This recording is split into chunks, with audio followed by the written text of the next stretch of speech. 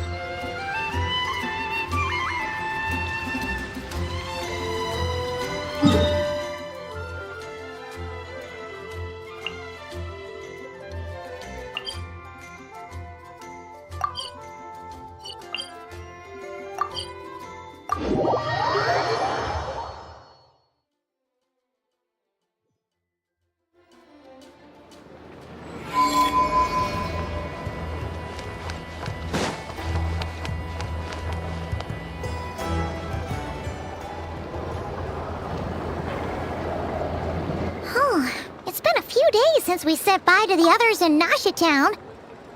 Still no news about Rarer, though. Where could he have slunk off to? If only he was gone for good. But with all the trouble he stirred up before, there's no way we've seen the last of him. Hello! You must be the traveler in Paimon? Mr. Flint has been looking for you. Unfortunately, there's been a serious wild hunt attack over at the quarry. He thinks it's time to regroup and figure out a plan.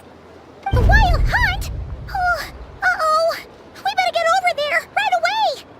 Come on, let's go!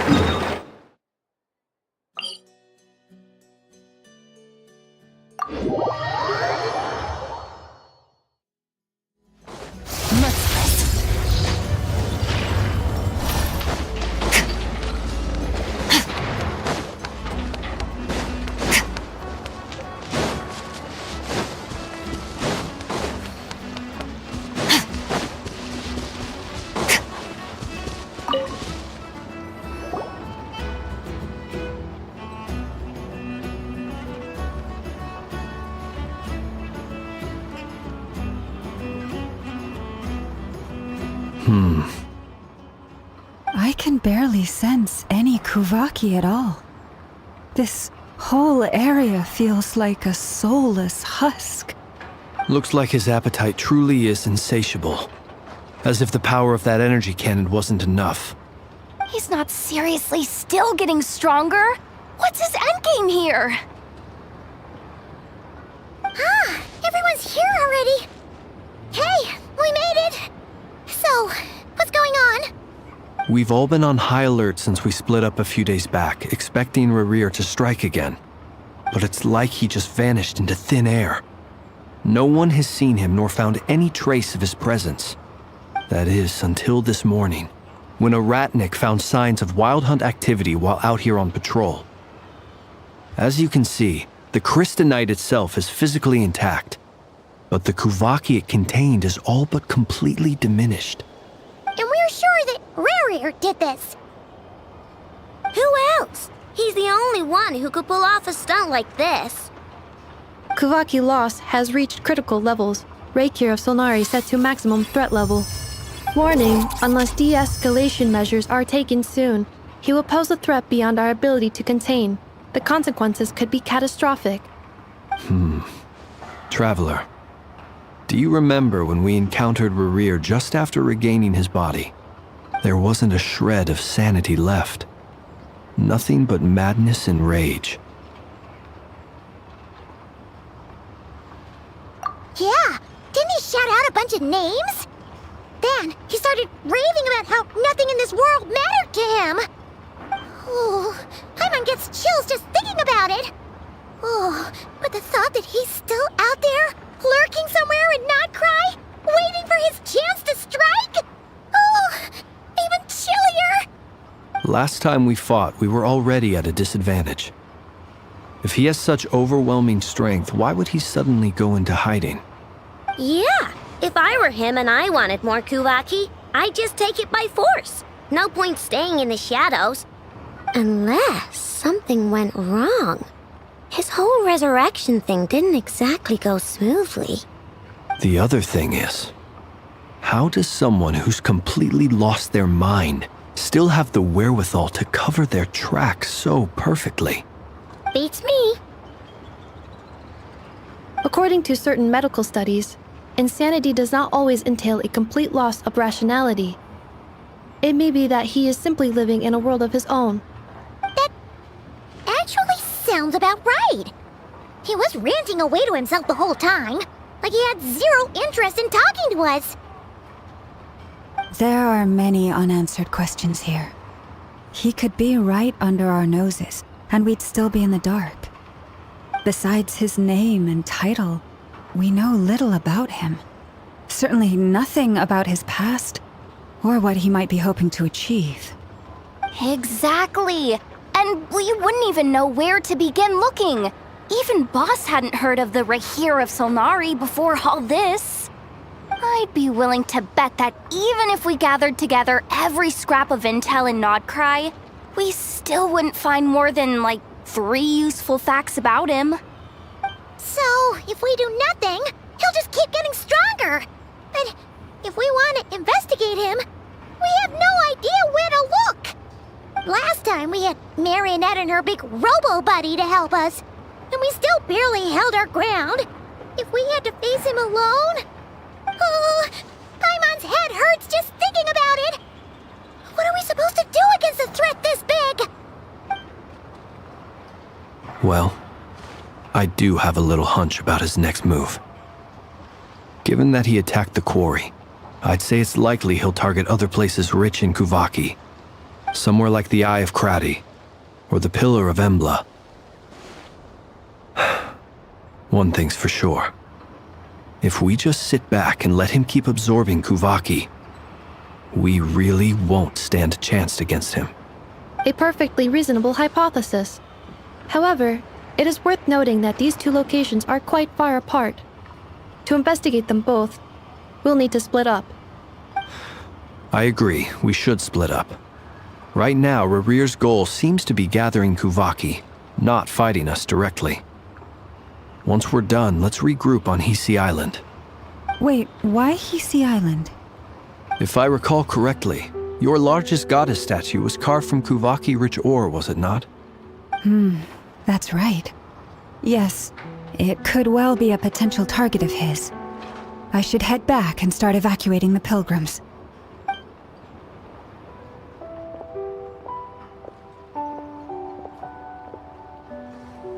Splitting up's always gonna be risky. But I guess we don't have much choice, right? We're in a race against time here. And if we do run into Rarir, what then? That's when you follow the third rule of treasure hunting. Run like the wind. Didn't you say the third rule was go with the flow? I don't know. Did I? Anyway, whatever. In this situation, go with the flow means go find backup. Agreed. If anyone finds so much as a trace of Rarir, do not pursue him. Get out of the area and alert the rest of us as soon as possible. We need to put safety first. All right, we'd better get moving. Come on, Anefa, let's go.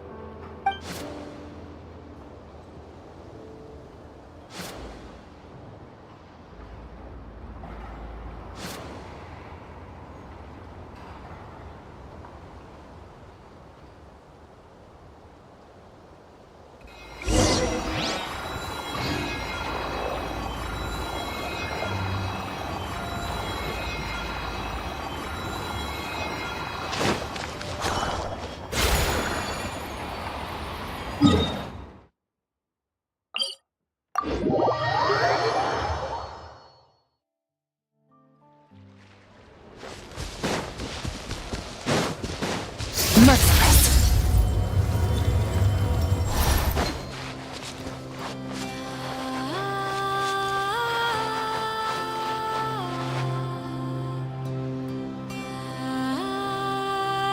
Any leads? Nope. Diddly squat. No clues to where he might be hiding. It's like he's a ghost. It feels like we're sitting on a powder keg that could go off at any second. Oh, I hate this feeling. I'd rather face him head on than be left hanging like this. So, you guys didn't find anything either? Not loving the word either. How about you, Flint's? I questioned a few Ratniki and eventually narrowed my investigation down to one suspicious individual. But by the time I got to his place, he was already gone. Almost as if he knew someone was on to him. Either that, or he's just extremely cautious and doesn't stay in one place for long. He's been biding his time for a while now. The question is, where or what is his next target? No idea. Since regaining his body, he seems to have lost all interest in the fragment in my possession. If he did still want it, he's had plenty of chances to take it. All we can do now is hope that Ino and Anefa turn up some leads. Darn it, Rarir! If you've got the guts, come face me one-on-one! Wait, he's actually here? I didn't mean it! I swear! No, it's coming from Silver Moon Hall. The Lady Kutar might be in danger. Let's get over there, quick!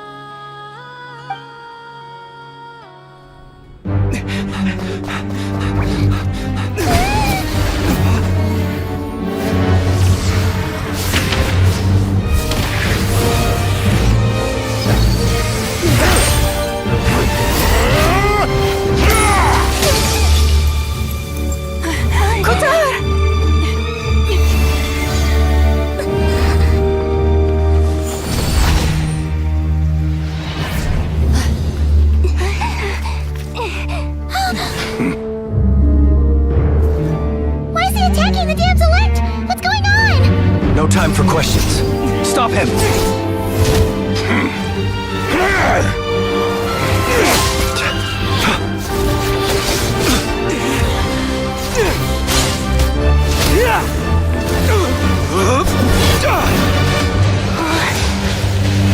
This is insane.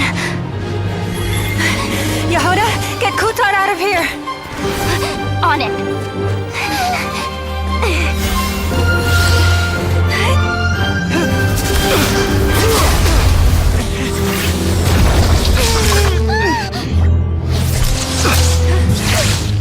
Look where your feeble light has gotten you. Now you shall plunge into darkness. Thalindus, soon I will find a way. Watch out!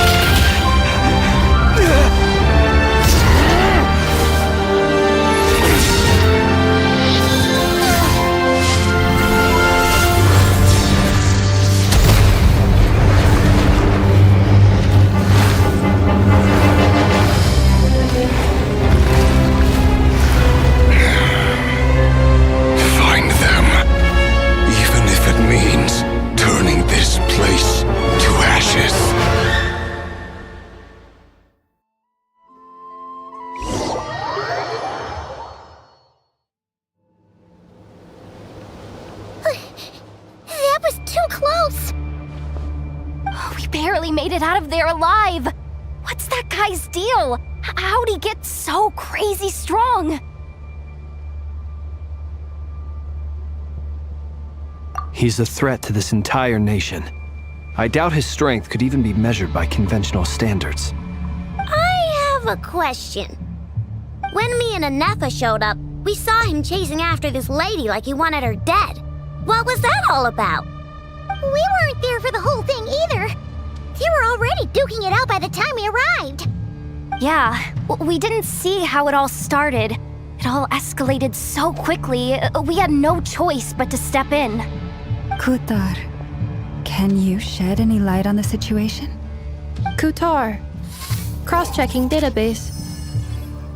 I see. So you're the one that the Frost Moon Scions refer to as the Moon Goddess? Wait, she's the moon goddess? Oh, no wonder she looks just like all those statues. There are many reasons why people might worship the moon, and just as many why they might despise it. I've never met that person before, but there was no mistaking his deep-seated hostility towards me.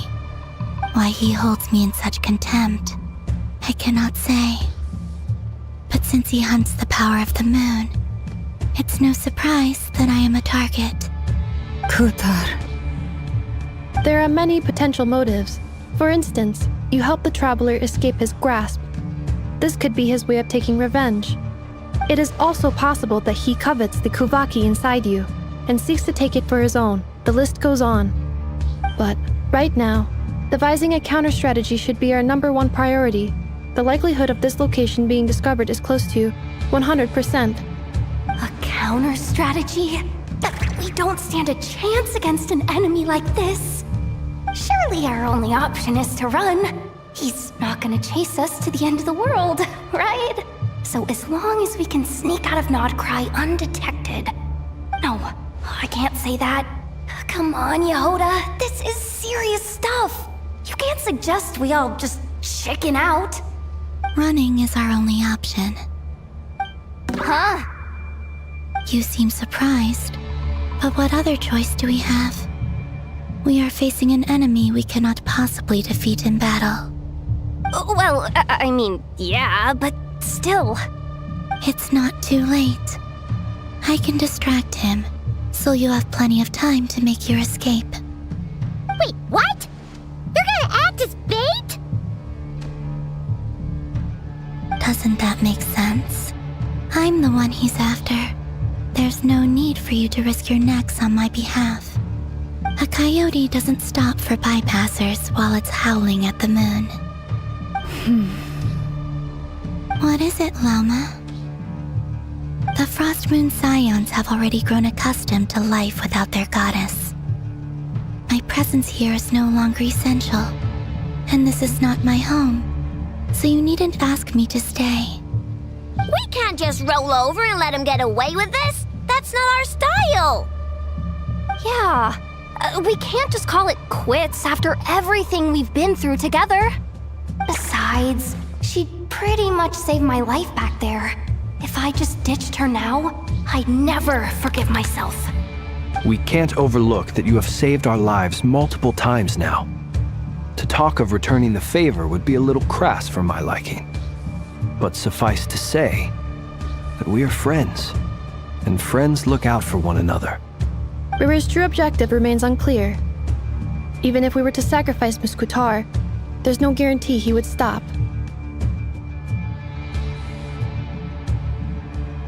But Kutar, I know why you left the Frost Moon Scions so long ago.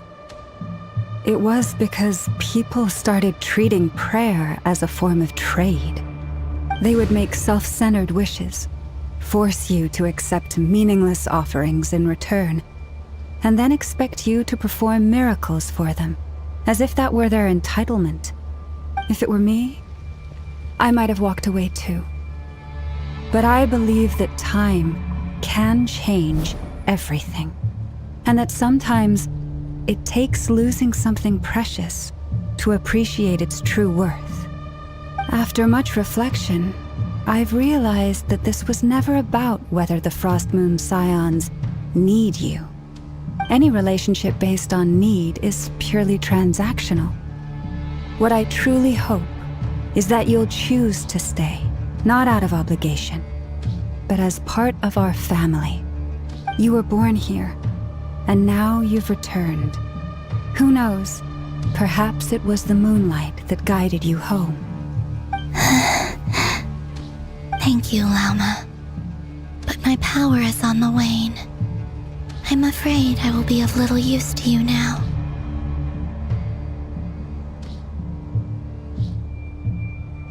Very well then. I'll do as you say. Both times you saved us, we were transported across great distances in an instant. Is that one of your powers as the moon goddess? It is, but I find it very draining. I barely managed to pull it off just now, and it will be some time before I'm strong enough to do so again. Rejected by the world, my power is dwindling. Like a lake cut off from its source, slowly shrinking away. Now, it has almost run dry. What do you mean, rejected by the world? The 3 moons belonged to the ancient bygone era in which they came into being. From the moment I was born, the world itself has been steadily sapping away at my strength. The 3 moons are not one and the same. As the goddess of the frost moon, I cannot wield the powers of the other 2. Yet moonlight has a way of blending together. Each can reflect the other's glow. So when our fingers touched, I was able to restore my strength by drawing Kuvaki from the eternal moon's marrow. But this method of recovery is painfully slow.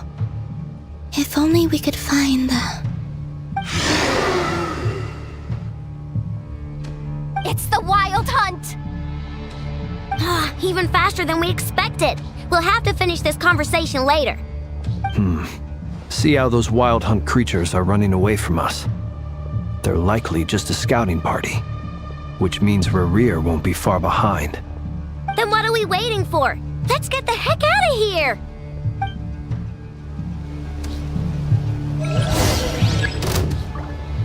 Be silent. Preparing for dust up. He just keeps coming! He's right nuts! Rerir closing in on us. We need to pick up the pace. There's too many of them! And this time, can't fall back on Guitar's house to escape! This goes on much longer.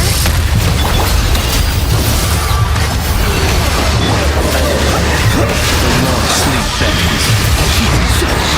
Be silent. Observe. To dust. Close your eyes. Nice fall. Installation chamber deployed. Automated protocol. By the frost moon hall. Receive my protocol. Observe. The night comes. Be silent. Fear the dark. Close your eyes. Cleanup sequence initiated. Preparing for dust up. For the everlasting pulse. Sleep beckons. Close your eyes. Fear the dark. Sweet dust.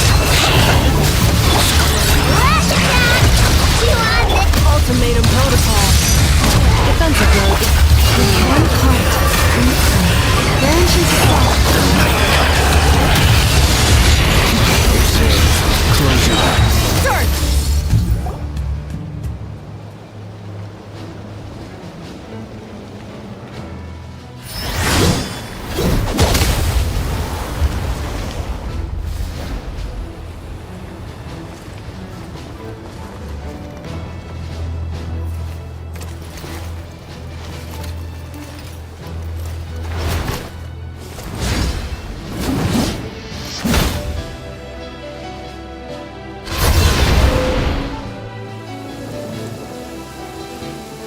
What's the matter? Bit off more than you could chew? Who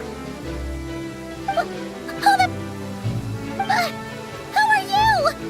Uncle Varka! You're back from Amsvartnir? Whoa! You're Barca? Korea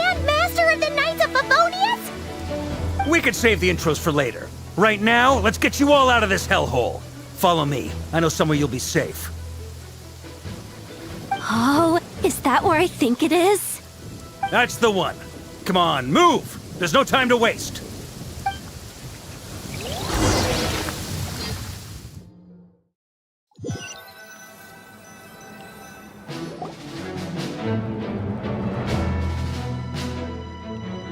Wow! Where are we? This is so well hidden. Well, that goes without saying. This is the Knights of Favonius' meeting place in Nodcry, and a contact hub for the Northern Intelligence Network. AKA, the black market of intel. No matter what faction you're with, it's the place to buy and sell information. Their headquarters are in Nodcry, but they've got contacts in every nation. As an expeditionary force on foreign soil, working with them has offered us the most effective way of getting our hands on reliable local intel. This is where we meet, so naturally, it's secure. Anyway, where were we? Folks from Nodcry should be pretty familiar with me by now, but I believe this is the first time we've met. Allow me to introduce myself. I am Varka, Knight of Boreas, and Grand Master of the Knights of Favonius. We've heard all about you. This meeting's been a long time coming. You look way younger than Paimon expected, but you definitely have that Grand Master vibe. Well, I'm no spring chicken. Just not showing my age yet. Definitely feeling some of that back pain today, though. Rushed back from Amsfartnir without a wink of sleep, only to get right into another fight with that freshly revived maniac. Another? You mean you fought him before? Yep. He wasn't nearly as strong back then, but he was still a formidable foe. I brought some of the knights along to give him a little surprise, but he saw us coming from a mile off. My squad took heavy injuries, and I barely made it out alive myself. We knew it might have been our last chance, so we staked everything on it. But still, it wasn't enough to stop him. I tried tracking him down afterwards, but he didn't leave a trace. Even in his unhinged mental state, he's as cautious as any trained operative. So, I decided to come find you. And as luck would have it, turned up to find you being ambushed by the Wild Hunt. The rest, you already know. Is that why he's been frantically absorbing Kuvaki these past few days? Because he sees you as a threat? Maybe I'm part of the equation, but even if I weren't, I'm sure he'd still be gathering power. He's clearly working up towards something. Note to self, Uncle Varka's strength rating officially upgraded. Guess it's my turn to ask questions now. So, what exactly has been happening in Nodcry? Why has the Wild Hunt returned in humanoid form? And why is it after you? That's a long story, but I'll try to make it quick.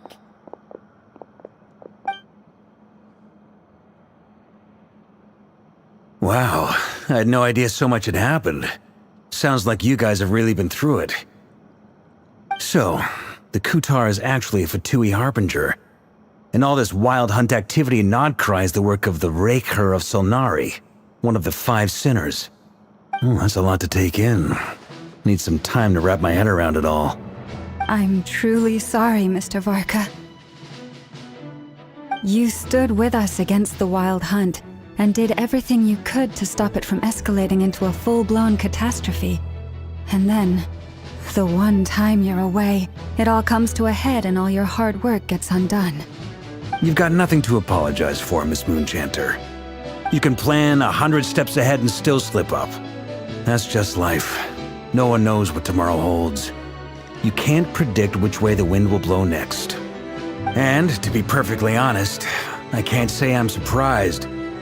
For all the times we've defeated the Wild Hunt in the past, we've never been able to completely wipe it out. Turns out, we were just delaying the inevitable. But now that a new variable has come into play, fate may well take a different course. A new variable? You mean us? Who else? And in a strange way, I think his resurgence might not be an entirely bad thing.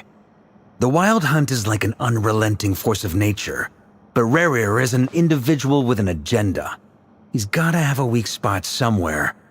That said, while Aino was explaining everything just now, some of the points that Mr. Flint's added caught my attention. You mean about our mystery ally? That's right. From what you've said, not only did they lead you straight to some key files, they also shielded Hisi Island from a lethal Kuvaki blast. I don't know who or what could pull something like that off. Heck, even Miss Columbina doesn't have a clue. I hadn't heard the story about those files. Would you mind repeating their titles for me? Wild Hunt Phenomena Log, a Nodcry Ratnik's Field Journal, and Kuvaki Survey Log. Oh. No. Still doesn't ring a bell. Another dead end. Guess all we can do now is hope that our mystery ally keeps showing up when we most need them. Still, it's safest to assume they won't be intervening again. From here on out, we'll have to resolve this crisis by ourselves. Your intel also explains something else I've been wondering about. The reason I led my team to Amsfarnir was because we'd had reports about a possible source of the Wild Hunt showing up there. But once we looked into it, it turned out to be a red herring. I don't know who was behind it, but clearly, it served its purpose. I doubt it's by chance that he happened to make his comeback while my attention was diverted. And from everything you told me, it sounds like his scheming began well before his return. So maybe luring me away was all a part of his plan. But is it even possible that he orchestrated all of this by himself? The Moon Maiden and the Raker of Solnari, Nodcry of all places. The way everything is unfolding, it can't be a coincidence. So, what do we do now? Got any ideas? Right now, we've got at least 3 things to consider. Let's go through them one by one. First, we need to figure out how to take down Rerir. If we can't beat him in a straight-up fight, the rest won't even matter. To my knowledge, the bulk of Nodcry's fighting force is already gathered here. But even with everyone united, we're still no match for Rerir in his current state, let alone with his power still growing. What if there was a way to tap into a new power of our own? How so? Have you thought of something, Columbina? 3 moons once watched over this world. The Eternal Moon was the largest, the Frost Moon was the brightest, and the Iridescent Moon was the most mysterious. They say that back then, the 3 moon goddesses wielded immense power, enough to shape the workings of the world itself. I now bear the Frost Moon's power, and the Eternal Moon's marrow resides within the Traveler. Hold on. Are you suggesting? The iridescent moon, the last piece in the puzzle. That's right. If we can find the Iridescent Moon's marrow, I will be able to regain my strength much more quickly. The 3 moons are said to stir the tides and illuminate all things. Perhaps they hold further secrets beyond our understanding. According to my analysis, this solution is feasible. However, it is subject to one major condition. How do we locate the Iridescent Moon's marrow? I know a way, but we will need to visit the Fatui's Experimental Design Bureau. The Experimental Design Bureau? Are you saying we need to involve Marionette? Yes.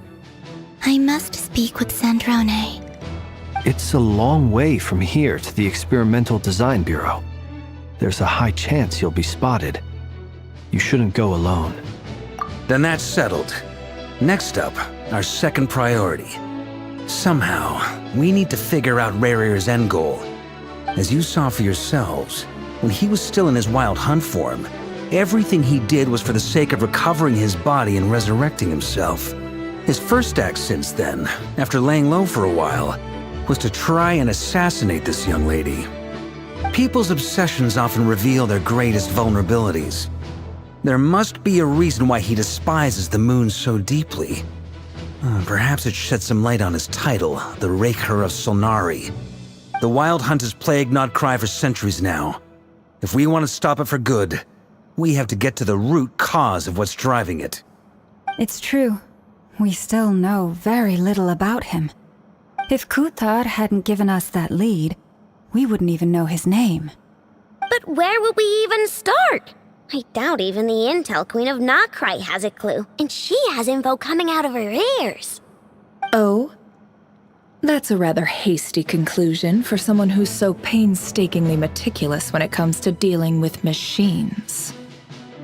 Ah, she heard me.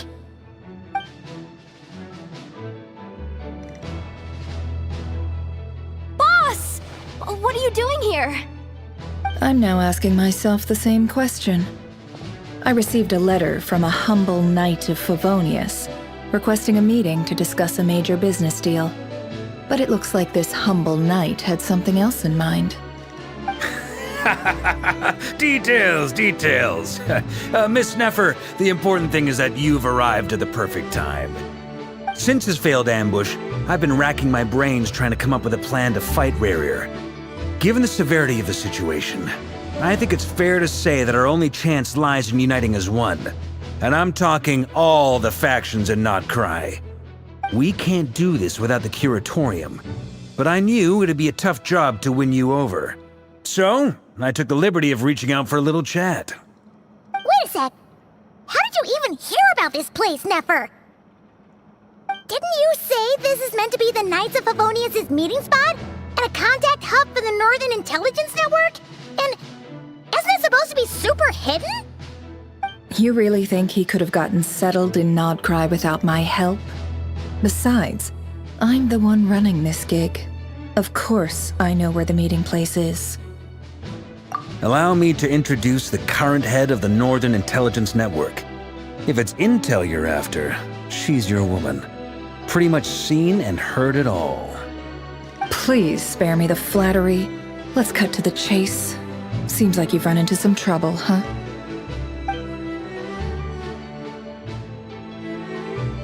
Well, this certainly qualifies as an unforeseen crisis. On behalf of the Curatorium of Secrets, I wish you all the best of luck. So you're just going to sit this one out? Why should I get involved? What could possibly be in it for me? What if we told you we can't do this without you? Oh? Then I'd say, you'd better make it worth my while. I don't work for free. I can't put a price on something like this. It's just not in my nature. But then again, you and I have always been polar opposites in this regard. So I can't exactly say I didn't see this coming. If you insist on compensation, I will pay you. Consider this a formal commission. Sound fair? You just don't give up, do you? Too bad. I know you well enough to know you can't afford my prices. The riskier the job, the more it'll cost. And a Moonchanter's stipend isn't exactly generous. Unless you're planning to start passing the donation box around among the faithful. Boss, just a thought. If they come up short, maybe you can take the difference out of my next few paychecks. Things got really dangerous during the fight with Rarier. If this girl hadn't saved me, I'd be ley line fodder by now. I'd be gone for good, boss. If there's any way we can make this work, I'd really like to help her. Please? I'm begging you. This is why I'm always telling you never accept favors. They are the hardest debts to repay. You have to be careful who you get involved with, or you invite all kinds of misfortune. Very well, Yehoda, I will help. But just this once. Don't count on this happening again. Flynn's, that fragment that Rarier was after, do you still have it on you? Of course. Let me borrow it. I need it to follow up on some leads. Wait, you actually have some leads? Shh. This is top secret information. I get it. We all have things we'd rather keep to ourselves. Plus, I know we can count on you, so we'll leave the intel gathering in your hands. And that brings me to the third and final item. We need to find a way to distract him. We need time to make our move, so someone will have to stall him. I'm in for this part, no matter what. Anyone coming with? Count me in too. Come off it, you two. Quit playing heroes. I'm way ahead of you here. Nefa did a scan of the Moon Goddess's Kuvaki signature, and we're gonna use it to make some decoys over at the Kramkake craft shop. Anyone who's in, follow me. Once they're ready, we'll deploy the decoys across Nogcry. So as long as the rest of you keep moving, he won't catch on to your scent and won't be able to track you down. I like it. Genius idea. No biggie. All right then, we'll split into 3 teams. Once your team has finished their mission, return here and wait for the others. Dismissed!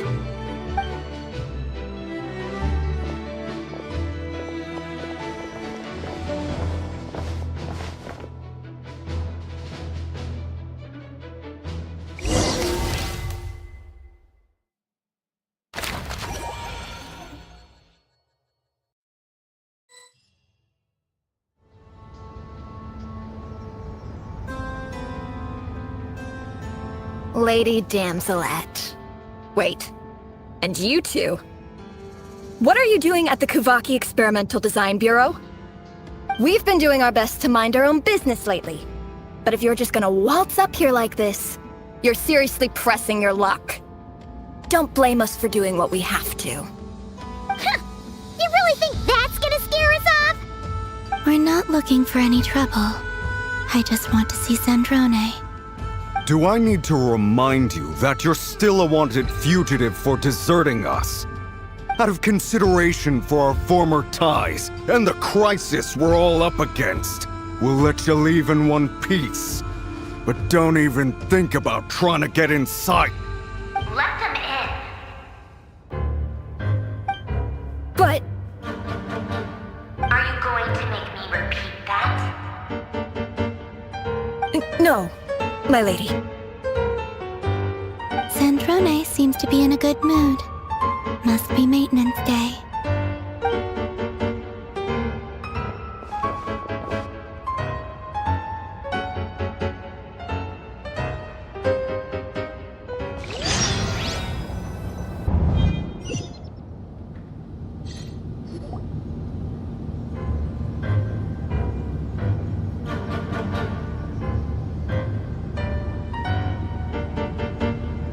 So tell me, to what do I owe the honor this time?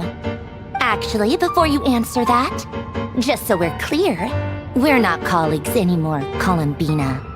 I don't owe you anything. I promise it's nothing big. It seems like you've gotten the wrong idea here. The only reason I let you in was because I was bored. It seemed like a way to kill some time and satisfy my own curiosity. Whatever miscalculations I may or may not have made in the past, I haven't lost the plot enough to even consider sticking my neck out for your sakes. I'd like to speak with Arlecchino. What? Huh? You mean the knave? I'd like to speak with Arlecchino. Is she in Nodcry? No, she's not. Once the work on this facility was completed, she went back with the Rooster and Regrator. The only ones in Nodcry are me and... What is it you need to speak to her about anyway? Rerir is hunting me. If I'm going to face him, I must first retrieve the lost moon.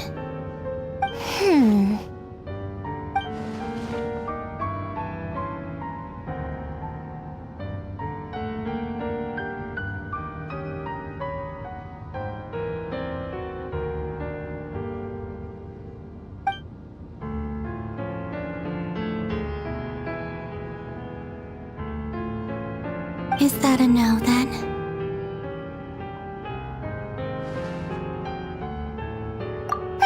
As if I need reminding. I was this close to settling things with him before someone decided to whisk me away to their weird little garden.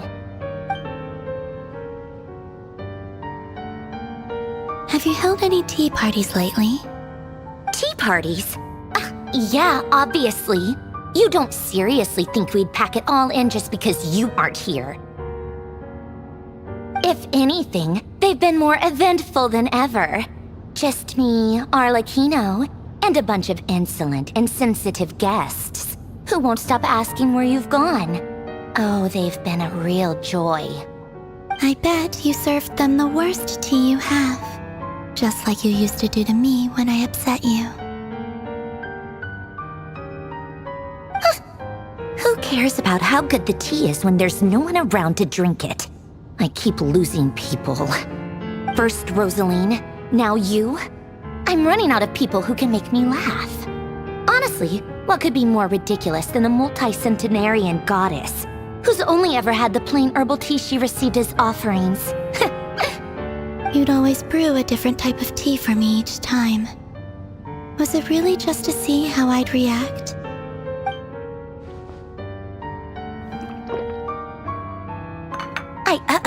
Well, duh. Why else? Watching you squirm was practically my only form of entertainment.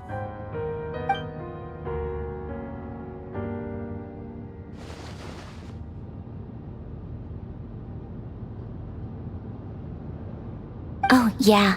And Capitano sometimes used to bring Tartaglia around too. But I guess we won't be seeing him again. Well, I guess we are overdue for a get-together. Polonia! Have Febronia pass a message to Arlecchino for me. It's time for tea. Will suffice. Pass along a message for me, too, if you would.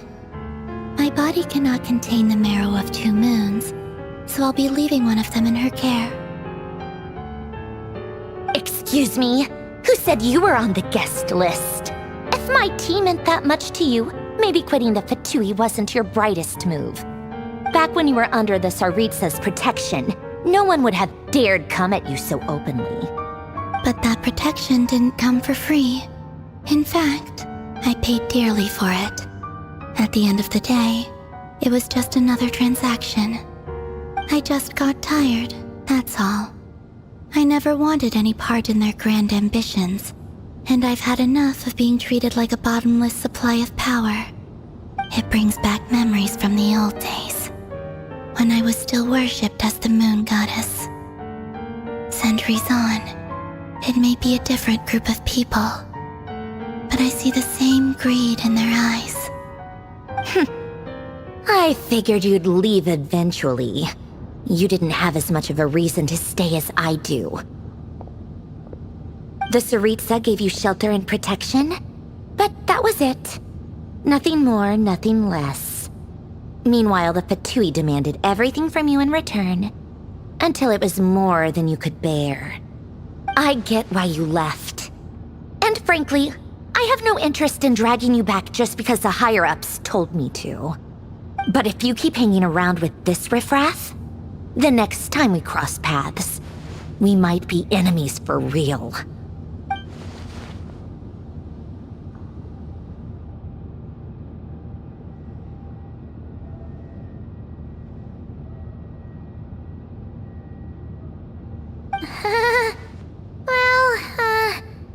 Guess that's our cue to leave. That might be your plan. But it sounds like someone else wants you to stay a little longer. Huh? What do you mean? Listen.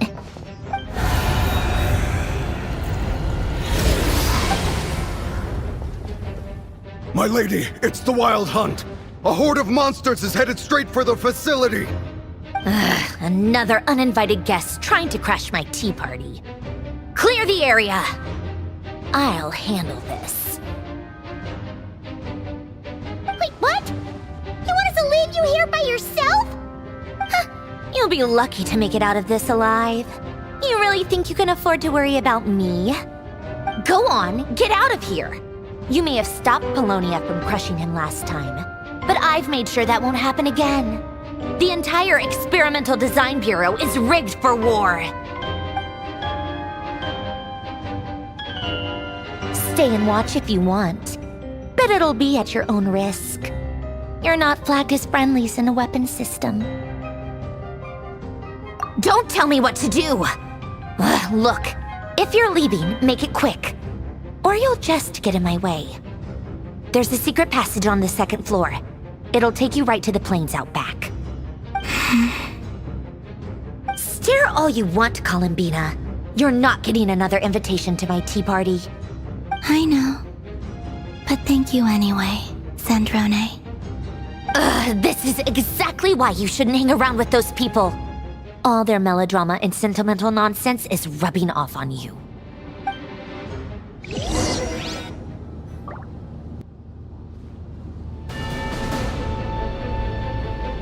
Come on then, Mr. Ray here. Let's pick up where we left off. It's your Wild Hunt monstrosities versus my beautiful creations. Let's see who comes out on top.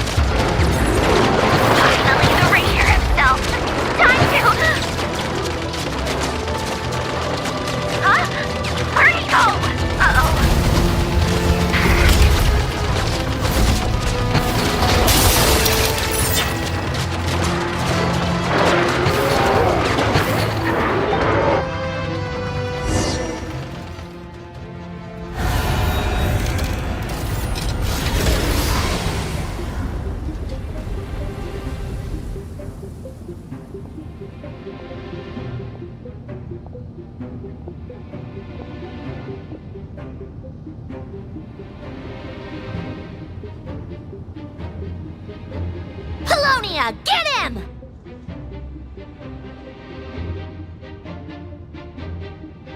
I've upgraded Polonia again since our last encounter, and uploaded every last scrap of your data. So let's finish this, once and for... She's not here. here. Where did she go?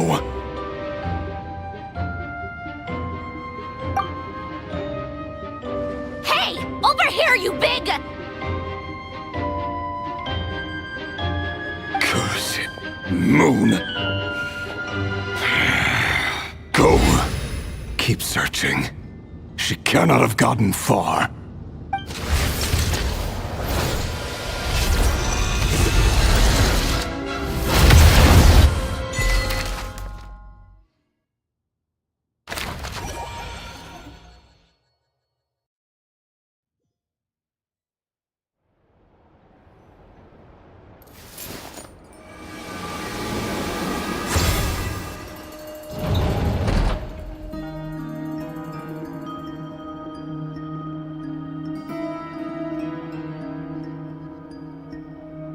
So this is your method for investigating Rarir's past. It almost looks like some kind of ceremony. Good deduction. But it's quite a different affair from what you're used to with the Frostmoon Scions. Whoa! First time I've ever been in here. Boss always said it was off limits, so I pictured some kind of creepy dungeon. But it's actually kinda nice. Oh, I guess this must be Sumero decor? That's where Boss is from. And that nice shopkeeper who sold me my treasure compass. I'm not sure exactly what you've got planned, but it looks like you're all set. When do we begin? Whenever we wish. But for some reason, I've got a feeling this isn't going to end well. I've never faced Rarir myself, but from what you've told me, his power is beyond anything I could imagine. I, on the other hand, am just an ordinary businesswoman. Our paths should never have crossed, yet here I am, forced to make an enemy of him. If you ask me, you're about as far from ordinary as it gets. So what are you saying? You're getting cold feet? Once I take a job, there's no backing out. Still, I have to ask myself if the power I'm relying on will even work on an opponent of this caliber. And also how to make sure I come out of this alive if things spiral out of control. Death is the one thing we can take for granted. It is the great equalizer, however fortunate or unfortunate we may otherwise be. So it's important to consider how to spend what lifespan we have left. Come on, boss. Lighten up. Quit talking about death. It's bad luck. For once, I agree with you. When you're up against a foe like Rarir, there's no such thing as being too prepared. Is there anything I can do to help? That won't be necessary. I've already made up my mind. Time to cash in a precious favor I've been saving for a rainy day. Yehoda, I need you to find someone for me. The sooner the better. Find who? That shady merchant who sold you an overpriced treasure compass the other day. Come on, boss. You're pulling my leg again. In what way is she shady? She showed up when I was completely lost and sold me a neat little gadget that was exactly what I needed. Trust me, she's a good person. Anyway, I know who you're talking about. Don't go anywhere. I'll be right back.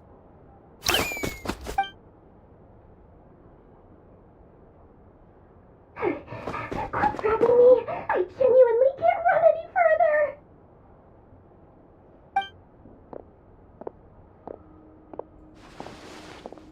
Hey, aren't you? What is it? What's the big rush? You dragged me out of a dream where I was literally swimming in Mora. I'm charging double my usual attendance fee. See, look how easygoing she is. After that rude awakening, she could have completely snapped at us. But instead, she kept it together and just asked for an extra fee. Dori Sangama Bay? I never would have pictured you two doing business together. If you want to make it big in Nodcry. It's all about connections. Lady Nefer just so happens to have a lot of intel that interests me. And she also did me a big favor in the past. It was back when I first arrived in Nodcry. My trusty assistant, the genie in my lamp, had an adverse reaction to the Kuvaki and fainted. And when you know it, that's when I suddenly find myself in a life-or-death situation. Good thing my compatriot was there to swoop in and save the day. I've been giving her a 30% discount off all of my goods ever since. Now, so that no one here feels left out, I'm willing to extend a 20% discount to fellow friends of Boss Nefer. Plus, any other friends you send my way will enjoy 10% off. What can I say? The great Lord Sangamabe is nothing if not generous. So, let me guess. You've run into some trouble. I've got everything you could possibly need, and the more you buy, the more you'll save. You guessed correctly. What have you got in the way of survival gear? The one type of gear I've never been short on. What are you looking for? A jetpack fresh from the Academia's labs? An ancient suit of armor dredged up from the bottom of the sea? At the very least, I need to know what kind of opponent you're dealing with here. If even you're worried about staying alive, it must be pretty serious. What if I told you it's someone with the power to bring a nation to its knees? Is that so? Then we really are talking top-shelf treasures. I don't have anything like that in stock right now. I'll have to ask my supplier. Your supplier? A powerful woman, make no mistake. I can't reveal her identity, but luckily for you, I hear she's planning to visit Nodcry in the near future. If you're willing to wait, I can ask her when she's here. Can't say exactly how long that'll be, though. Then, let me put it another way. What would you do if you encountered an enemy like that? Roll over and serve yourself up on a silver platter? Of course not! I have a handy little trinket from one of my generous suppliers, which... Hold on. What exactly are you getting at? No! This is for my personal use only! Let's just say I'm borrowing it, all right? Just for insurance purposes. You'll get it back later. Favors are the worst kind of debt to owe, and now you've got a chance to repay one. A win-win situation, don't you think? Fine. You can borrow it for 5 days. No, make that 3. And for every extra hour after that, I'm charging you 1 million mora. Deal? Deal.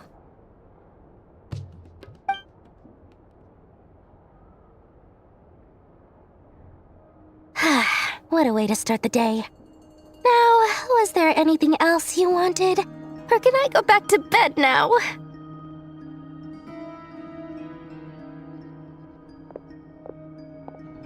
That will be all. Take care now. Don't trip up on your way back, friend. See you later! You're my favorite shopkeeper.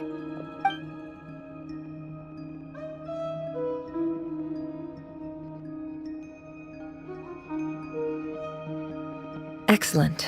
Everything is well and truly ready. The ceremony can now begin. After initiating the ceremony, your minds will follow me wherever I go. You will see many strange things in your mind's eye. So remember, don't be frightened, and don't make a sound. Now then, let us peer into the Raker of Solnari's past.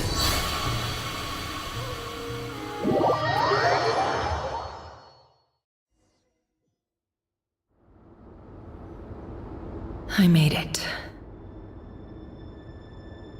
I don't recognize this style of architecture. Must be Conrian. Simple furnishings, table and chairs. It's a more ordinary house than I might have expected. Looks like the fearsome Raker of Solnari came from surprisingly humble beginnings. Unless this passed for luxury in Conria. Unlikely. It was said to be a very prosperous nation in its heyday. Anyway, I'll keep exploring.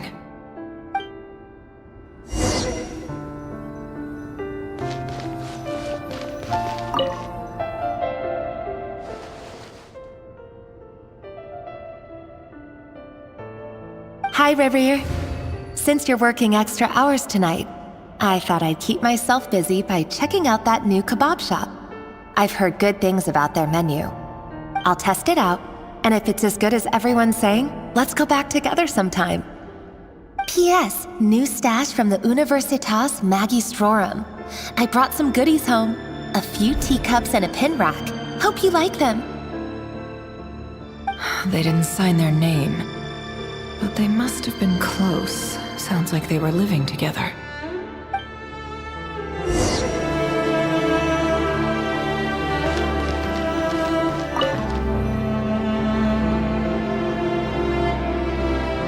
I went over to Joseph's for drinks today. They have a fine collection, but I went alone. Felindis was tied up with something and couldn't make it. Joseph asked why I came alone, but I didn't really have an answer. He then went on to ask about other things. If you ask me, someone who asks that many personal questions is too nosy for their own good. But if he invites me again, chances are I'd still go. Felindis. That's the same name Rerir mentioned. Grain imports keep falling. If things don't pick up, we'll soon be back to meat and mushrooms only. Honestly, I'm not a huge fan of that new type of mushroom everyone's been into lately. Didn't it start out as a lab-grown variety? I heard it's even mildly corrosive. Seriously, why would you even eat something like that? I don't care if it's an impressive feat of alchemy. That just isn't the kind of thing I like to eat.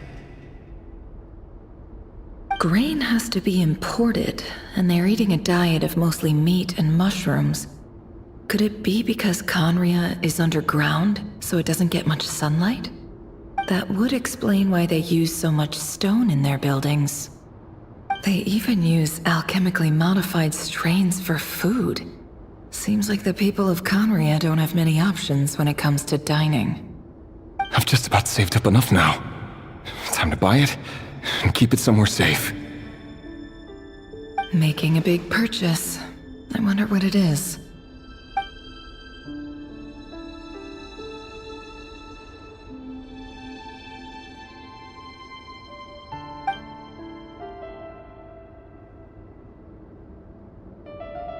He really is a professional. No wonder he's so good at covering his tracks. Despite what he's become, it seems like he's retained certain habits, at least in this regard.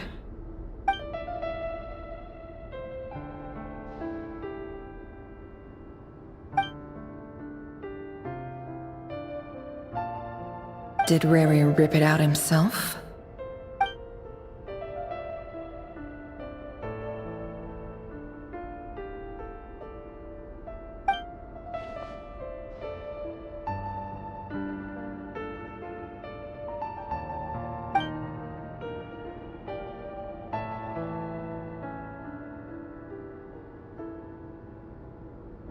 Before I met you, I was convinced that my heart was nothing more than a stagnant pool. The burial place of a fallen moon. A withered, windless grove where the waters rested forever unrippled. It was you who helped me see that my heart hadn't entirely withered away. That it could still beat to the rhythm of love. This is just trivial sentimentality from the looks of it. Why would he go to the trouble of hiding that? The burial place of a fallen moon.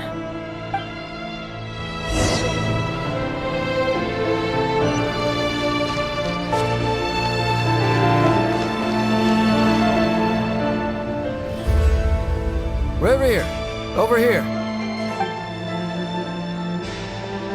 Dane! Oh, and, Vedelson here? What a surprise to see you here, sir. Hello there, Rerir. You need not address me so formally outside of court. He doesn't get that much free time, so I invited him over for a drink. Even the court prophet deserves a break every now and then, right? Well, I'm flattered. So, what are we discussing today? Hey, don't look at me. As far as I see it, we don't need an excuse to have a few drinks. Come on, don't give us that. Didn't you say you were about to pop the big question? How's that coming along? Who'd have thought the great Twilight Sword was an even greater gossip? I just didn't expect you to be the first one to settle down and get married, that's all. Yeah. If you told me that a few years ago, I wouldn't have believed you either. So, are you planning to come clean about your job then? I'm guessing you still haven't told her. Sure, I'll have to tell her at some point. But I'll need to pick the right time and place. To be honest, I have no idea how she'll take it. Come on, stop being such a pessimist. For all you know, she could be thrilled. I bet she'll be much more impressed by your actual job than the one she thinks you're doing now. A member of the King's Guard. Quite the cover story. Does the king himself even know? Of course he does. Anyway, enough about me. How have you been? Me? Same old, nothing much to... Huh? What's up, Fed? It's nothing. Vedifulnir, Dainslif's elder brother. Renowned throughout the court of Conria as the Visionary, and said to possess a wisdom far beyond the reach of any ordinary man. And yet, despite the gulf between us, he seems to have something to say about me. Does he even know me? Does he see me as a friend of his brother, or just another of the Vinster King's blades? Why did he react so strongly? Was it really to do with what we were talking about? Brown, curly hair and brooding blue eyes. So this is what Rare looked like back in the day. Perfectly normal. No different from anyone else. As frightening as this monster is in the present, there's something even more unsettling about seeing the human he used to be.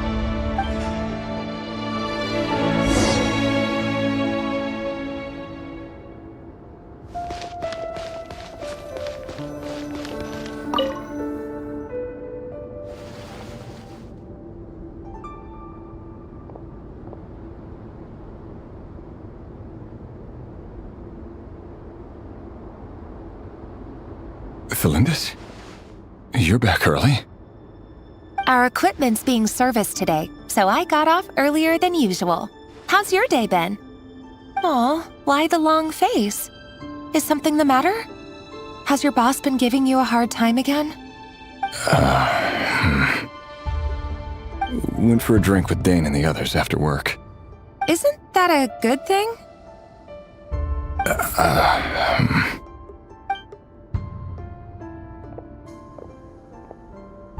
Vedifulnir showed up today, too. You know, Dainslif's older brother. Ah, Mr. Vedifulnir. Yes, I've heard of him. They say that everything he says ends up coming true. He overheard Dainslif mention that I'd recently proposed, and seemed to have an issue with it. But when I asked what it was, he kept it to himself.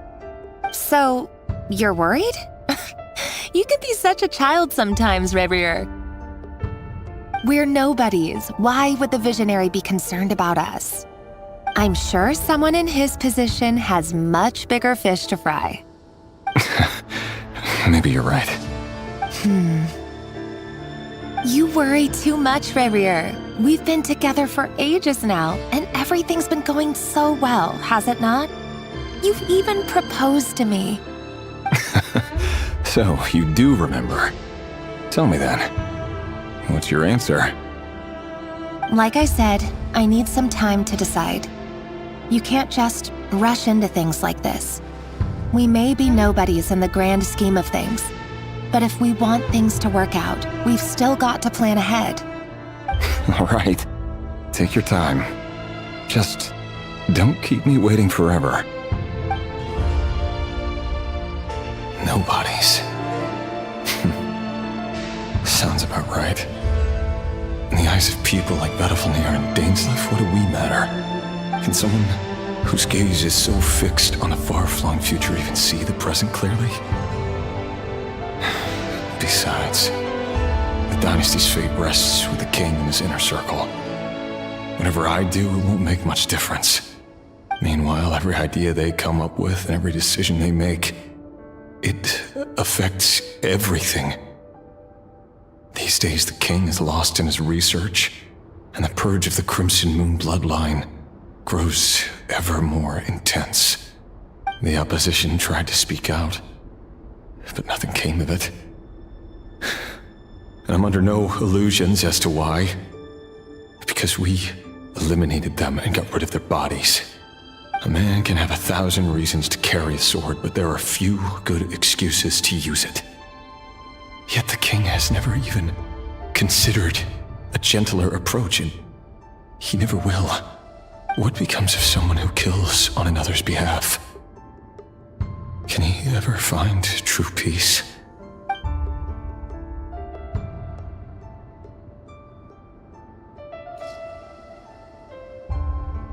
Thelindis?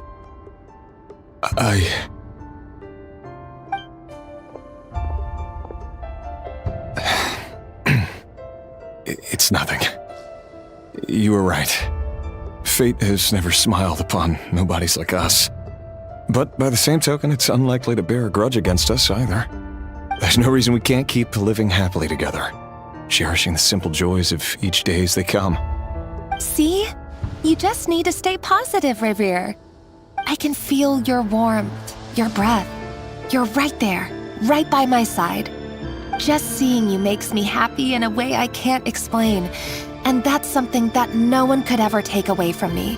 So smile, my love. Let go of that frown. You're right, Thelindis. I've just been overthinking things.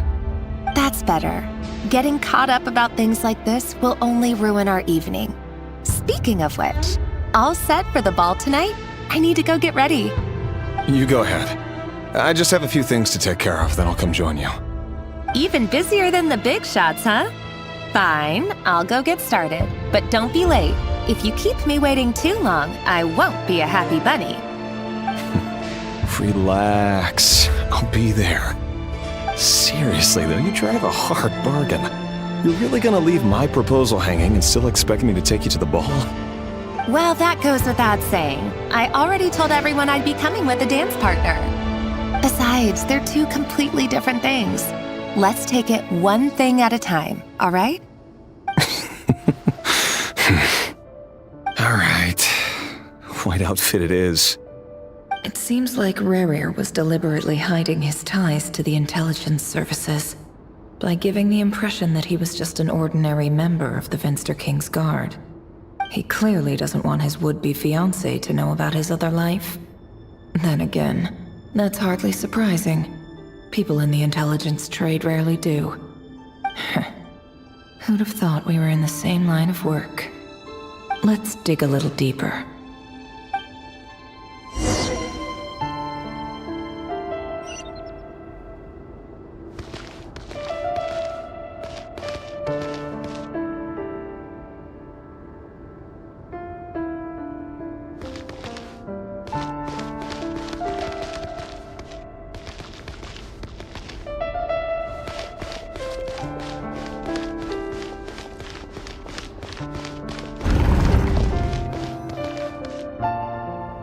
Our last operation was a resounding success, and all thanks to you, Rehir of Solnari. In total, we apprehended 32 dregs of the Crimson Moon, and 67 accomplices. After all these years since the dynasty's fall, so many of them still linger on. Indeed, it cannot be denied. Yet it was destiny that the Crimson Moon should be overcome by the eclipse, and that His Majesty, the all-seeing Venster King, now guides our nation on the path to prosperity. Conria has no further need for a dead moon. But alas, there will always be those who refuse to see the truth, choosing instead to romanticize the past. That's not entirely true. Much about the Crimson Moon era was worthy of remembrance. and that's exactly why they keep trying to see it restored. Many of its secrets remain unsolved to this day. As it happens, that's precisely the field of study my partner is devoted to. You still haven't told her what you really do for a living. Where would I even start? How do you tell someone that you're one of the king's hand-picked executioners? That your hands are steeped in blood? You didn't choose this life, any more than I did. Orphans like us don't get a say. But I'll sure as heck be the one to pay for it. Speaking of which, we need to be more rigorous in the way we identify direct descendants of the Crimson Moon. Someone, it seems, has strong opinions about my future plans. Most likely my marriage in particular. I have a feeling that we may soon become targets of the Crimson Moon's retribution. Your concerns are not unfounded. They've taken out many of our colleagues these past few years, and for that very reason. These are no helpless lambs we're leading to the slaughter. They're wolves in sheep's clothing. Take care, Rahier of Solnari. I look forward to toasting you at your wedding. Thanks, Thorkel. You look after yourself, too.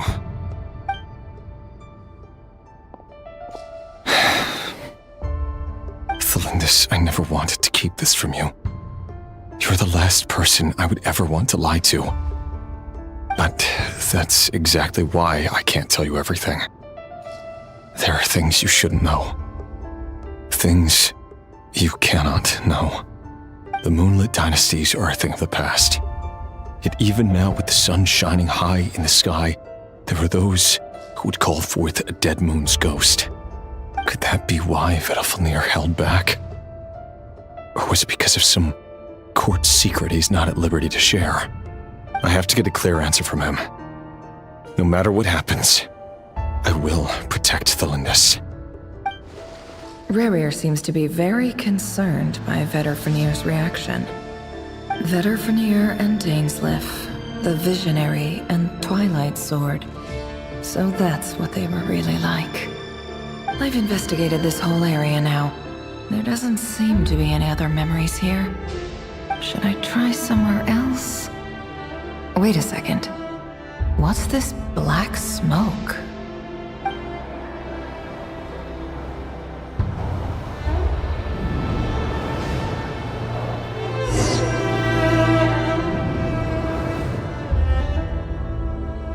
So, he's late after all.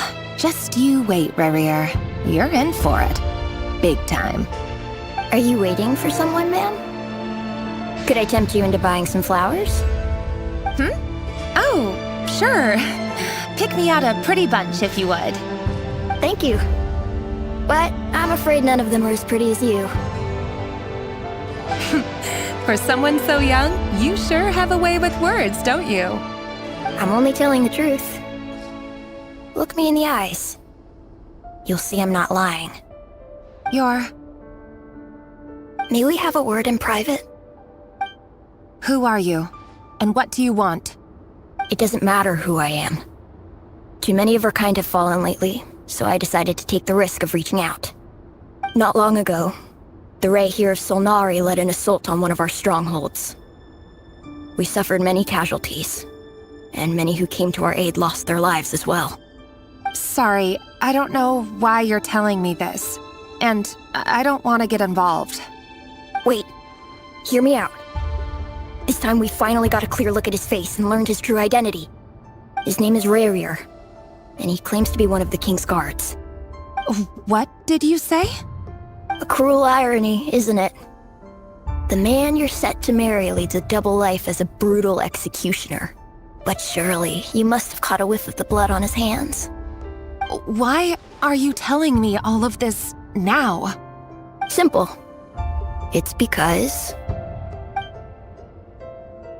How strange. Rarir was nowhere to be seen in that memory. It clearly belonged to Thelindis. Rarir couldn't possibly know what happened if he wasn't even there. Why would her memories appear in his fragment? The ceremony won't last much longer. I think it's time to call it a day.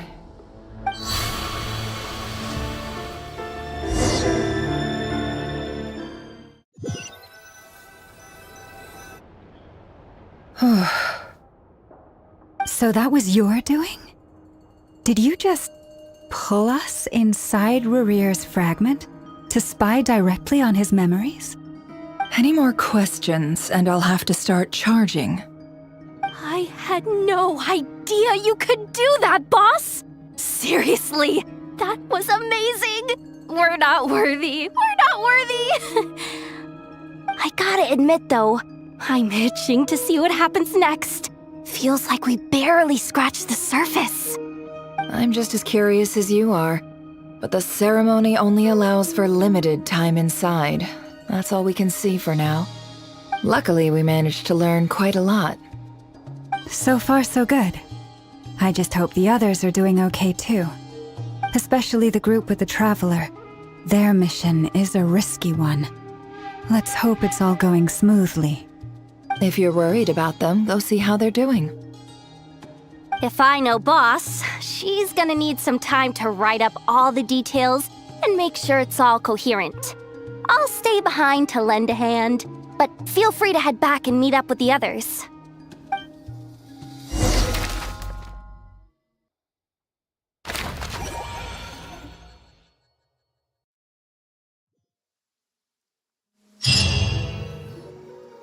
Oh, they've been prowling around for nearly 2 days now. These things just won't quit. Oh, they might not have seen us yet, but them constantly sweeping the area, our way out is completely blocked. Oh, that's never gonna work. One little slip up and it's game over. If they spot us, they'll run straight back to Rerir. And once he knows we're here, it won't be long before he's breathing down our necks again.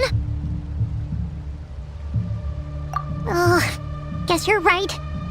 All right, time to zip it.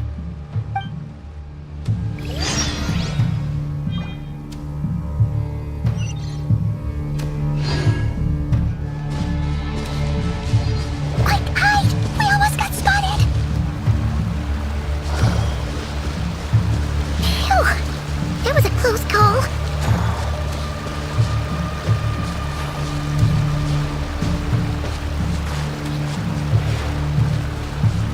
Watch out! He's coming this way!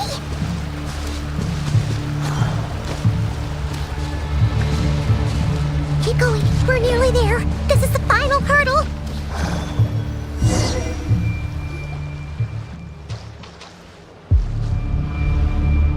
Oh, there's no end to these things!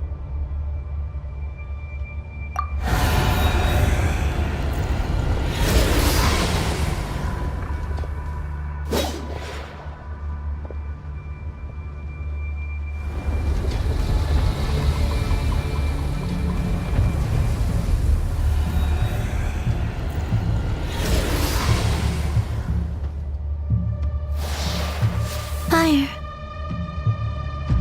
Fire? Wait, what's that smell?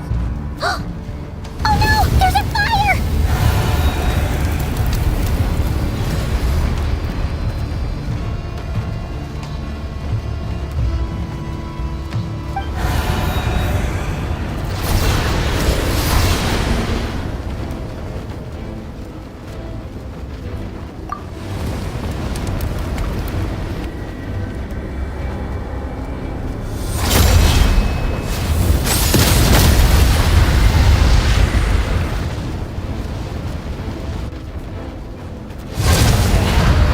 Sandrone was right. You look weak, Columbina. The old you would never have let such lowly creatures bar your way. Word has it that you did something for the Tsaritsa, and that's why you've lost most of your power. Freedom comes at a heavy price, doesn't it? It's Arlecchino! You came! Hello again, Columbina. And greetings, guests of the House of the Hearth. It's been a while, Arlecchino.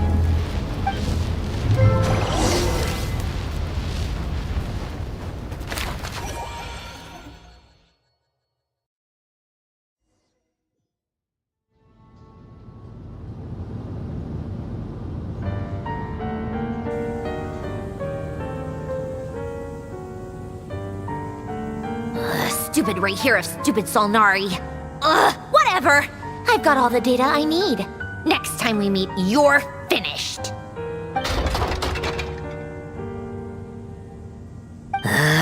He sure doesn't pull his punches. Excuse me, do you need a hand? You can do me a favor by staying out of my way. Can't you see I'm busy? Wait a minute. I recognize that voice. Hello, Miss Sandrone. Father sent us over to help. How considerate of her. Hey, Fremine, get over here and help me fix this. Lenny, you do your thing. Just keep your sister away from my machines.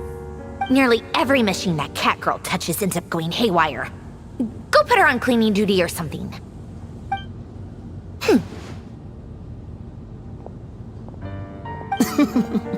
Then let's start downstairs.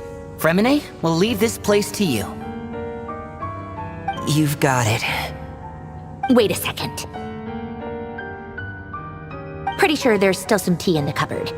If you want some, you'll have to make it yourselves.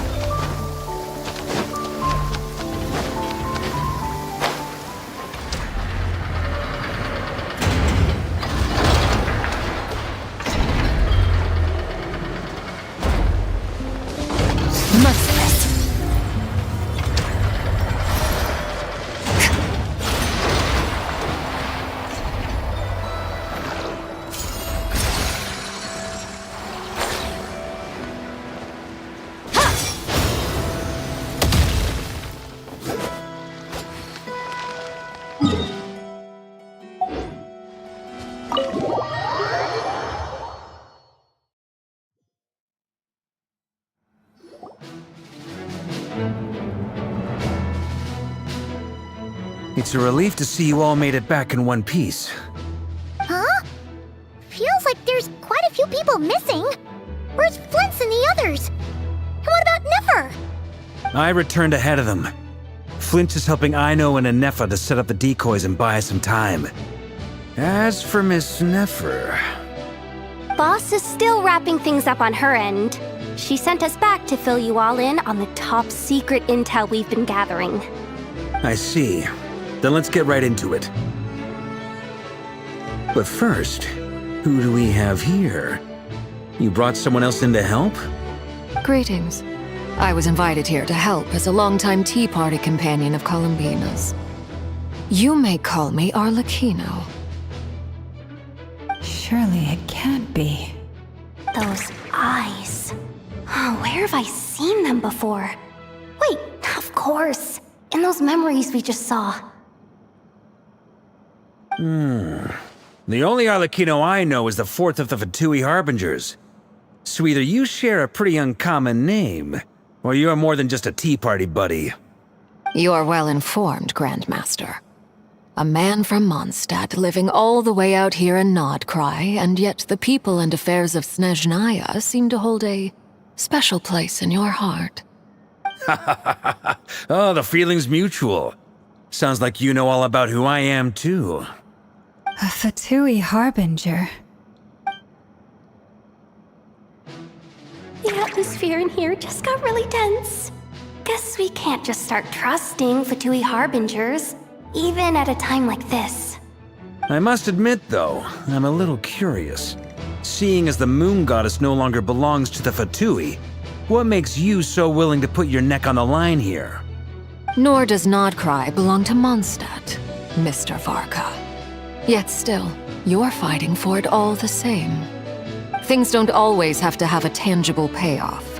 Sometimes, stopping things from spiraling out of control is a higher priority than chasing the spoils of victory. Of course, I can't say there's nothing in it for me at all. But that's between Columbina and myself.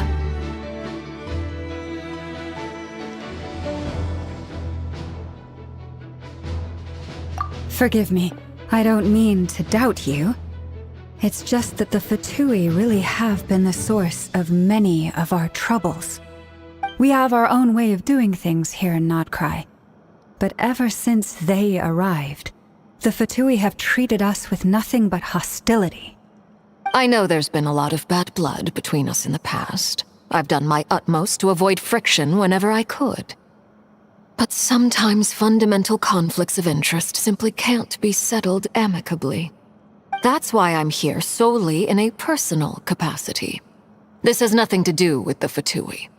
As a gesture of good faith, I'll be frank. I can help Columbina track down the iridescent moon's marrow, which will help her restore more of her power. Anyway, what else is on the agenda? Let's begin. She says she'll be frank, then completely skips over the details. Looks like she doesn't want to give away too many secrets after all. But she clearly wants to change the subject. It'd be awkward if I tried to bring it up again now. I guess we'll just have to go along with it. She's the fourth of the Fatui Harbingers after all. One look and you can tell she's not someone you'd want to mess with.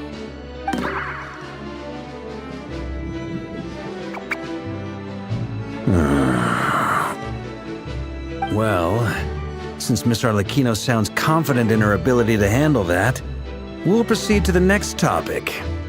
Yehoda, time to share that top-secret intel. All right, listen up, everyone.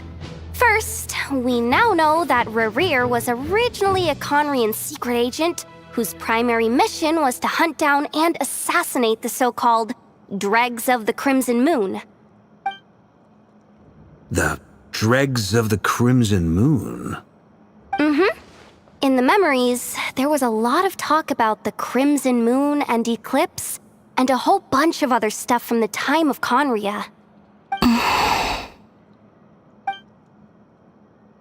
To my knowledge, those were the names of two different Conrian dynasties. Long, long ago, it is said that the people of Conria worshipped the Crimson Moon, drawing a mysterious power from its reflection.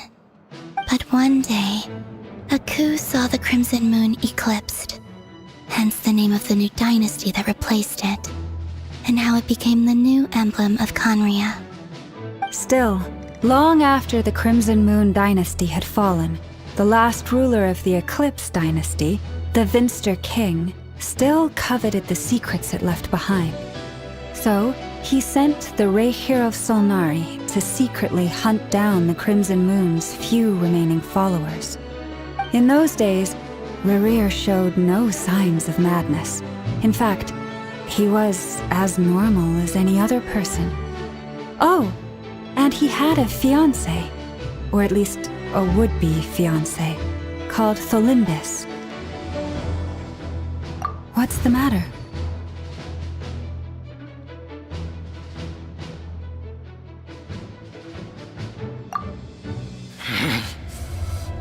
Verfnir, Rheindaughter, Tholindis.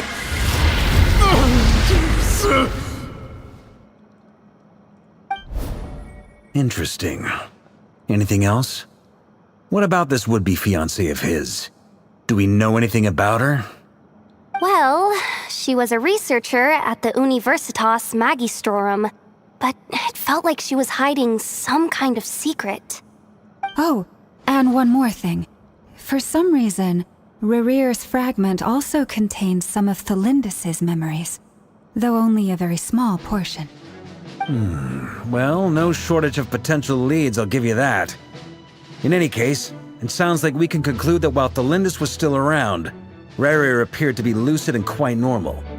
Tholindis, it seems, must have been the one thing in this world that he couldn't let go of. Tell me though, were these pure-blood Conrians we're talking about here? Why do you need to know that? Hold on. If she was a pure-blood Conrian...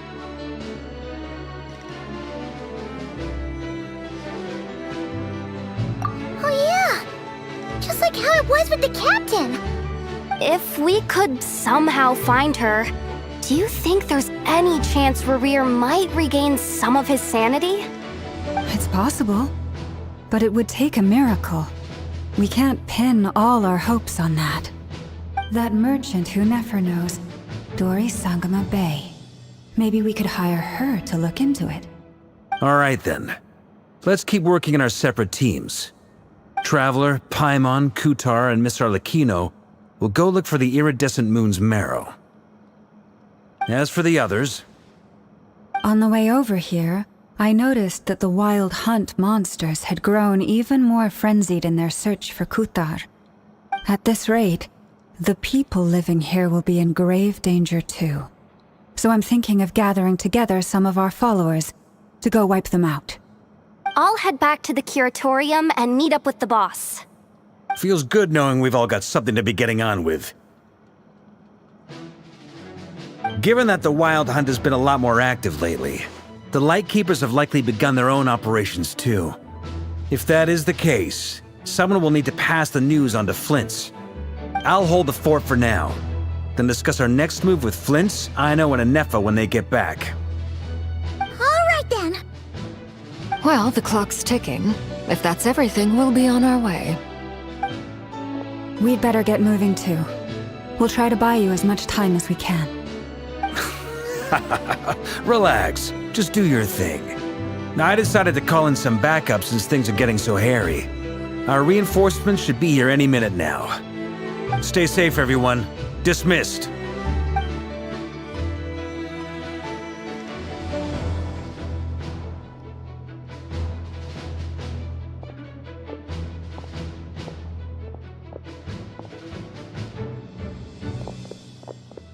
We're back. Did we get here a little early? Or a little late? A tad late. The others have already set off. To summarize, our resident moon goddess has found us a new ally, and Boss Nefer has uncovered some promising info.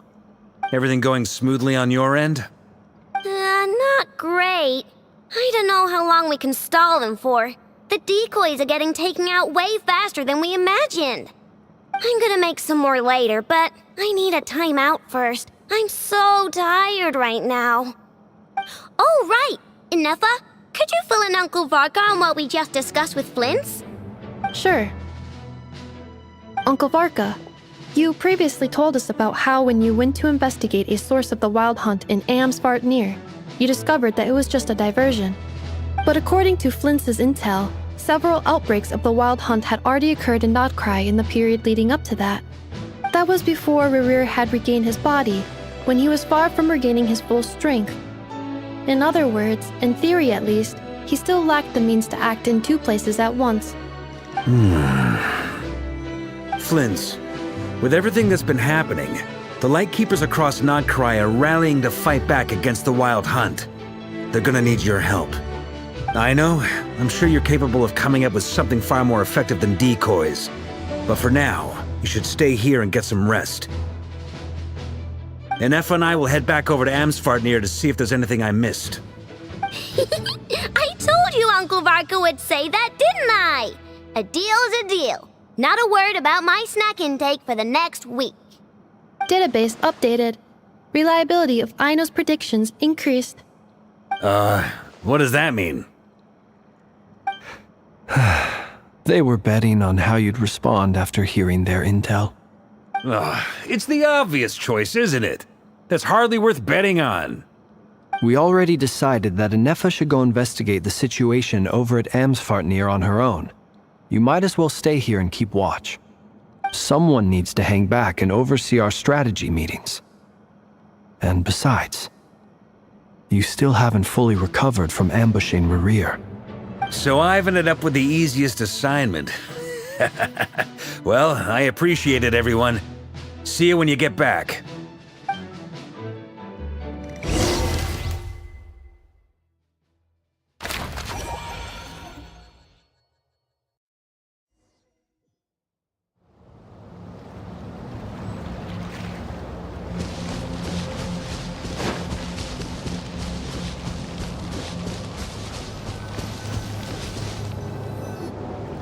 Here, This will serve as a good spot to cross over. Arlecchino, hold up a second. Since you brought us all this way, would you mind telling us what you got planned? We still haven't got the slightest idea what's going on here. And if even Columbina doesn't know where the iridescent moon's marrow is, how do you? Simple. Because I am an inheritor of the royal bloodline of the Crimson Moon, and one of the last surviving embers of the Two Worlds' flames. Huh? Are you serious? As in, you're a descendant of that Crimson Moon dynasty we were just talking about? The one from ancient Conria? Your surprise is understandable. I was also taken aback when I first learned of it. But the more I thought about it, the more I realized the signs had been there all along. When I was young, I discovered I could wield a very special kind of fire. It coursed like blood through my veins and smoldered away inside my nerves. What's more, whenever I experienced strong bursts of emotion or drew too deeply on this power, it was like some kind of presence within the fire would begin to gnaw away at me, consuming me from the inside out. Exactly. That is why my hands are like this too. At first, I saw it only as a curse, but once I became a harbinger, the jester apprised me of the truth. Together with my own investigations over the past few years, there are several things that I have gradually come to understand. For instance, take the so-called Crimson Moon. In truth, it is nothing more than the shattered remnants of the iridescent moon, fused with the abyss to prolong its lifespan. Since this blood flame was bestowed upon me by the Crimson Moon, it is a fusion of the iridescent moon's former power and the corruption of the abyss. You all understand the nature of the abyss well enough. I draw upon its power, and in return, it hungers for my soul. This strange blackness is the mark of corruption it has left behind.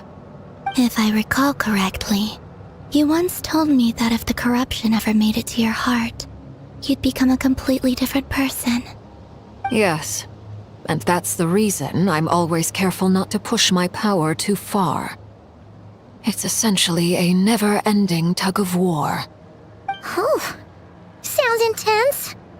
Anyway, the rest of my story can wait. Is there anything else about the Crimson Moon or the Iridescent Moon that you're unclear about? Paimon has a question. So, the Crimson Moon that the Carians used to worship was actually the Iridescent Moon, right? Which was one of the three Moon Sisters. Does that mean that the Carians were to the Crimson Moon as the Frost Moon Scions are to the Frost Moon? So much of that history has been lost. We have no way of knowing exactly what they were like. But I would suspect that the Conrians weren't as devout in their moon worship as it might appear. The iridescent moon's remains simply served as their link to the abyss. Later on, perhaps someone discovered a way to make direct contact with the abyss.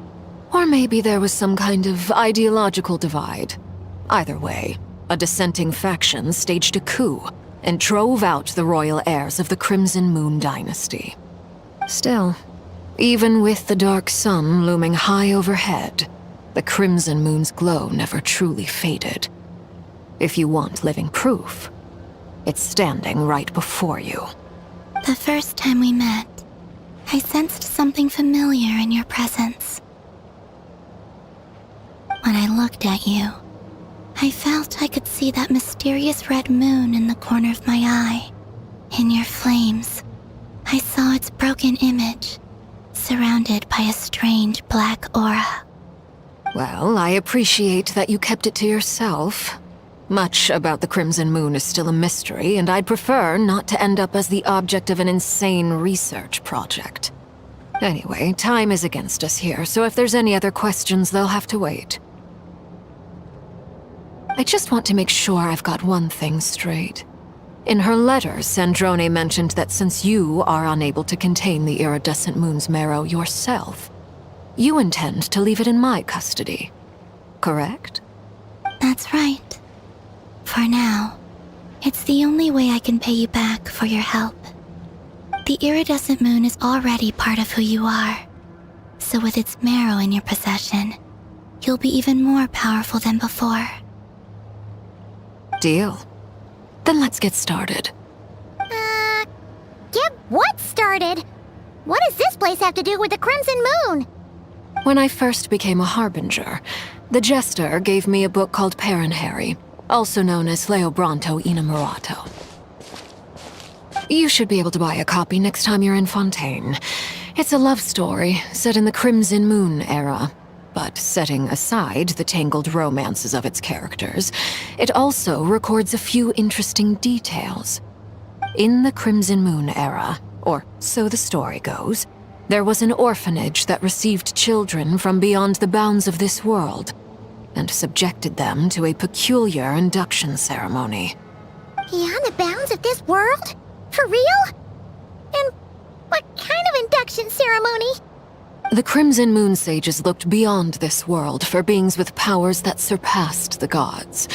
But fearing they might lose control, they subjected these children to a process of refinement. They made these children crawl up a fireplace and kept asking them, "Have you died? Did you see it?"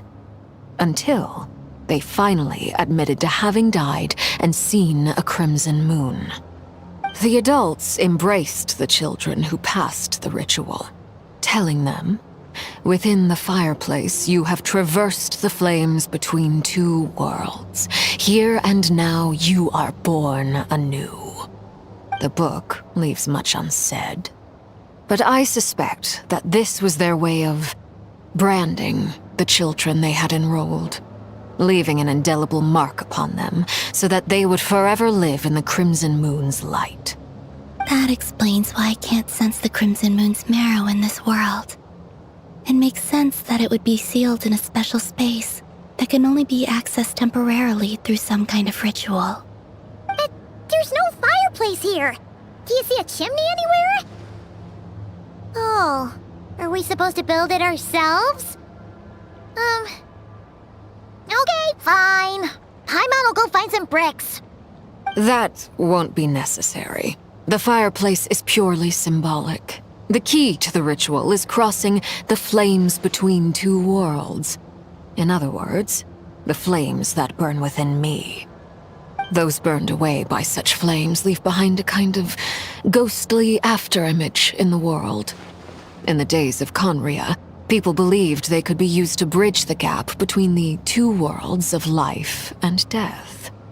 In short, I can open a passage to that space for you. That's the easy part. The catch is I'll need to stay on this side to keep the passage open, so I won't be able to come with you. Once you're inside, you'll have to find your own way. Very well. Then I'll open it up. Traveler, spare me a little more moonlight if you would. I may need it.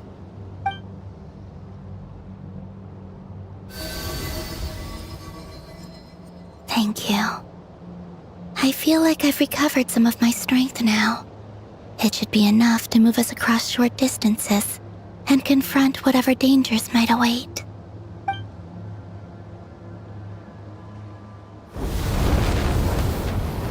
Mistress of the seven hues of ages past, great mother of the present, crimson-clad sovereign of the two realms, by fire severed, by fire renewed, I offer myself now and beseech your descent.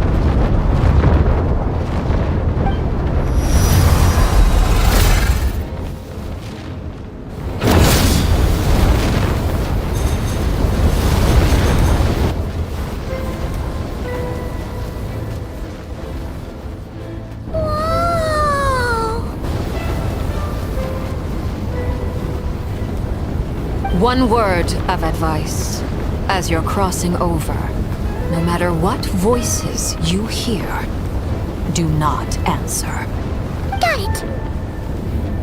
I sense a sinister gloom inside, but also the familiar light of the moon. I feel that I am about to meet an old friend who has changed beyond all recognition. All right, let's go.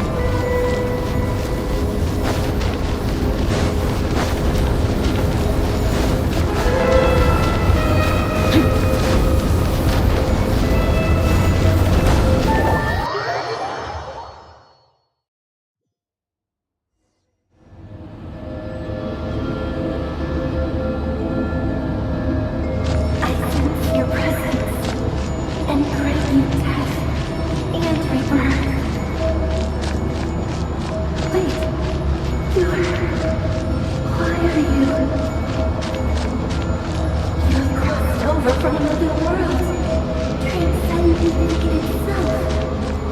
I have no right to.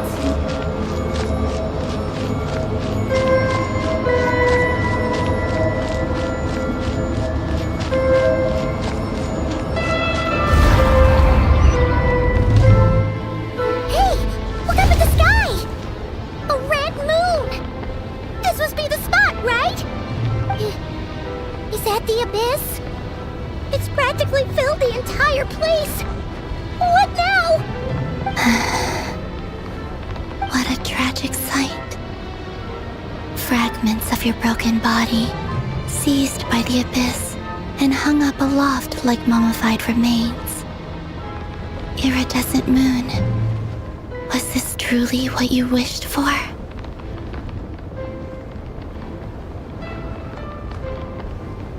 Careful! There's something spooky about this place. Feels like something is lurking in the fog.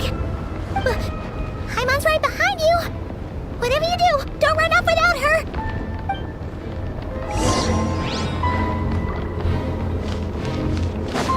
By the way, Kalambina, didn't you tell us that the iridescent moon had shattered into pieces? The moon up there looks pretty whole, Paimon. How is that possible?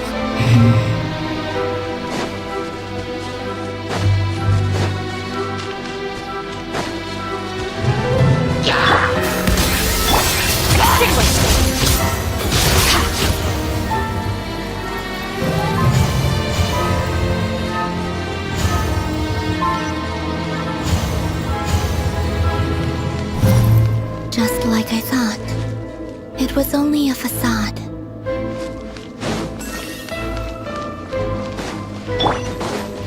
Attention! Gotcha! Obey!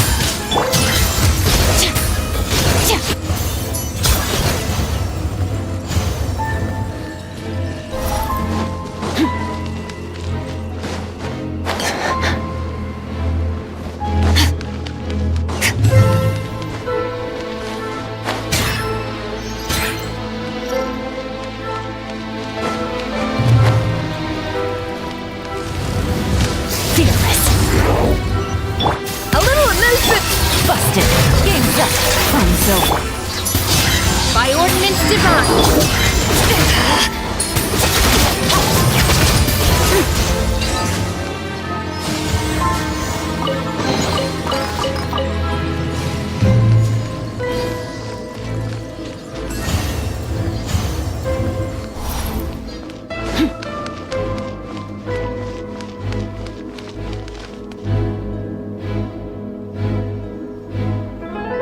Huh?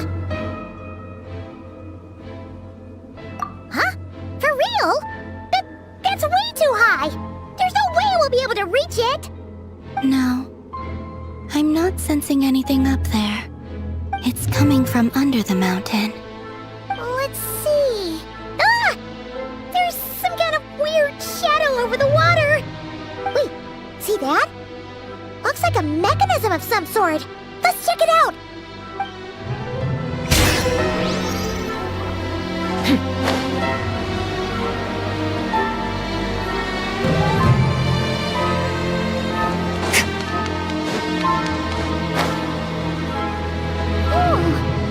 Looks like a device from the time of Kalia.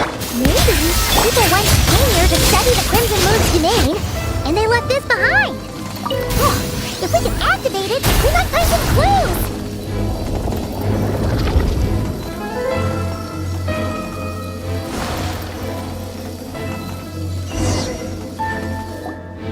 Hey, look at that! Now that the mechanism's running, the shadow in the water looks different. Do you think these mechanisms might be the key to unlocking the secret? Let's try to find more of them! Thelindis, we'll leave the rest of the research in your hands. We'll be heading back now. I hope this isn't ruining date night. Ugh. Mind your own business. Just leave me some snacks on the table. Thelindis? Is that Rere's girlfriend? How come we're hearing her voice here? Oh yeah! So, do you think she was studying this strange space all along? The Abyss has made this space extremely unstable. Maybe that's why some of the things she said and did were preserved here, like echoes or after images. Whenever I see this view, it takes me back to a poem from my childhood. Waning moon, oh lifeless damsel, weeping on the mountain crest, mourning still in wistful tone, her fragile soul now laid to rest. For me, of all people, to be here investigating the mysteries of the Crimson Moon space, is it a coincidence or something more?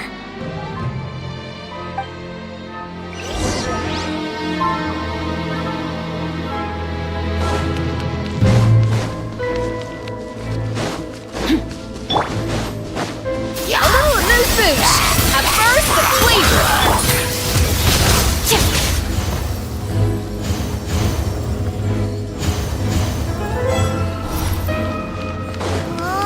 Looks like the Abyss has messed up this mechanism. We need to find a way to get it working again. Let's see if there are any other devices nearby. Things are about to get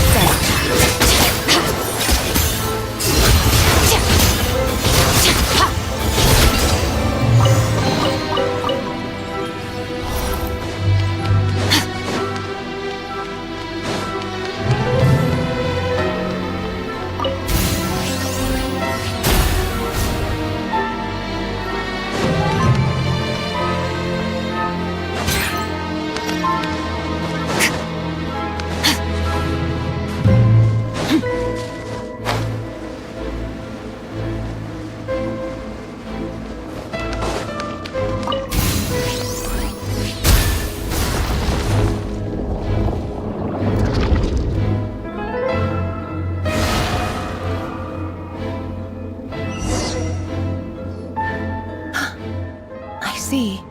So the moon marrow, or rather the power of the 3 moons, is the key to unlocking. If it really does exist, then maybe this madness can finally be put to an end.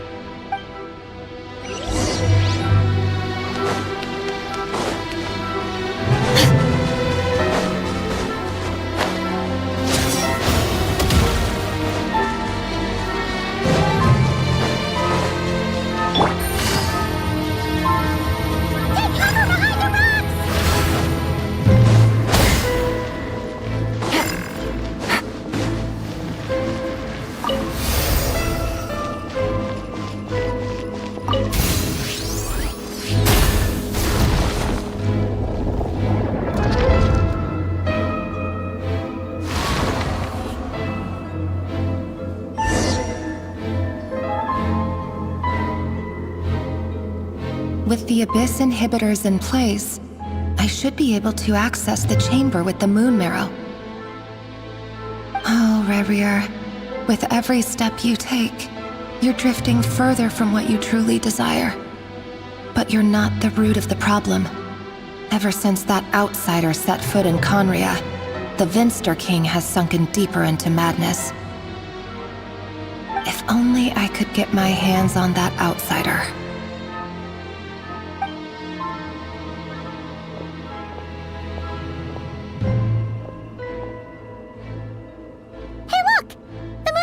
Is back to normal.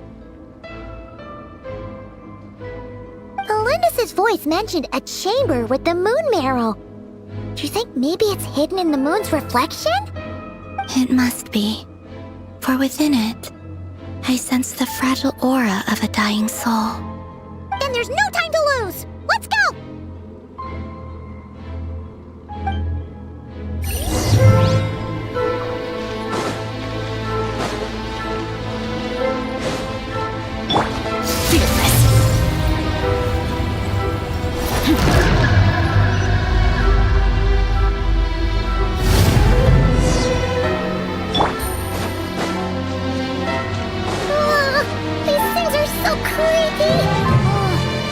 Looks like we'll have to destroy them if we want to get to the iridescent moon's marrow.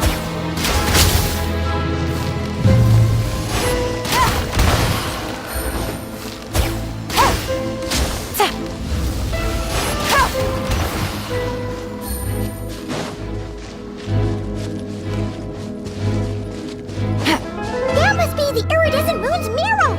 Oh, but we'll need to destroy these things before we can reach it!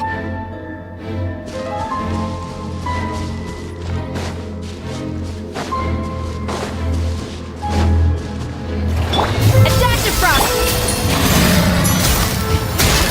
Quiet. Transfiguration! See your masters? Here comes the catch. The pinnacle of excellence!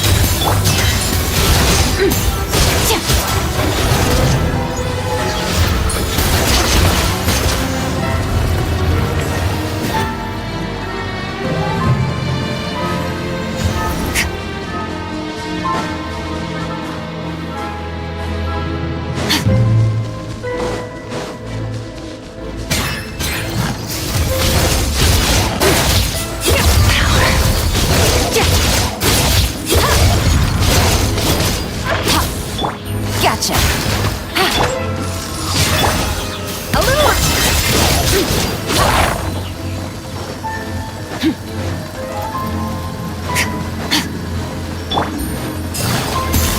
Quietly now. Cryo incarnate. Off to the break. We're so close!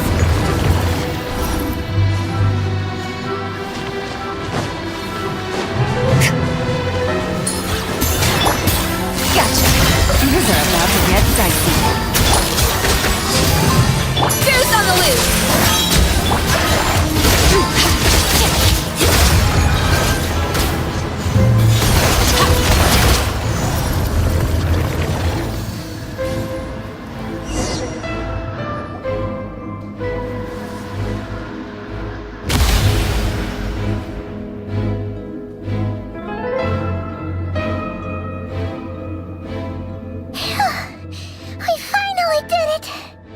The iridescent moon's marrow, still burning away like an undying flame, yet now contaminated by the abyss.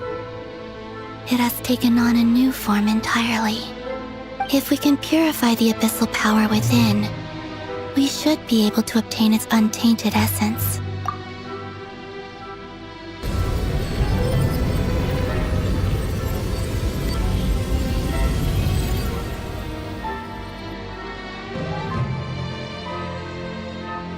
It's so cold.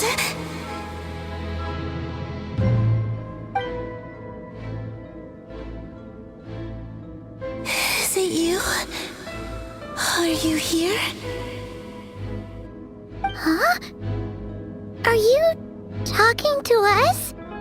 At long last, I can see you once more.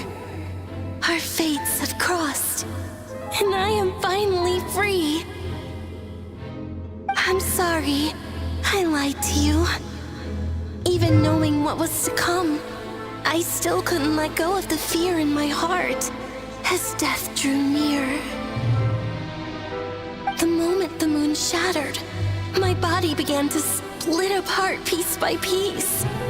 Like I was being cut into pieces by 1,000 blunt blades.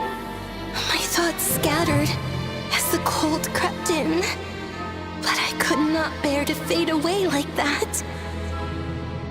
Tell me, what was it that brought you to us all that time ago? If only I had possessed your courage, then I might have been spared this torment more painful than death. You look so puzzled. That's how I felt too. When I first saw you. But trust me when I say that everything happens for a reason. Farewell, Hypo.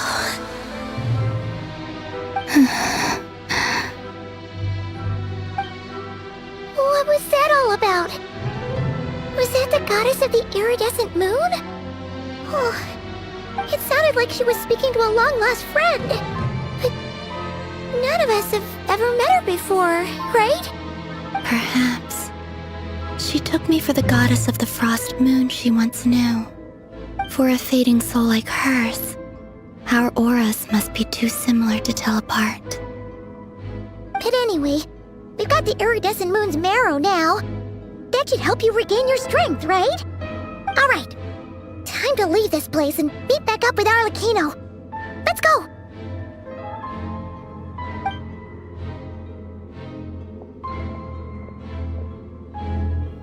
That's odd. This place looks different than when we came in. Waning moon, oh lifeless damsel.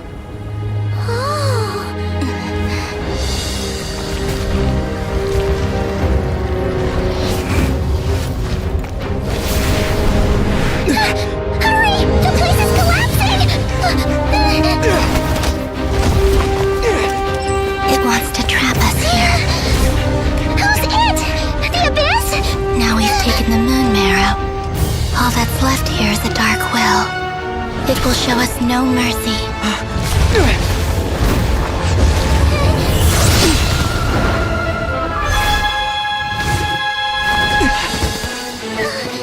Give it back! The crimson moons! My marrow! My heart!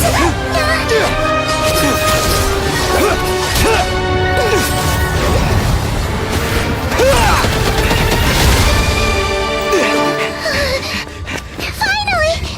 Huh? Oh no! The exit's blocked! They're back! Now what do we do? This is where you fall. Witness my rise.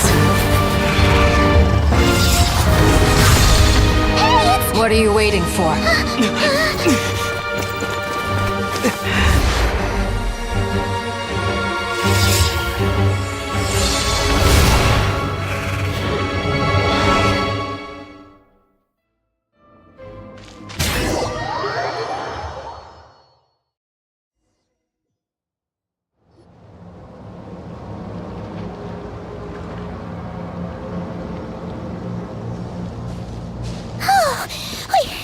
We made it! Was that you, Arlecchino? Did you save us? Wait, your hands! They're... Oh, this? Don't worry. It's a small price to pay. The Abyss wanted to trap you inside, and I defied its will by bringing you out. No wonder it's a little angry.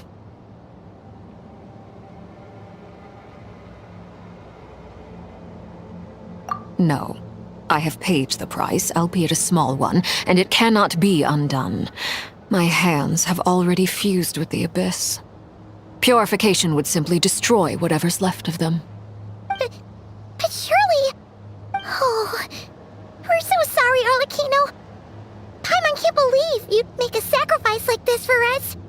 As much as I'd like to call it a favor, the truth is I was simply holding up my end of the deal. Well, Columbina. Yes, you did your part. And as promised, I will leave the iridescent moon's marrow in your care. From this day forth, may the two worlds' flames burn ever more brightly.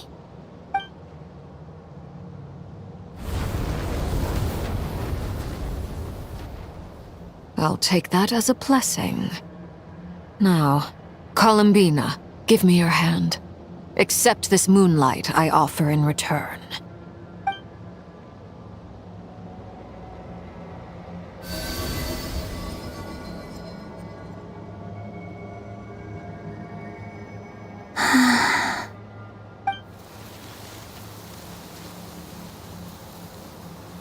Feeling stronger? Hey,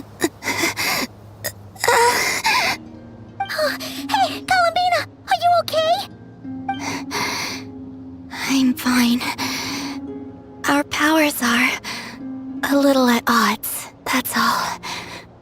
By the Frost Moon's authority alone, wielding the power of the other moons was always going to be a stretch. Still, I think it's fair to say that your strength has returned. At least to the level it was at as Third Harbinger. It's still not enough. There's no way I can hope to challenge Rayrir like this. Just one more ray of moonlight, if you would.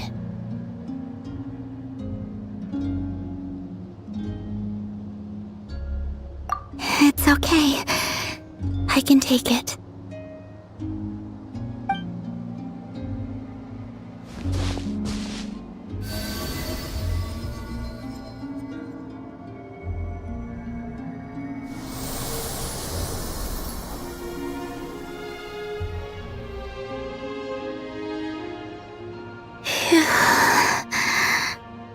How about now? Fighting fit? At the very least, I won't have to stay hidden like before. I want to see him gone from Not Cry. The Rayhir of Solnari and his wild hunt must be sent back where they belong. Well, it's good to have something to aim for. You certainly seem more alive now than you did earlier. When I first met you, you didn't strike me as a ray of moonlight. More like a wisp of fog drifting in from who knows where, ready to scatter at the first sign of a breeze. But now, you're full of vitality, just like the frost moon, once the brightest of them all. May you keep shining, Columbina. This is who you are. Thank you. Look after yourself too, Arlecchino. I know you have plans of your own, and that's why you're always seeking to grow stronger. But whatever you're after, don't let the Abyss take a hold of you. I do not wish to see you go down the same path as Revier. I appreciate the concern, Columbina. Although perhaps it's time you took a new name. A new name? Kutar, the Moon Maiden, Columbina, they're nothing more than code names. They describe who she is and the roles she's played, but they're not her real name. We often use code names in the House of the Hearth, too. But it's knowing your real name that keeps you grounded. Up till now, you've been living a wandering life, so you've probably never really cared. All I'll say is this. Once you've defeated Revier, give it some thought. All right, that's it from me. I'll get you back safely first, then go meet up with Sandrone. You're the best!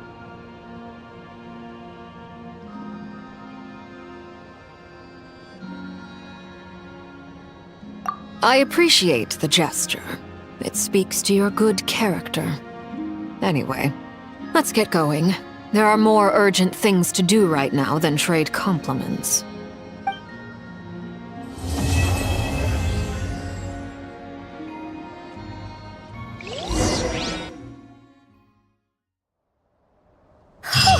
It was a close call, but we got the iridescent moon's marrow and restored Columbina's strength, and that's all that matters.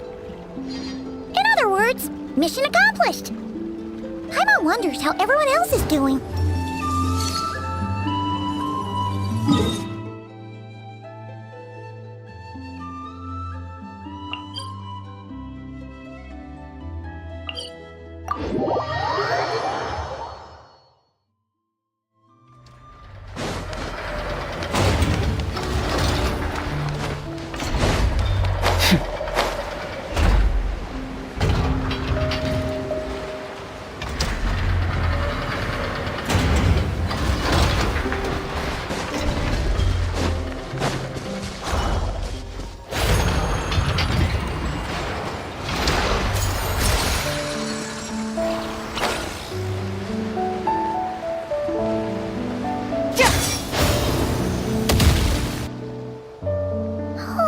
Do you think the others are making good progress?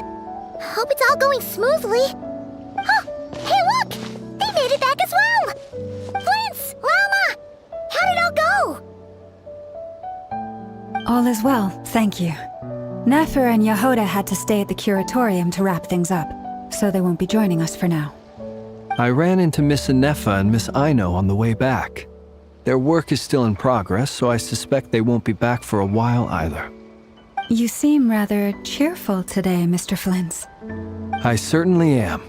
I achieved what I set out to do and came away with more than I bargained for. Fighting alone can get quite tedious, but I had the good fortune to run into a pair of brave young warriors. We meet again. How have you been? Albino! What are you doing here? Thankfully, tracking you down turned out to be a lot simpler than we envisaged. These two courageously lent me a hand while I was fighting the Wild Hunt. When they told me they were Servarka's colleagues, it all made sense. And given how people of outstanding talent tend to cross paths, It's no wonder you're already acquainted. So, who's your travel buddy, Albedo? Why don't you come and introduce yourself?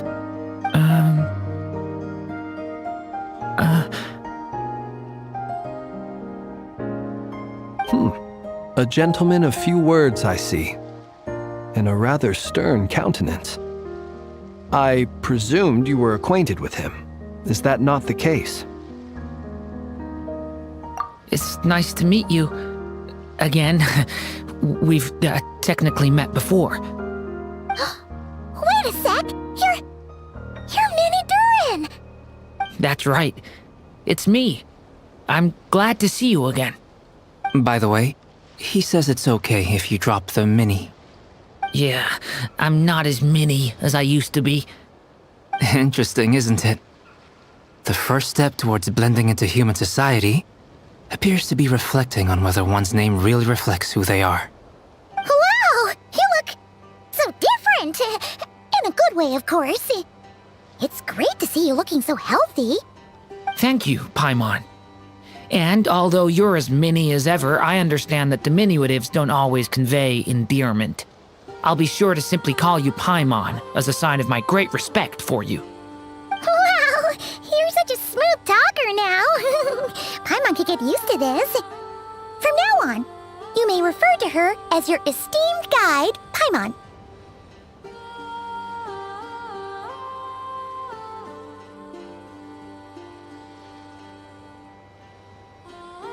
Personally, I think our little Paimon is the perfect size.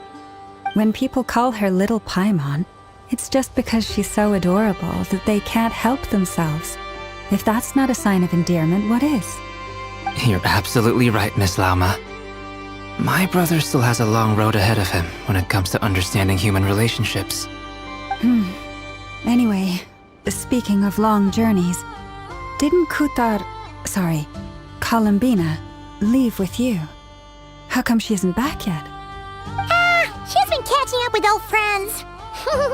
Wouldn't be surprised if she stopped for a cup of tea or 10 on the way back. Uh-oh. People are talking about me. Hope it's nothing negative.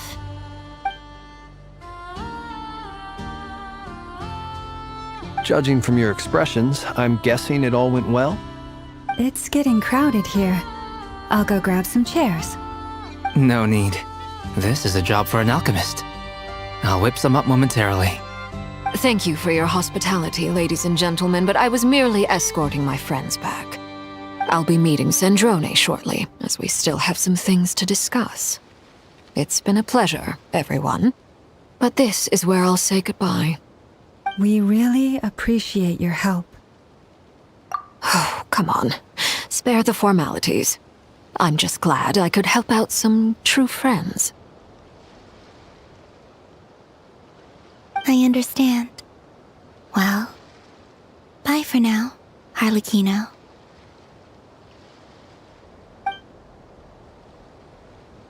Oh, this place is hopping. It's probably a good thing one of us left. Otherwise, we might not fit all these people in. Are you saying we're about to run out of chairs? As a matter of fact, I am. Come on in and see for yourself.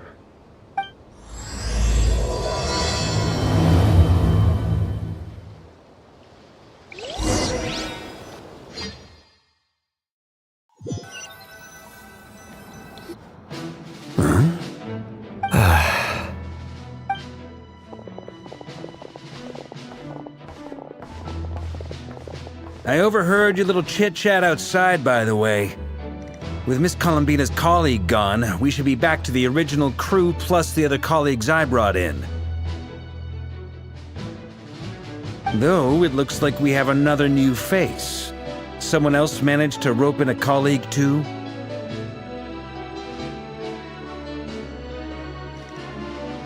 Frankly, you and Paimon are the only people I know here. This here is Deanslip, colleague of Tibet's greatest guide, Paimon, and greatest adventurer, the Traveler.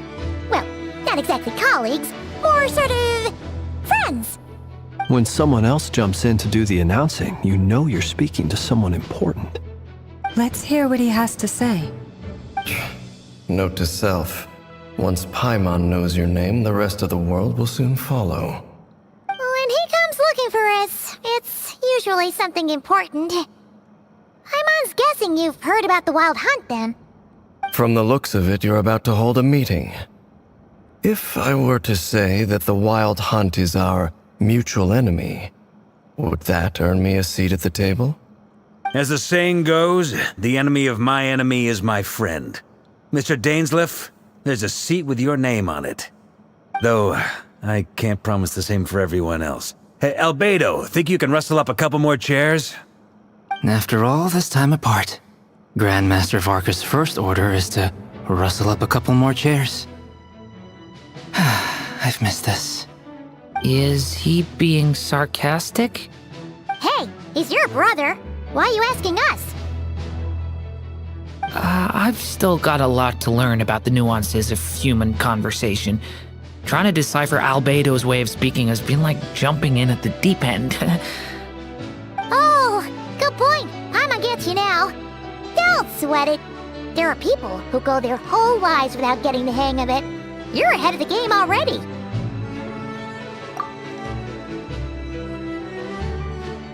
I wonder what's taking Nefer so long. Perhaps you should go and check in with her. If anyone can hurry her along, it's you. I just got back from the curatorium. Besides, aren't you curious to see what's taking her so long? Miss Nefer doesn't strike me as the type to share secrets. And since gathering intel is her specialty, I'm guessing she'd prefer to keep her methods confidential. Under such circumstances, would it not be tactless for me to impose? Oh, but it's fine for me to impose. What can I say? You have an unrivaled ability to garner people's affection, Miss Moonchanter. Besides, you have far more in common with her than I do. All right, then. Impressive. She barely fought back at all. I admire your powers of persuasion, my friend. As I'm sure Miss Lauma will realize soon enough, the trick in life is to always pitch in with other people's responsibilities so that you can be selective with your own. Another trick is to simply hide in the background. Spoken like a true sage. Anyway, looks like we've got some time to kill before the meeting. Let's take a little breather, folks. And feel free to chat amongst yourselves. We'll get down to business once the other two arrive.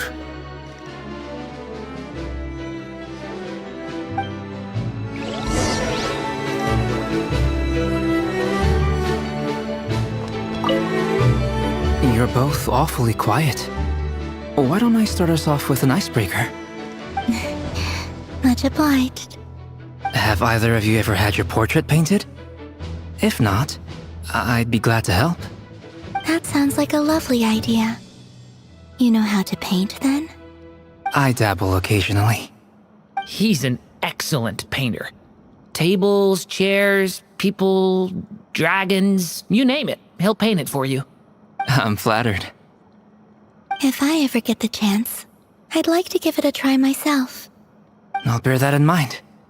Anyway, how about you, Durin? What sort of portrait would you prefer? Oh, I'd be fine with anything. Whatever style feels best to you. Very well. Then I'll play it by ear. You can replicate any style I want? I can try. If you show me a sample, I'll do my best to match it. Thank you. In that case, I'll dig up some reference material for you.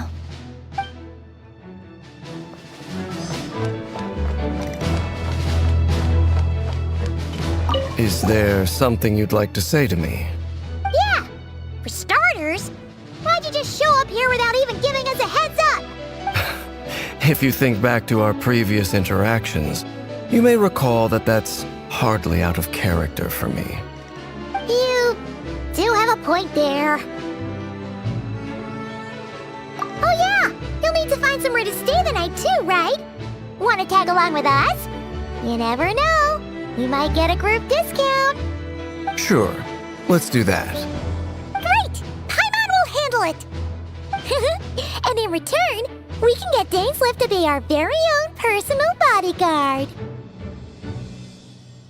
If that's what you had in mind, you should have said so sooner. I'd be happy to help. Oh, okay then. Paimon was only kidding, but good to know. Anyway, since we're all here together, we might as well watch each other's backs. That's just what friends do, right? Indeed. Thank you.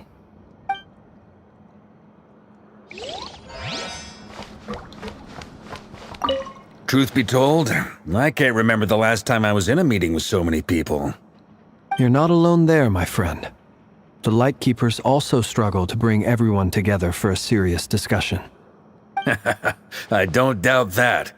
I've only ever met two Ratniki, one being you, and the other being that young guy, Itlua. Itlua is a good apple. I'll give him that. He's kind, honest, and regularly delivers supplies to my lighthouse. A true Ratnik to the core. In that sense, he puts me to shame. So you're what? A fake Ratnik? That's what it sounds like you're saying. But I get the feeling that's not quite what you meant.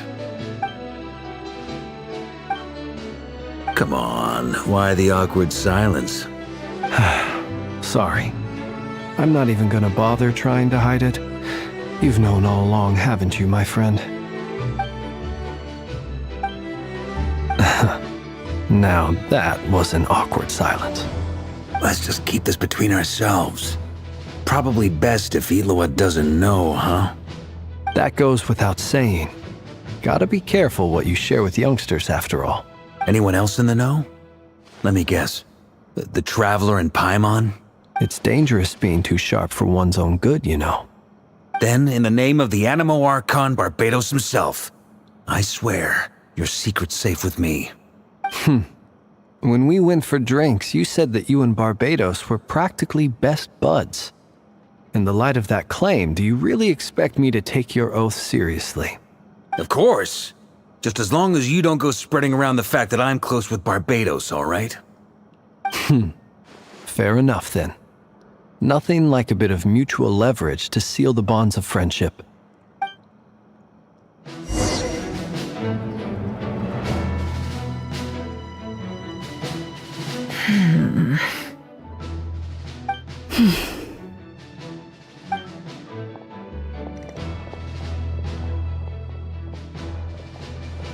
Ah, Miss Nefer. You made it after all.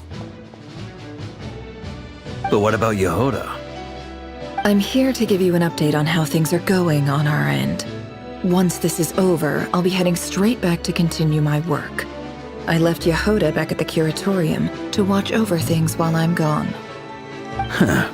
So much for just this once.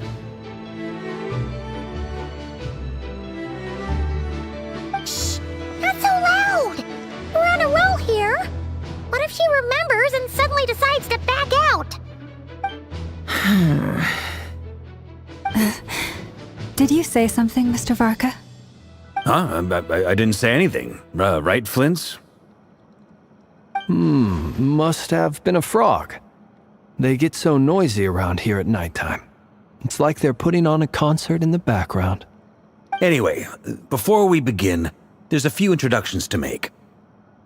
Let me start by saying that it's an honor to be speaking before so many distinguished colleagues and collaborators. First up, we have Miss Lauma. As Moon Chanter, she's the leader of the Frost Moon Scions, a local religious community in Nodcry. Then there's Miss Nefer, boss of the Curatorium of Secrets, an intel gatherer extraordinaire. Nefer is leading the investigation into Rerer's background, assisted by Yehoda and Lauma. From the little I've heard, they're making some great progress. Over here, we have Mr. Flints, a Ratnik and guardian of the abandoned lighthouse. In our last operation, he courageously distracted the Wild Hunt to buy time for the rest of us. For those of you who've never met, this is Mr. Albedo, a renowned alchemist and captain of the Knights of Favonius investigation team. By his side is a new face for us all, myself included, Mr. Durin, who has come to lend his aid. Next up, we have the Moon Maiden and former Fatui Harbinger, Miss Columbina. Then we have the Traveler, who's earned more titles than I could possibly hope to list out, so I'll spare you the rundown.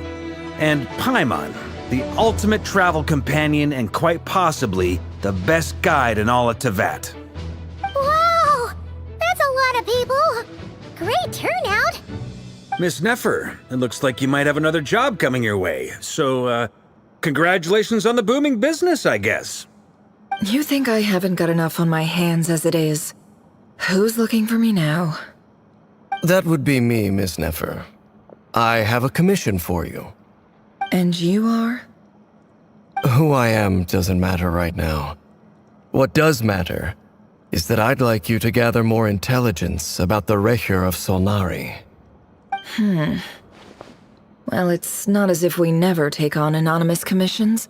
But in your case, I'll have to decline. I'm gonna take a wild guess and say your job's probably more hassle than it's worth. Something about you seems like bad news. It's my eyes, isn't it? Conrian, I assume. And what's with the mask? Are you trying to hide your identity? In any case, the fact that you're even still alive raises an awful lot of questions for me. My name is Dainsleif. And yes, I am from Conria. As I'm sure you're aware, the Recher of Solnari's real name is Rerir. He was once an acquaintance of mine. Really? Then you must have been quite an influential figure yourself. You flatter me, but none of that matters anymore. My point was simply to clarify why I have asked Miss Nefer to investigate Rerir's background. So you're both from Conria, and it sounds like you used to be friends? What am I missing here? Surely you already know how he became one of the Five Sinners. I'll tell you everything I know. The history of Conria, the names and identities of the Five Sinners. I remember it all like it was yesterday. I have never spoken openly of this before, but the truth was exactly as people say. The Five Sinners were each driven by their own desires, and it was by playing upon these that the Abyss tempted them to their fall, tearing Conria apart in the process. The visionary, Vedifenir, who wished to foretell the future. The wise, Haroptatir, who sought limitless knowledge. Gold, Rheindotter, who desired to create life. The foul, Surtologi, who pursued supreme strength. And last, but not least, Recher of Solnari, Rerir, Ravager of the Moon. Of the five, Rerir is the only one who remains a mystery to me. He never harbored grand ambitions, so what changed in the space of a single night? How did he come to fall like the others?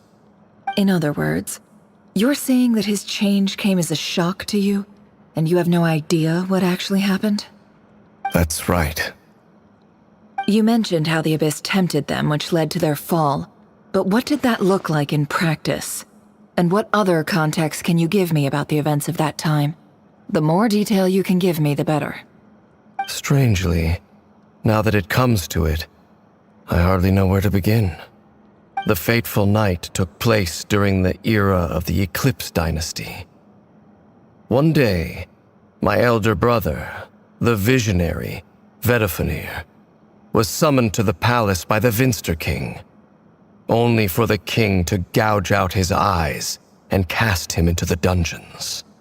When I came to hear of this, my fury knew no bounds. I gathered together every ally I thought I had, and together, we set a night to storm the palace and free Ved. Centuries on, the memories of that night still haunt me like a never-ending nightmare. We broke through the palace gates, just like we had planned, each striking towards our separate targets. But then, I was betrayed. Even Vedifenir, the very person I had come to rescue, abandoned me and partook of the Abyss's power. So, it's personal after all. Then tell me, Mr. Dainsleif, What price are you willing to pay? You, of all people, must know that nothing comes for free. I cannot say what price would be worthy of such a commission. But know this. Rerir was not always a madman. Believe it or not, there was a time when he was just an ordinary man, working for the Conrian Intelligence Service. Uncovering the truth of Rerir's past is the only way to unravel this mystery. But before you decide if you will accept my commission, I will tell you more about him. Enough, I hope, to help you plan your next move. Sounds pretty good to me. Feels like we just flagged down a random passerby, only to discover he's actually a master strategist who has a score to settle with our enemy.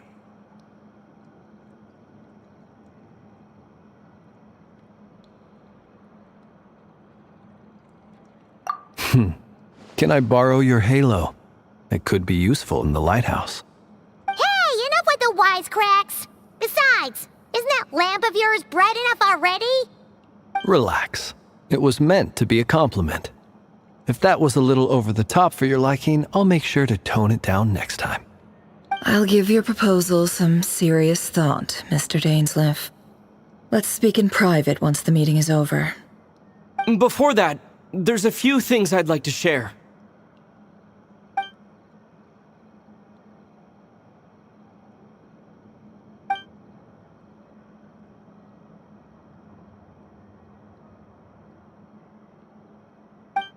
Now that we've united the hearts of the three moons, your power should be greatly enhanced. But it seems like that hasn't happened yet? I believe it will take a little longer. You've done so much for me, so I want to be completely honest with you all. Even though I'm doing a lot better now, the truth is, my recovery will likely be an ongoing process. From the moment I was born, my power has been slowly ebbing away. And that is because Tevat has never accepted me. Even with the moons united as one, it seems my rejection cannot be undone. So far, I have yet to find a solution.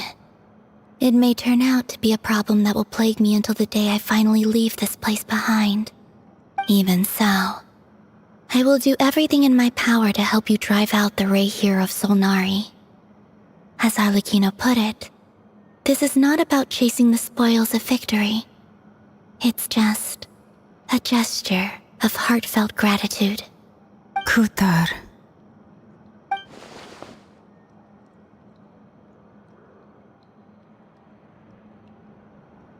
Defeating the Reihir of Solnari will be no easy task. While my strength slowly recovers, we'll also need to gather more intel. Naturally. We should take all the help we can get if we hope to defeat him. We've considered several viable plans now, but our choice hinges on the answers to a few key questions. Is it even possible to kill Rerir? What experiences shaped the person or monster he became?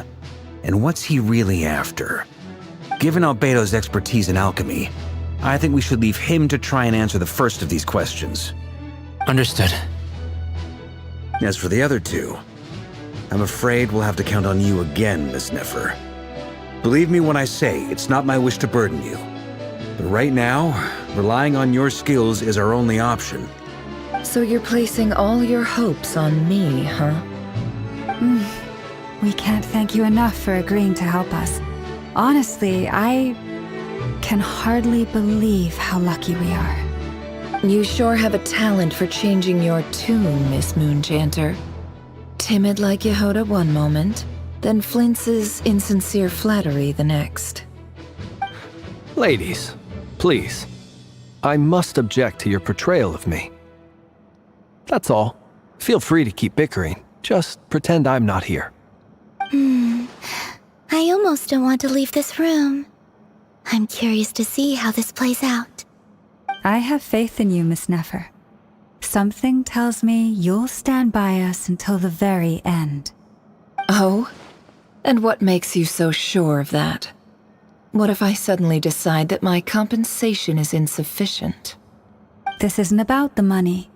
I can sense that you've got a deep-seated distaste for Rerir, and knowing you, that alone is motive enough. Look at them getting along so well. Like two peas in a pod. And I'm the one they accuse of insincere flattery. There is no justice. Miss Lauma, you have to understand something. Unlike you, I don't actually enjoy having everyone's hopes on my shoulders. Is that right? Well, maybe the fact that I'm willing to put my hopes in other people says more about me than you. But the fact is, I also trust you. And that's because I know that you're someone we can count on. Anyway, we've got our plan, so let's get moving. Mr. Dainsleif, let's talk. And Traveler, once we're finished, if you've nothing else planned, I'd like you to come with me. This whole experience is teaching me a lot. For instance, I now know that when other issues come up in the future, I'll have far more luck getting Lauma to convince Miss Nefer than trying to do it myself. Hate to say it, friend, but that's one of the funniest things I've heard in a while. Why? You think I've got it wrong? Quite the opposite. But what makes it so hilarious is how long it's taken you to realize.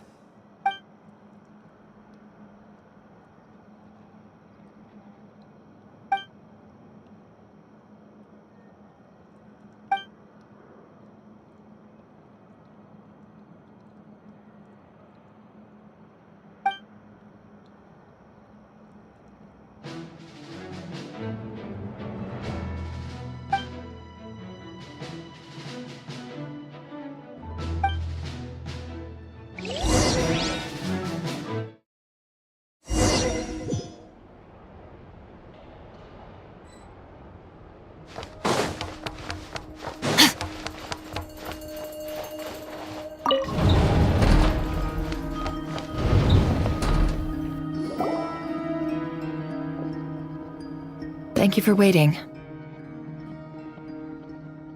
It's okay. We actually used the time to help Dainsleif get a room at the hotel. That's very considerate of you. Now, I trust you share my curiosity about Rerir's past, and you seem fairly familiar with Mr. Dainsleif already. We spoke at some length after the meeting. He was the one who suggested I should invite you to join this operation. He feels confident that these secrets will be safe with you. Dane has a lot of faith in us, that's for sure. Likewise. I appreciate that you got right on board without interrogating me about why I invited you. It shows that you trust me to explain everything in due course. That's because we know what you're capable of. We appreciate you too, Nefer. You might have been forced to help in the beginning, but this time, it was your choice. That's one way to put it. Another is this, that once a decision's been made, it's set in stone. After that, my only goal is to see it through. Alright, so here's how it is. I'm going to access Rerir's thoughts again using my confidential method. Now, I'm sure you've seen things like this before on your travels, so you're surely well aware of how dangerous it can be. The reason I've gathered you all here is to ensure my safety during the proceedings.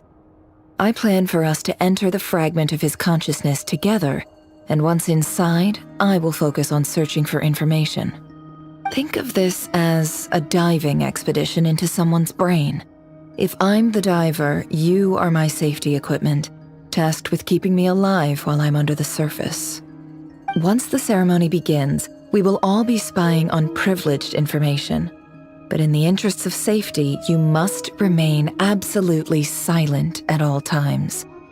We will discuss our observations after the ceremony has concluded.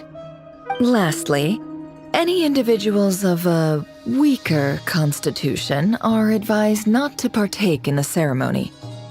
In any case, Paimon has her own job to do, which requires staying in the room but not joining the ceremony.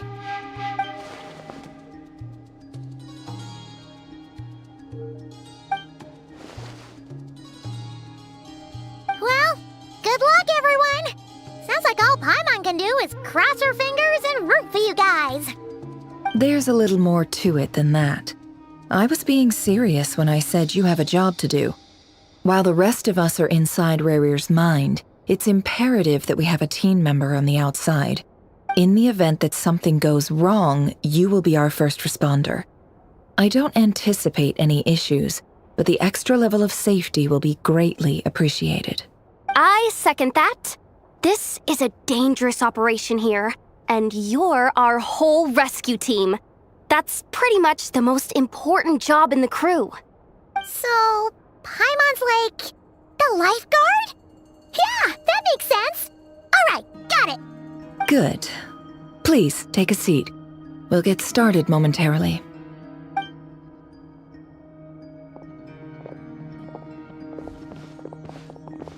So, did Mr. Dainsliff tell you anything else? He told me that he believes Rarir kept some big secrets in his life. He's not sure that they were the cause of his eventual downfall, but he's asked me to uncover what those secrets were all the same. But surely you're not planning to go through with this, no matter the cost. If you think that, you'd be overestimating me. I'm a businesswoman, not a mercenary.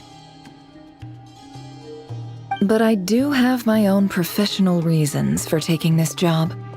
You think I'd turn down the opportunity to get a first-hand glimpse into Conrian history?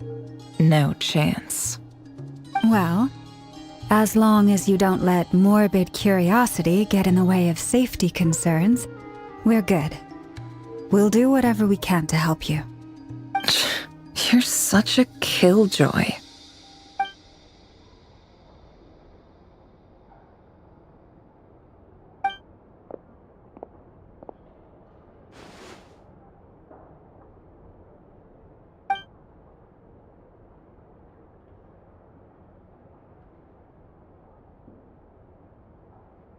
All right, I'm good to go.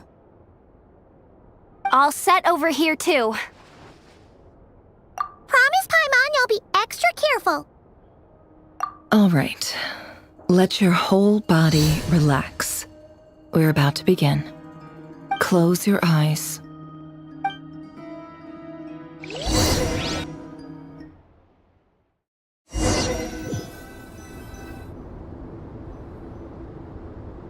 Phew. Could this be his office? Pretty standard setup. Bookshelves, paperwork, files. According to Dainsliff, Rarir used to be an intelligence operative. Chances are there's plenty of top-secret intel stashed away in this room. Is this where you keep your secrets, Rarir? Can't say I'm not looking forward to this.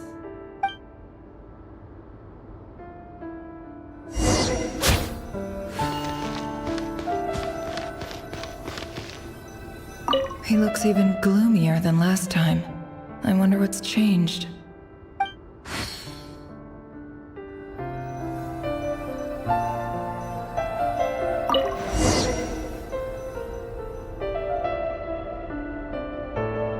Today's files are in. Time to wade through them just like usual. Male, 51. Occupation, cook. Confirmed Crimson Moon descendant. Has maintained frequent contact with other descendants over the past year. Poses a threat to the dynasty. Neutralized.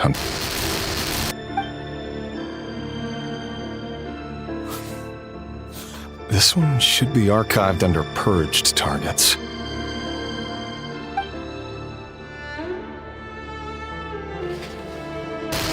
Female, 23. Occupation, office clerk. Confirmed Crimson Moon descendant. Has maintained frequent contact with other descendants over the past year. Poses a threat to the dynasty. Neutralized. Another one for purged targets. Sounds like she was that other man's daughter. Never mind. What's it got to do with me?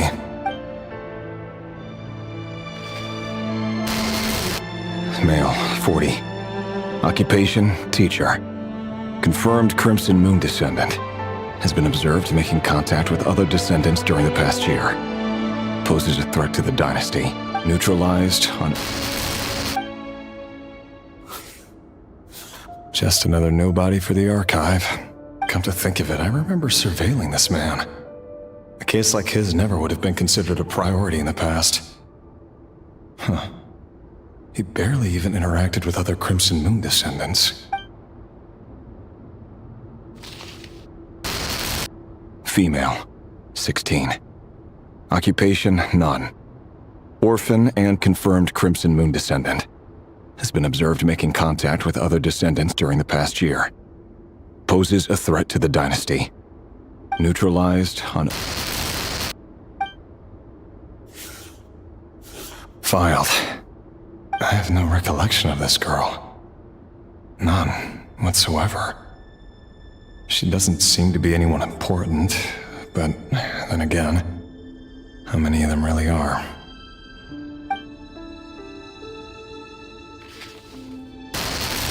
Female, 13. Occupation, none. Orphan and confirmed Crimson Moon descendant. Has been observed making contact with other descendants during the past year. Poses a threat to the dynasty. Neutralized on... Filed.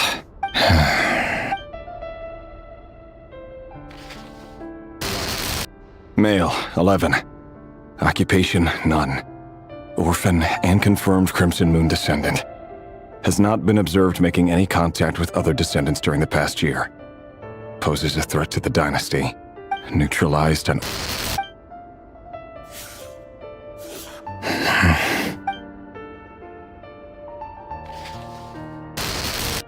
Male. 6. Occupation, none. Orphan and confirmed Crimson Moon descendant. Poses a threat to the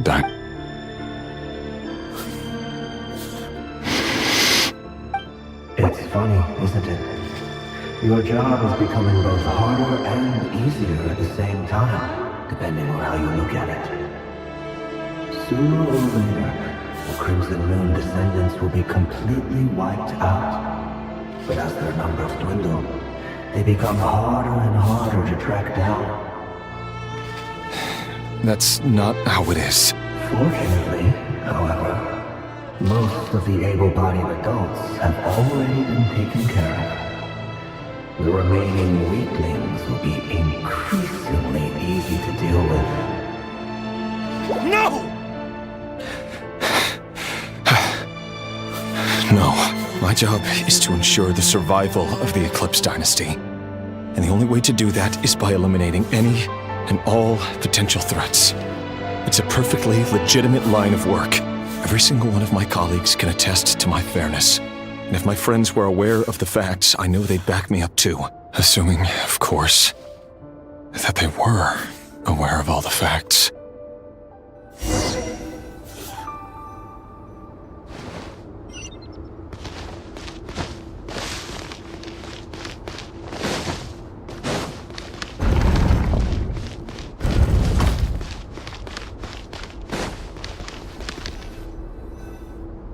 Mr. Vedifalnir?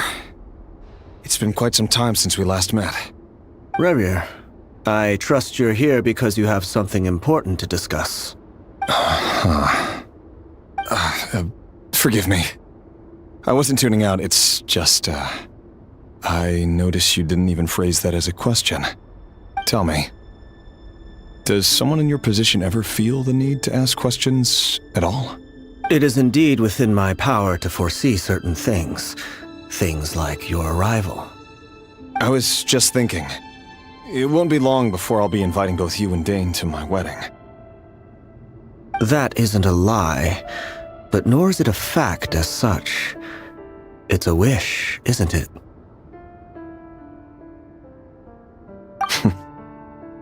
No fooling a prophet, is there? Ever since that day we met for drinks, I knew it was only a matter of time before you came looking for me. Does it feel good? Knowing how the future will unfold.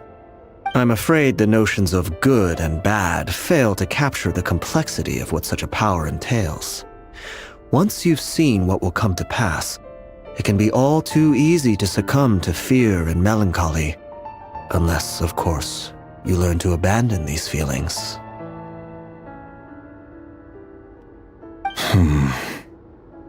You fear my silence, and long to hear the words I left unspoken that day. That's right. You must have noticed my reluctance to broach the subject, and the reason is simple. Because the truth could never have lived up to your hopes. For both our sakes, such words are better left unsaid. The burden of prophecy was never meant for your shoulders. So who exactly do you deem worthy to hear your prophecies? None but our exalted king? Or rather, our king as he once was. You're closer to his majesty than I am. You must know better than anyone how much he's changed. You say that as though it is to my benefit. Yet precisely because of that, I dare not speak rashly. A king can turn out to be the most virtuous of rulers, or a tyrant more terrible than the most vicious of dragons. You are so wise and far-sighted, yet still you would have me live in fear of the unknown? You make a fair point. Especially given my silence alone was all it took to send you spiraling downwards. Very well then. Let me offer you some advice. And I say this not as a prophet or a visionary, but simply as the brother of your friend. For many reasons, there is very little chance of your marriage ending in happiness. If happiness is what you seek, you should find another fiancé.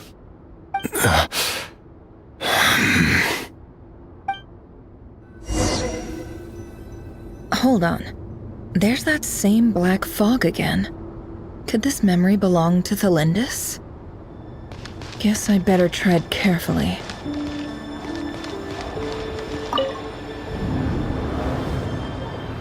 Wait. Hear me out. This time we finally got a clear look at his face and learned his true identity. His name is Rayrir, and he claims to be one of the king's guards. What did you say? A cruel irony, isn't it? The man you're set to marry leads a double life as a brutal executioner. Why are you telling me all of this now? Simple. It's because I want you to kill him. You are the only person he would never suspect. No, absolutely not. I would never dream of doing such a despicable thing. So you'll just stand by and watch him slaughter us to the last?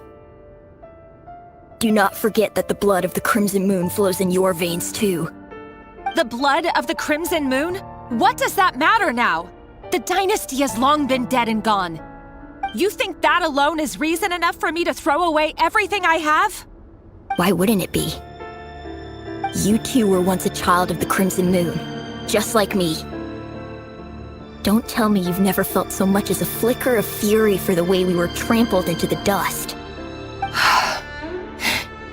As long as you promise to abandon this pipe dream of restoring your dynasty, I can try to persuade him.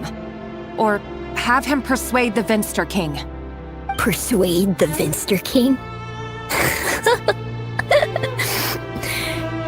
Do you even know why he's so obsessed with hunting us down? Why he keeps trying to force us to hand over our secrets over and over again? Or why we refuse to give up on restoring the dynasty? The Vinster King. A blind fool. His eyes clouded by powers from beyond this world. A petty little man with a miser's heart. And he dares to sit upon the throne? Mark my words. Sooner or later, Conria will fall. And it will be his doing. If you can't bring yourself to do it, so be it. Just you watch. It won't be long before calamity descends upon us all. The Rayhir of Solnari. That really is quite a secret you've been keeping from me, Rayrir. But who am I to talk? Am I really any better? I've kept my own past a secret this whole time too. Love should be built on honesty. But ours was born from lies. And yet, Is it really so wrong to hide things that would only make life harder? If we don't cover up the parts that no one else should see, how can we go on pretending to be normal? Vedifulnir must have known all this, and that's why he made his prophecy. In the end, nothing stays hidden forever.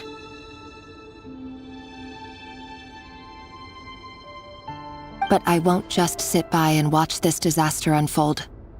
I'll do everything in my power to protect what I cannot afford to lose, no matter who I have to face.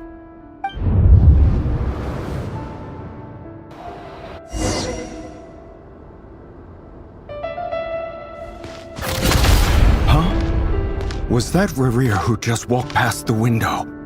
Doesn't it give you the chills that he still takes the same road to work every day, as if nothing ever happened?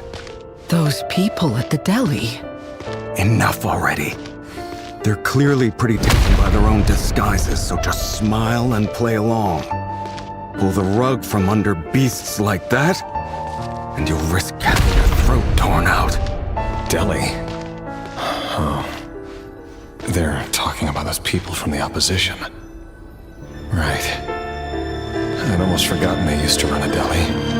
People of no consequence always vanish so easily. And no one even remembers them.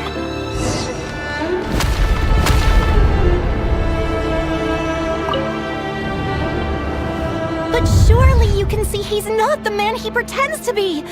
So many have died already, and they say that the king's madness grows with each passing day. We're not going to survive this, are we?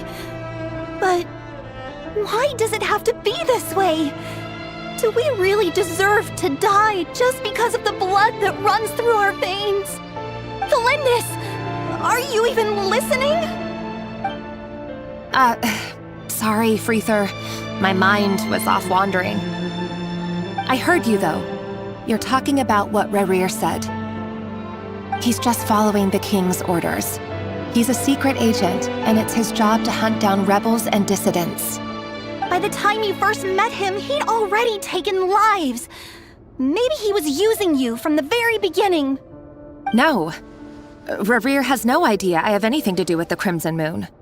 My family are only distant relatives of the main lineage, and besides, my eyes are perfectly ordinary. Truth be told, apart from my teacher, pretty much no one knows I have any connection to any of it. It's been a long time since my family severed ties. But as Orlog said, who could possibly talk sense into that raving lunatic of a king? No one. I'll work something out. Trust me, I'm with you all. But for now, you need to keep yourselves hidden. Don't let anyone find you, anyone at all. Don't forget that Rerir is an Eclipse operative. You need to be extra careful when he's around. And when I am too. For now, don't come looking for me.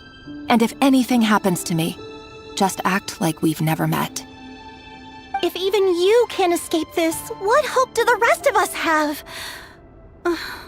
But after all this time together, surely he wouldn't lay a hand on you. I won't speak in his defense, nor can I give you a clear answer to that question. But I'll do everything I can to put an end to this. Here, hold on to this. If an opportunity to escape presents itself, take it. You'll be glad you took some spare change. You call that change? But what about you? I've got a job, and there's still money coming in. But you can't go anywhere right now. Please think about yourself for once.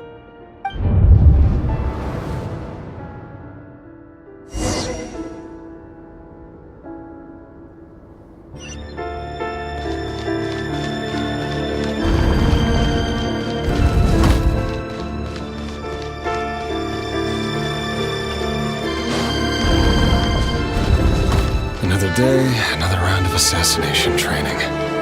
Training ground is just beyond this hidden passageway. When you kill a person, doesn't it bother you when you end up covered in their blood? Why would it? Aren't we all just walking blood bags? But not everyone is accustomed to hunting down others like prey. You've been a hunter for so long now, you seem to have forgotten that most people don't just go around killing one another. Leave me alone.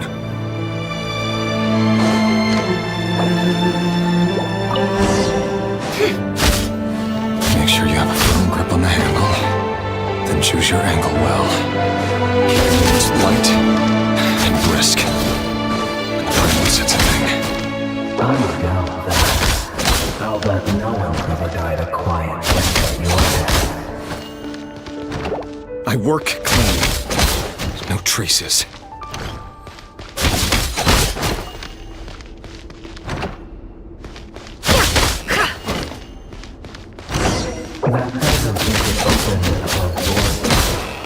The king just happens right now. Someday he doesn't. That won't happen. I heard that he fell under the spell of that power. In the beginning, I only had you take out a handful of royalty. The ones I've dealt with have always been guilty. And I've carried out my work flawlessly.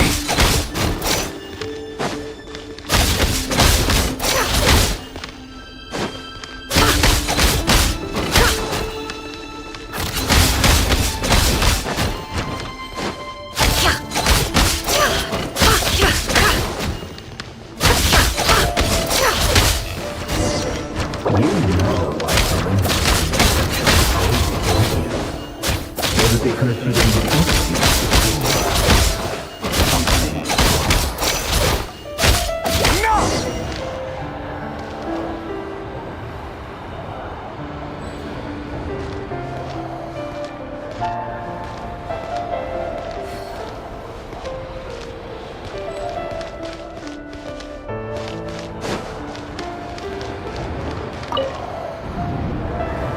Delindis, do you still remember Orlog?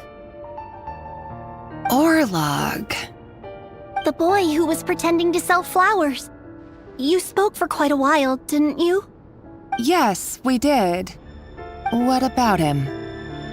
He was arrested 2 days ago. Chances are he's already dead. He... I just don't get it! After everything he's done, why do you still stand by him? Or does it mean nothing to you that people keep dying? No, that's not... Just hear me out. I need to go now, Delindis. They're looking for us. You take care too. If you ever need a place to hide, come find us.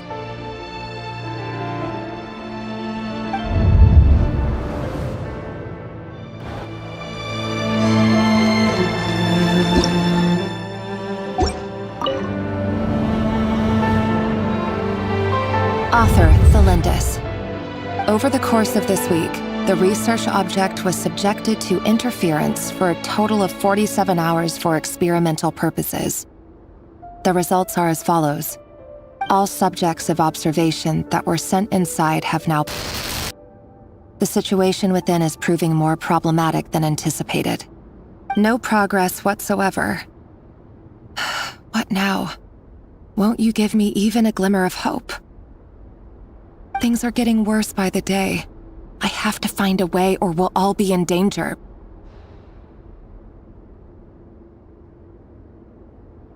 But I... If all this research comes to nothing, what then? Sooner or later, it'll be my neck on the line. But could he really bring himself to kill me? No. Surely he wouldn't have the heart.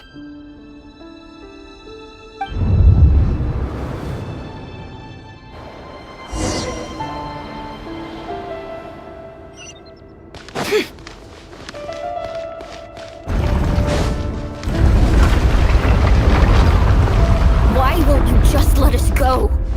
We don't even know each other.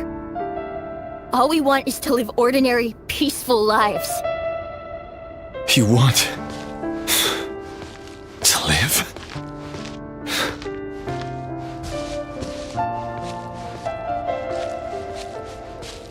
Yes. I just want to go on living. Is that really such an unforgivable crime?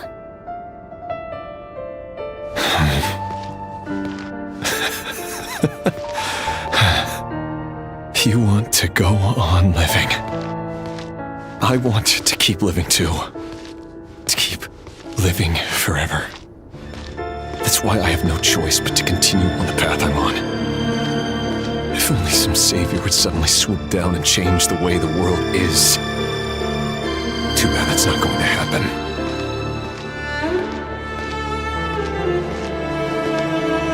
Imagine that.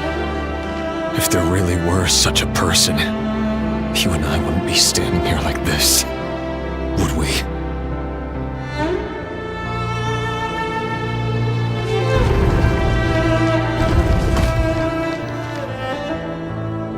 So these files are in. Time to wade through them just like usual. No, I don't get tired of it. It's my job. And not only am I lucky to have it, I'm good at it too.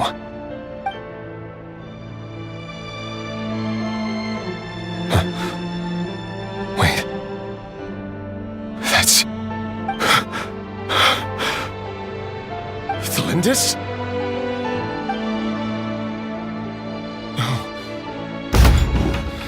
No! No! Why? But you bear no mark of the Crimson Moon. How could you possibly have anything to do with them? It cannot be! A diluted bloodline. Carefully concealed. I see it now. You've been living in the shadows just like me. What a fool I've been. Numbing myself with talk of justice. Even imagining my friends would back me up. But in the end, Irminsul. Finster King! How far are you going to take this? From the direct bloodline to secondary offshoots? And then what? Today it's the descendants of the Crimson Moon. Who will it be tomorrow? Will you not rest until everyone down here is dead? No. This cannot go on. This is where it ends.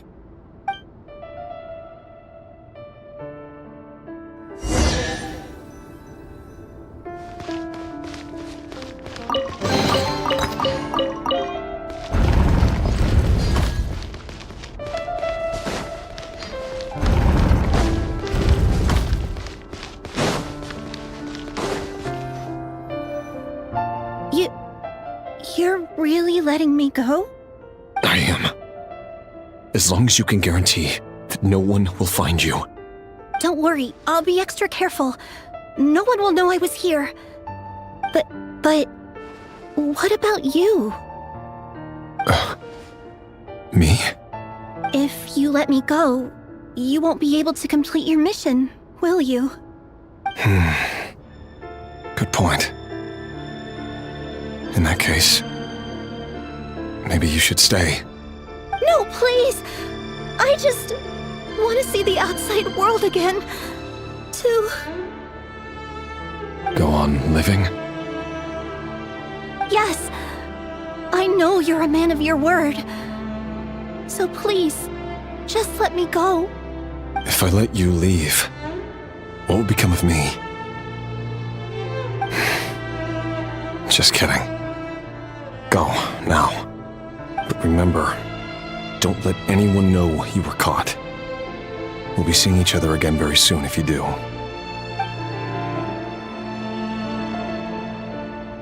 Even shadows in the dark must live by a code. But you can't save everyone. You've been whispering in my ear for days now, Vedifalnir. What are you trying to do? Break me down? I only say this because you long for an answer to your problems. Let her go, Rerir, or you risk losing everything. I will not abandon Thalindis. Then you'll need a little more vigilance and a lot more power. The world is changing, Rerir. Keep your eyes peeled for your moment of opportunity. That voice used to be so unclear, but now I know exactly whose it is. It's Vedafalnir. He won't tell me how to actually resolve any of this, but he keeps trying to manipulate me like a puppet. What's his game here? Tell me then. What will this moment of opportunity look like? And no answer. He's like a ghost. Always disturbing me when I'm on edge, but never answering when I need him most.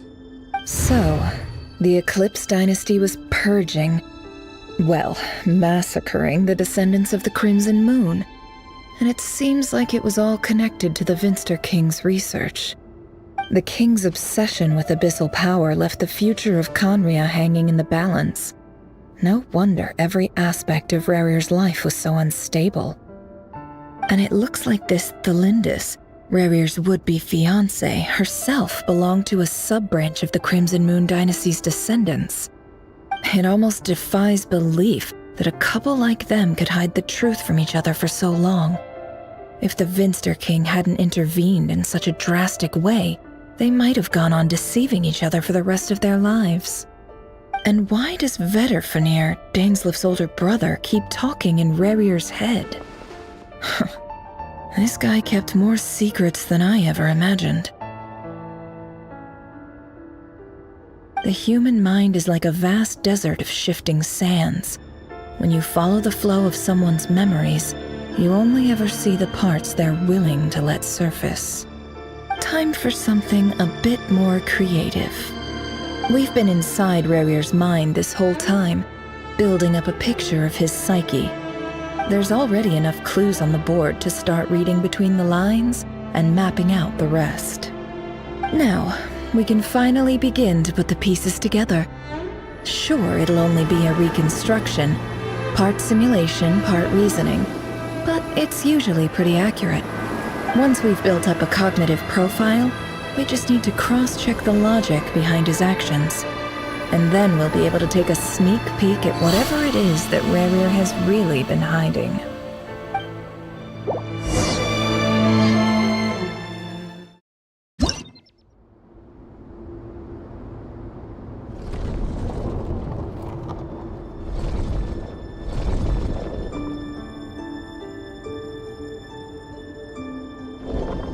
Rerir, are you there?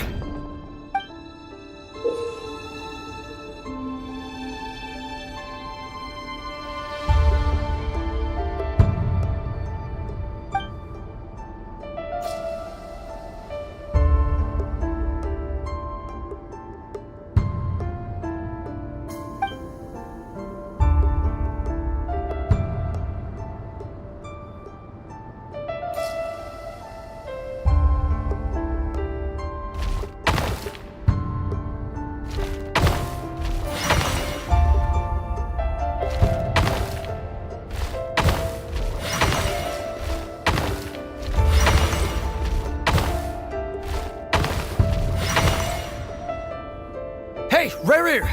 Come out, it's urgent! Dane? What's wrong? Quick, come with me. I'll explain everything once we've met up with the others. Okay, I'll come. But Thalindis is still over at the Universitas. I'll need to leave her a note.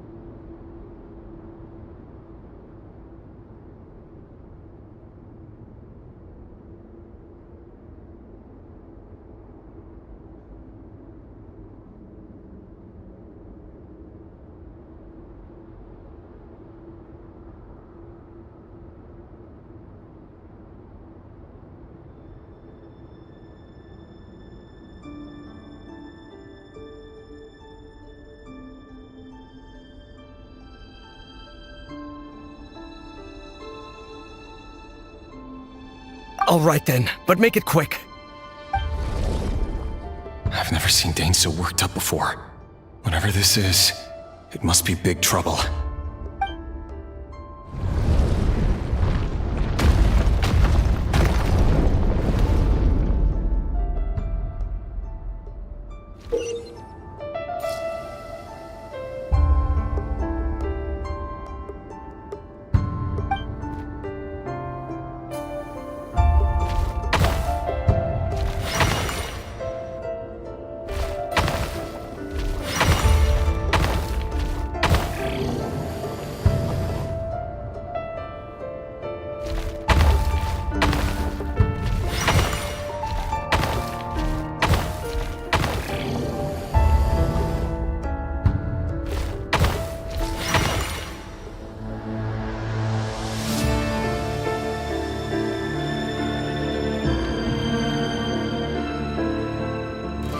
Well, this is a nice change, meeting you all at this hour.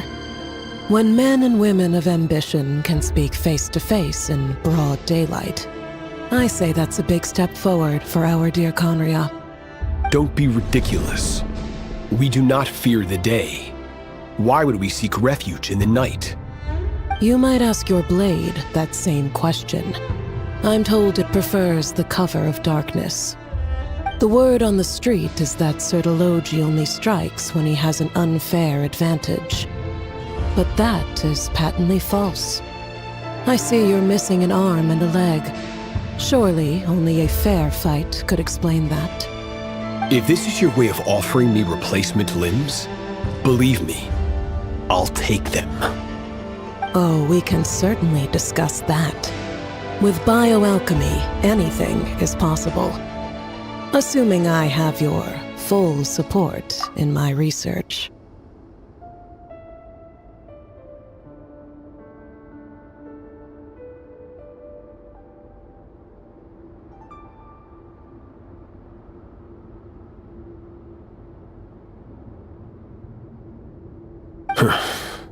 Lunatic.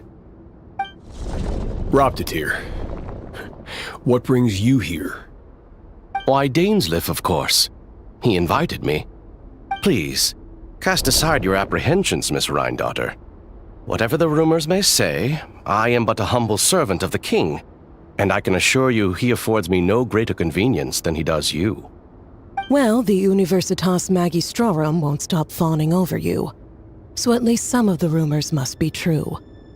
You're clearly doing well for yourself, so drop the humble servant act. It endears you to no one.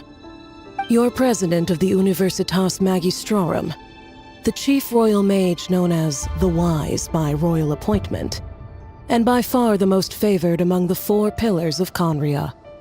Vice President Veet doesn't even try to hide his envy when he sees you. My success is the product of hard work and good luck. It's as simple as that. Were the king not such an extremist, I hardly think I would have received a senior post at my age. Of course, no job is without its gripes.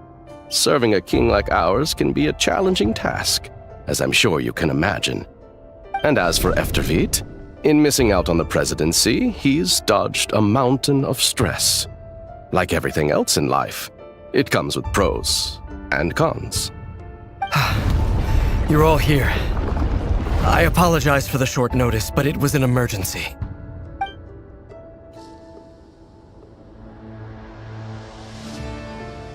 You must be Rerir.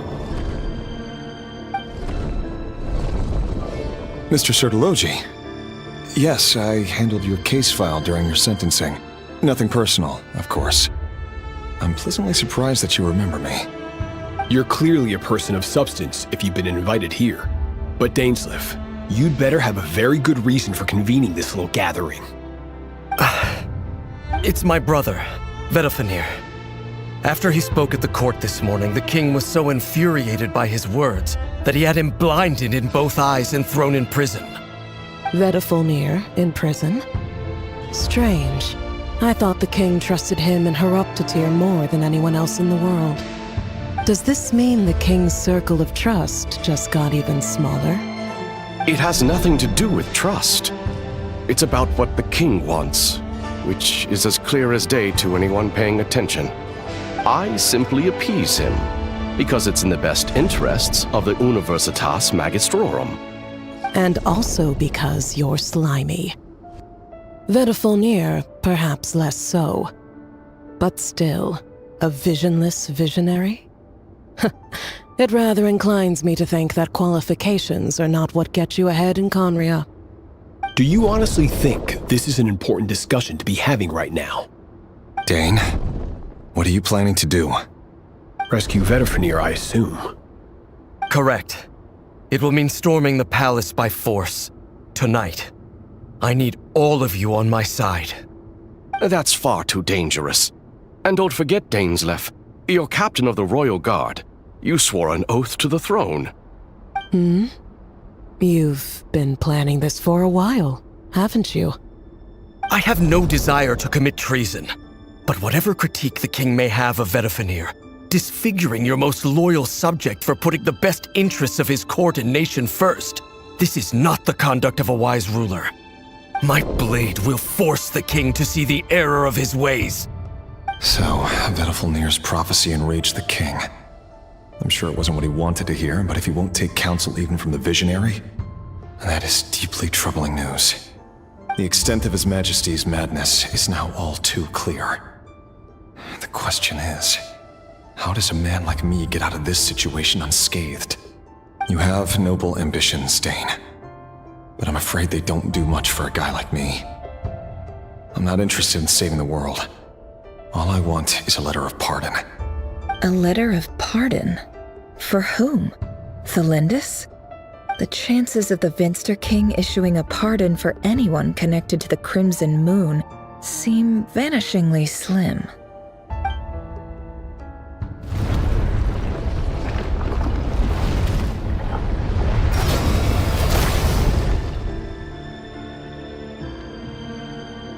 This black fog over the board must have some connection to Thelindis. But why is it taking this form? Does it have something to do with Revir's past? Another mystery I'll need to unravel.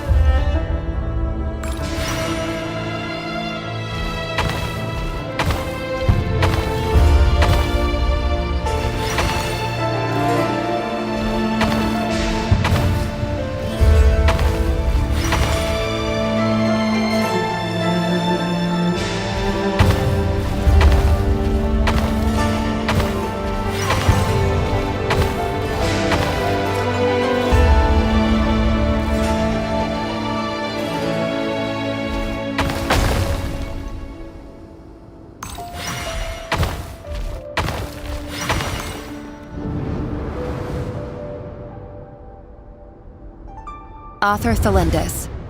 Over the course of this week, the research object was subjected to interference for a total of 60 hours for experimental purposes. The results are as follows. Research dating back to the Crimson Moon dynasty has established 2 points regarding moon marrow. Firstly, its origins have something to do with a god's power. Secondly, it serves as a portal to an as-yet indeterminate location. Moon marrow can thus be defined as a spatial gateway. However, there are a number of hurdles to overcome before we can answer the question of where it leads to. To start with, opening the gateway requires a specific power source, which the relevant literature indicates. An enormous amount of power is then required to keep the gate open. Currently, the total power output of our instruments remains in the single digits. To make matters worse, I am now the only staff member remaining in the Moon Marrow lab. The Universitas Magistrorum recently decided to move most of its personnel into abyssal energy research, which has stymied all Crimson Moon-related projects. This is not a wise move. I have always maintained that placing all our hopes in a single source of power is risky, especially one as poorly understood as this.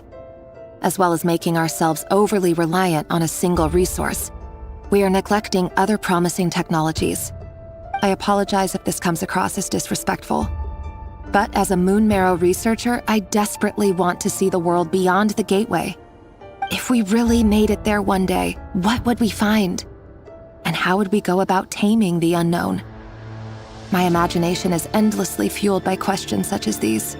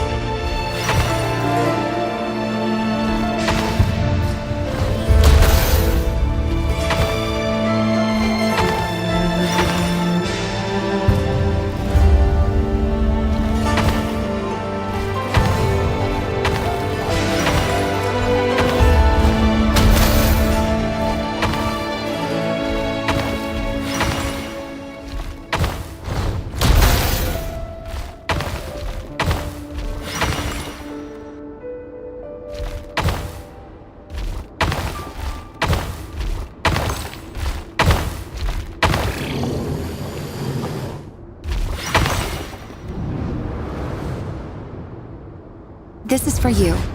I heard you're gonna leave the city with your parents. Thelindis, did you hear about what happened? I've heard nothing.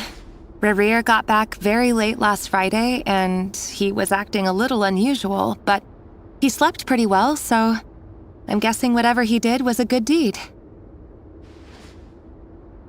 You never saw him, and I don't know what he did. And this conversation never happened. You understand? What if he finds out that you pried into his secrets? Don't be silly. I don't know what secrets he does or doesn't have. All I know is he's just a normal guy who happens to run some errands for the king. Are you scared of him? I don't know.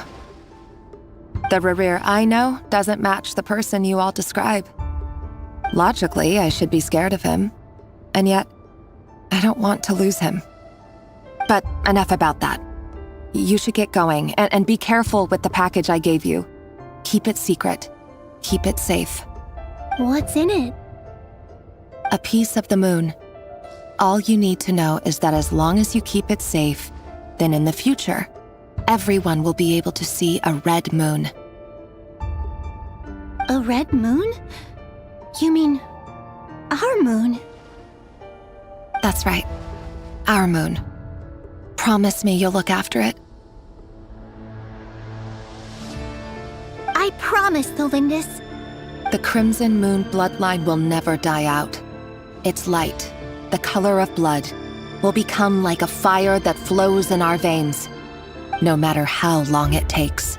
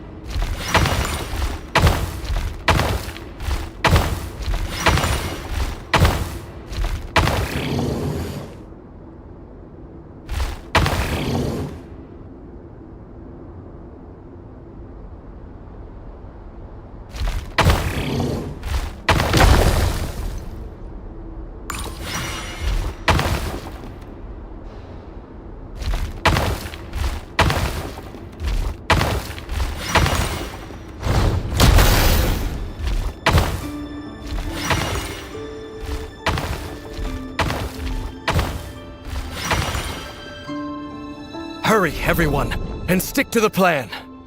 Sir Dainsleif, what are you? Is this treason?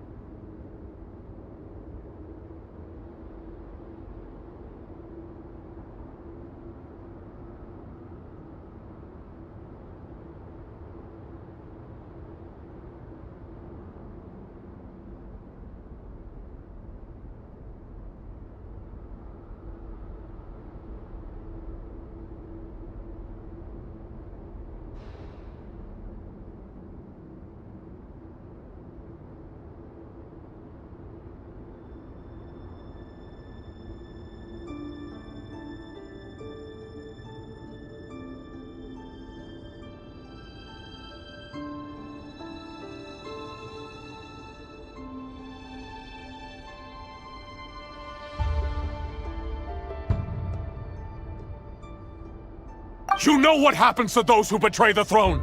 Please, don't do this! It is the king himself who has betrayed the throne. He has betrayed all of Conria. If you have any love left for justice in your heart, you should join me. It's showtime. Dane and his group will handle the troops in the palace. Then Hraptatir and Rheindater will disarm the security measures. My job is to enter the prison and rescue Vedifalnir. Stay safe. Wish me luck. Look after my brother. Draw your blade. It is time for justice to prevail.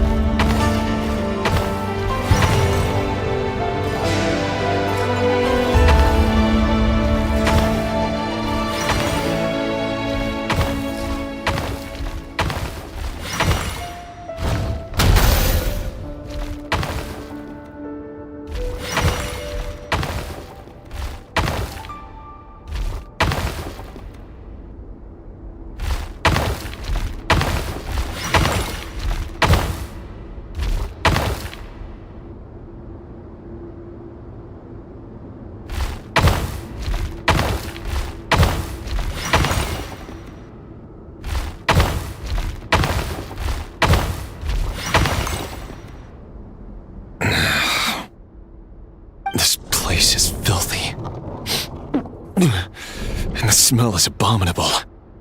Clearly, the king doesn't allow his prisoners a single shred of dignity. This is dire. Found you. Hello, Mr. Vedifalnir. Ah, it's you. Surprised? Oh, wait. I guess surprise isn't an emotion that prophets feel very often. I certainly felt some surprise in the moment when I was blinded. Surprise at the king's sheer ignorance. Surprise at just how unfairly this world responds to words of earnest remonstration. I'm curious. What did you prophesize this time? It wasn't a prophecy. It was a word of warning. Someone had to say it.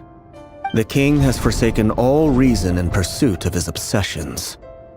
I simply told him that if he continues on this path, Conria will surely fall. But he didn't listen. Worse still, he stabbed you in both eyes and locked you away. Dane asked for my help. The court is in complete chaos now, but I'm sure you predicted that.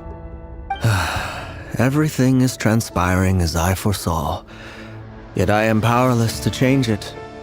Fate is an immutable force. I can but lament as the inevitable unfolds. I do wonder whether giving a man the power to see the future does nothing more for him than slowly crush his spirit. Forgive my curtness, Vedifalnir, but the king did not suddenly turn on you today. His suspicions have been brewing for a long time. You can't have wisdom beyond the reach of your fellow man without attracting his fear and suspicion. There are things the king does not want to see. So, he doesn't want you having visions of them either. He blinded you because he thought this would make the visions stop. He wasn't entirely wrong. I did indeed lose my power to see the future. Right up until... Until what? Just now. I believe I saw something new. Well, tonight could go a lot of different ways. 5 of us banded together to storm the palace, also we could rescue you. This will go down as the most tumultuous day in Conrian history. I sense hatred in you, but also hope. A desperate hope that with the tyrant deposed, that will be the end of the story. But this is not the end. It is the beginning of a new chapter in a whole new story. There are many men of honor and courage in this world, Rerir.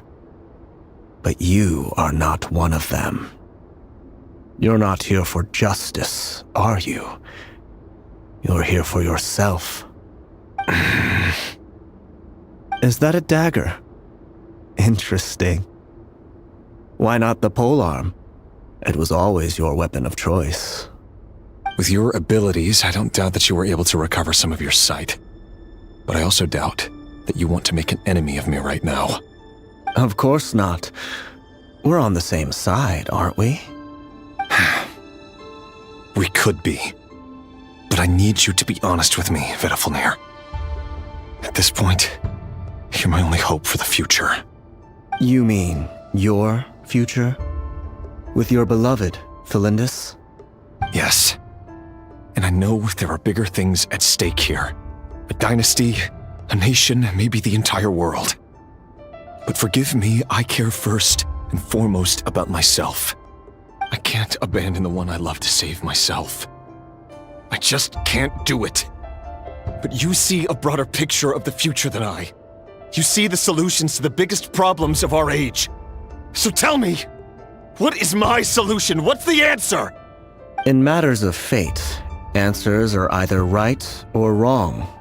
What will be and what will not.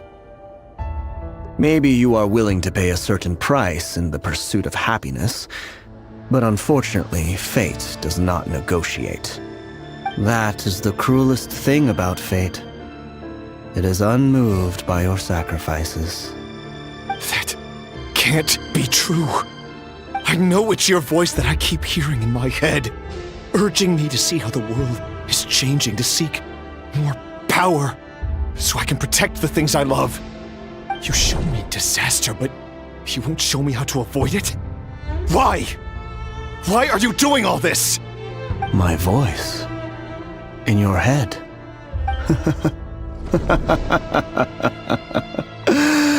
So, you hear it too. The voice that steals your mind, gains your trust, and drives you crazy. It turns out that we are not so different, you and I. Vedafilnir just broke into the strangest smile I've ever seen in my life, as if he'd discovered some monumental secret. But then he suddenly switched to looking extremely weary. Very well then. My advice to you is as follows. You must persevere. Whatever trials and tribulations you may face, be steadfast in the belief that they are your path to the future. For as long as you live, your story with Felindis shall not come to an end.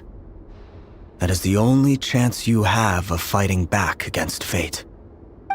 It is up to you whether you believe my words.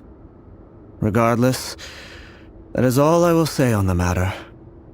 I have no right to intervene any further. I will hold you to your word. Thank you for setting me free.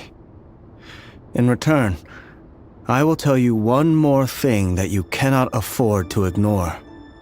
Just then, a strange wave of energy rippled through the city. We had no idea what it could mean. If I were you, I would head to the Universitas Magistrorum. The Universitas? Oh no! I'm sure we'll be seeing each other again very soon, Rerir. Whatever Vedafilnir said, I didn't catch it. I didn't even help him out of the prison. There was no time to lose.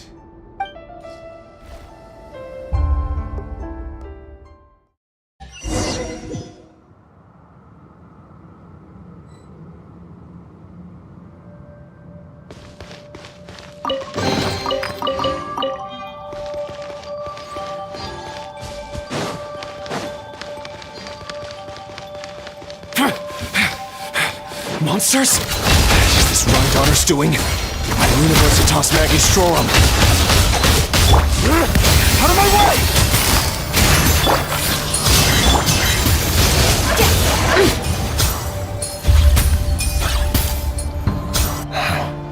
The Universitas. That reminds me of a rumor I once heard. Allegedly, the king installed secret mechanisms in the palace and around the city. No one knows where they are or what kind of power they hold. But if they were ever gonna activate, it would probably be on a night like tonight. Help! Help! Hold on! Don't let them anywhere near you! Save me! I can't! Ah! That sounded like an explosion. So, the rumor is true? The king really went through with it. What other means does the king have at his disposal? They must run on power from the abyss.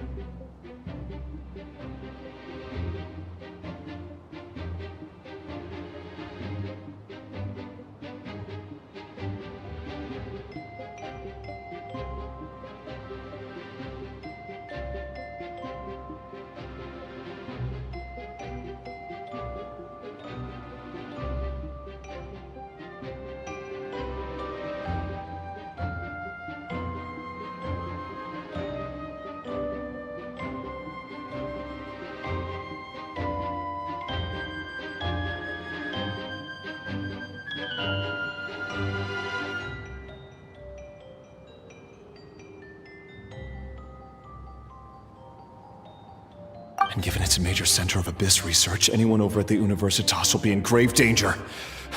I have to hurry!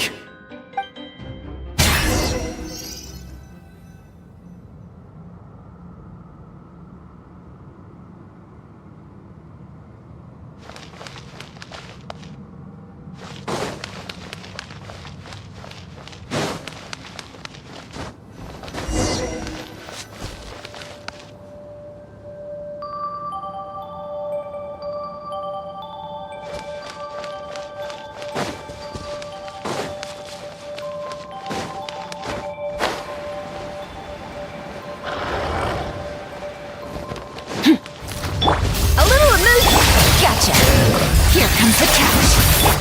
My will embodied. Can't hide the truth. The mystery unravels.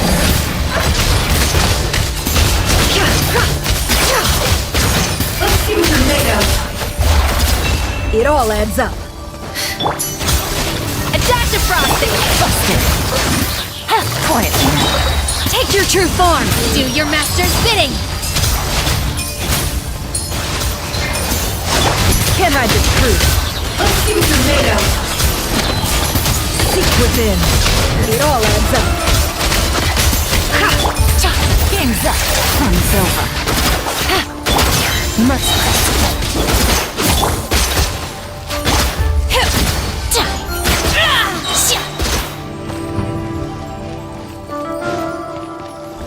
Cryo incarnate. A burst of flavor.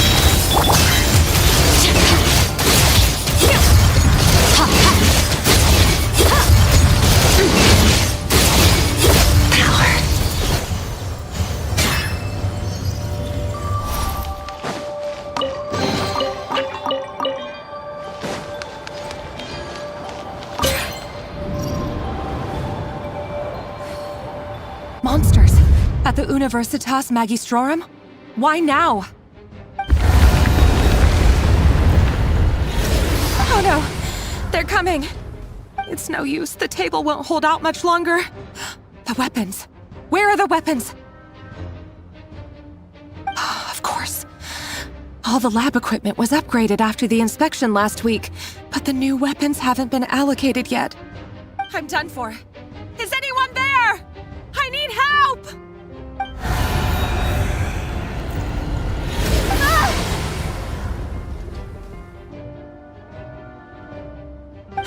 Stay back! Please stay back! Please!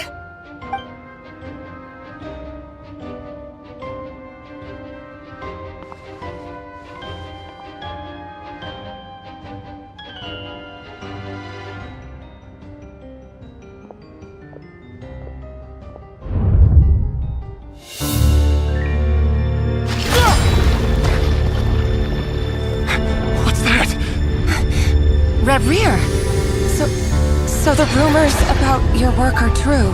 What? No! Listen, something happened at the palace tonight. We have to leave! You don't need to lie to me anymore. What do you mean? I know why you're worried, and I will respect the decision you've made. But it's okay, because I found a solution. I know how to end all this. You can have it back. The normal life you so desire. But until then, I'm afraid our wedding will have to wait. Celindus? No, don't do it! Celindus! Celindus!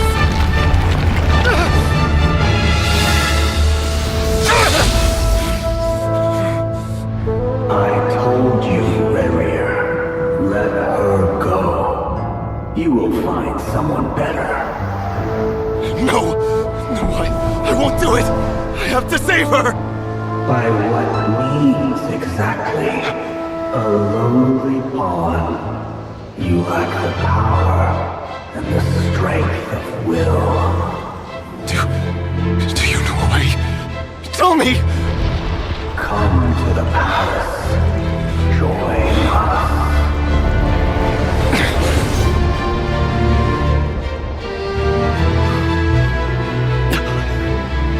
Rerir, thank goodness, we... Step forth and take your share. You made it. Not you too.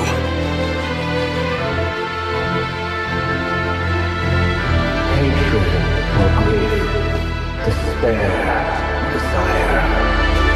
We all have our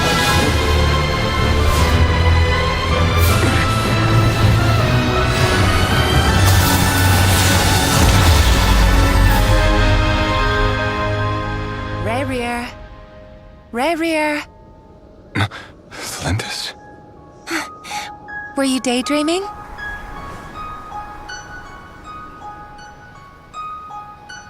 You still remember, Rerir?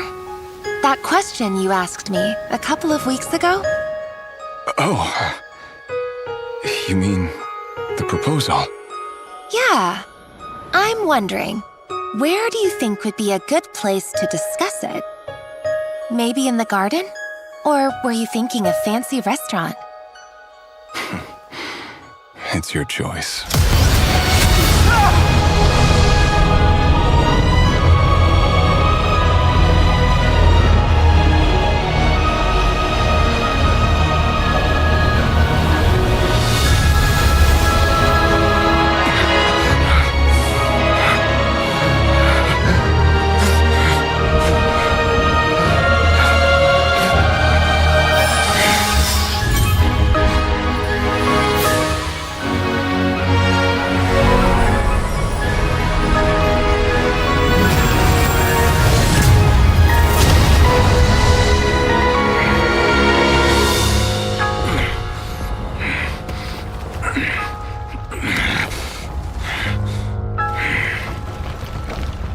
I will find you. And then, you can give me your answer.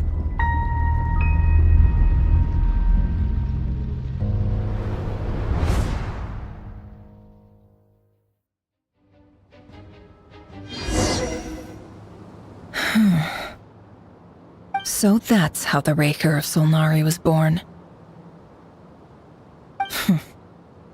A monster created by circumstance is a monster all the same. Viewing other people's thoughts for too long can get uncomfortable. Right now, I'm feeling a strong sense of loathing. In a nutshell, the story of Conria is what happens when the truth falls by the wayside.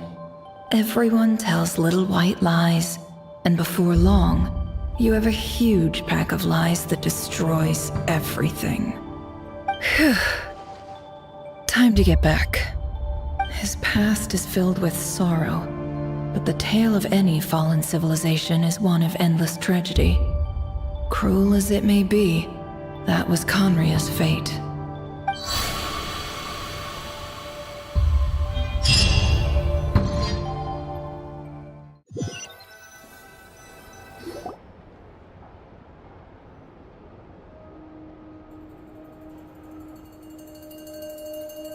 Everyone, I'm back. Can I get a standing ovation? Never! How are you holding up? Feeling okay? She's fine. Boss is a pro. Yes, I'm fine. You will have seen the events of Rerir's life through my thoughts. It's now clear that he is just a regular nobody, driven by personal tragedy, as he said himself. I mostly agree. There's only so much we can know about him from his memories alone, but they did give us a clear glimpse into his life in Conria. However, I would not consider Rerir to be a nobody. He was deeply involved in the events of that era. Yet, when the catastrophe of a generation strikes, nobody is safe. Sounds to me like you're speaking in riddles again. Is this you urging me not to abandon the people of Nodcry in their hour of need? That's not what I meant. Although I do hope you choose to remain a part of the plan. Without you, the mission ahead will be all but impossible. Then try to remember that I respond better to the carrot than the stick. And I don't appreciate being bossed around. Now, As for you, Missy, you were excellent. You stuck to the rules of the ceremony and kept your mouth shut the entire time. Bravo. Cool! So, can you fill me in on the deets now? Most of what I saw went right over my head. Patience. You'll hear the whole story, don't you worry. But let's meet up with the others first. It will save me narrating it twice. Yehoda? Yes, boss! Let me get that door for ya. That's more like it. For a moment there, I was worried you'd forgotten about the first clause of your employment contract. Forgive my curiosity, but what does the first clause say? It says I gotta do the annoying stuff that boss is too lazy to do for herself. Like opening the door, pouring the tea, yada yada. Is that right? If something is in the contract, it's because she willingly agreed to it. Rest assured that the Curatorium abides by the very strictest of labor policies. You don't seriously think I'm cruel enough to treat her like my slave? In any case, I've hardly shied away from my share of the work today. Hope I don't catch Flintz and Varka lounging about in their chairs, enjoying a leisurely cup of tea. There's nothing I dislike more than other people enjoying themselves while I'm hard at work.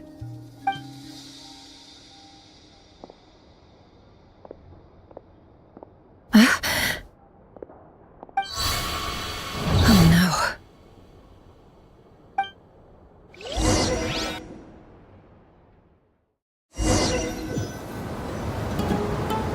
Sorry to disturb you, but we seem to have run into some trouble. Evidently so. Don't worry, I'm not about to leave you to fend for yourselves. I'm not that kind of boss. And it would go against the Curatorium's labor policy. I'm sorry. What did you hear me say? I wasn't talking about labor policy. Wait. How long have I been standing here? Not long. You just appeared by the door a moment ago.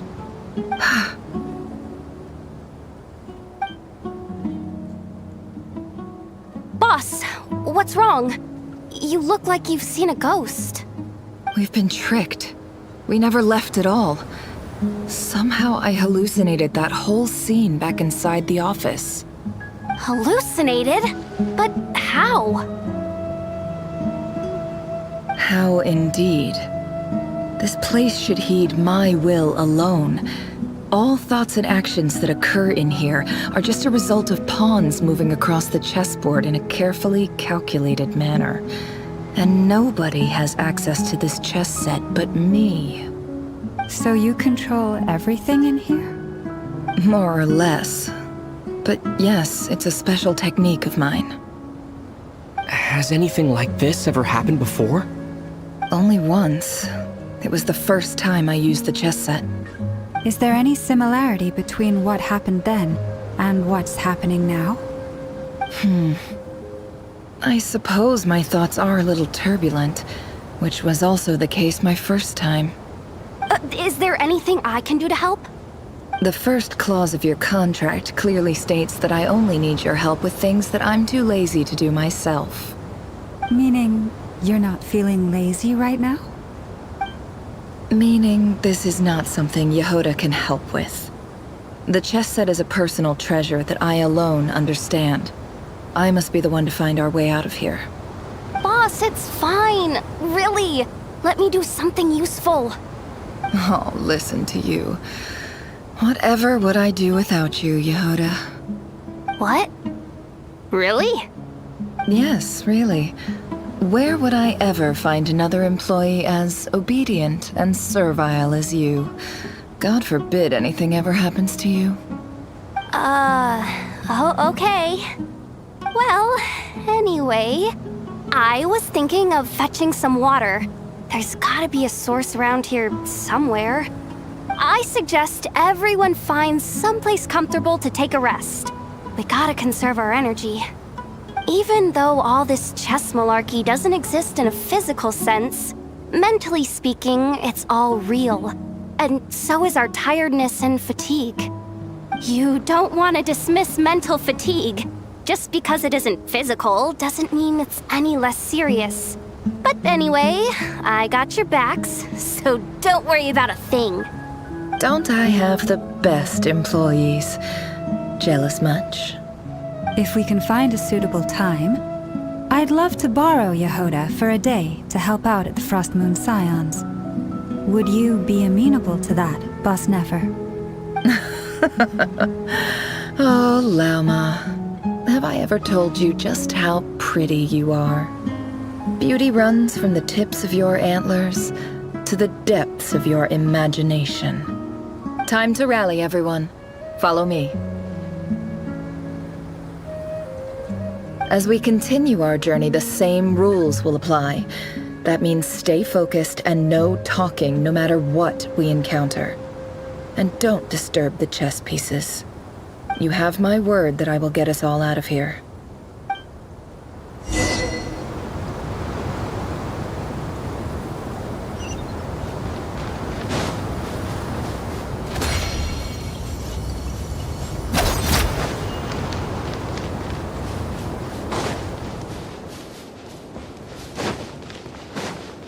This place looks familiar. That's not a good sign. There's someone up ahead. Time for a little chat.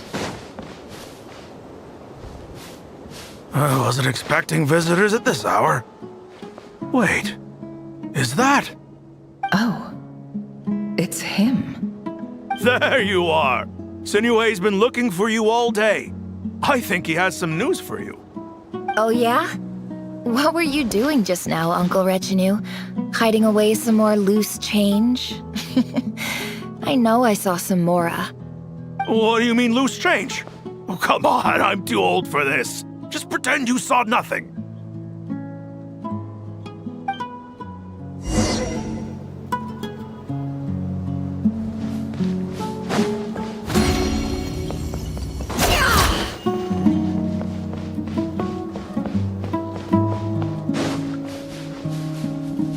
Hey, kid.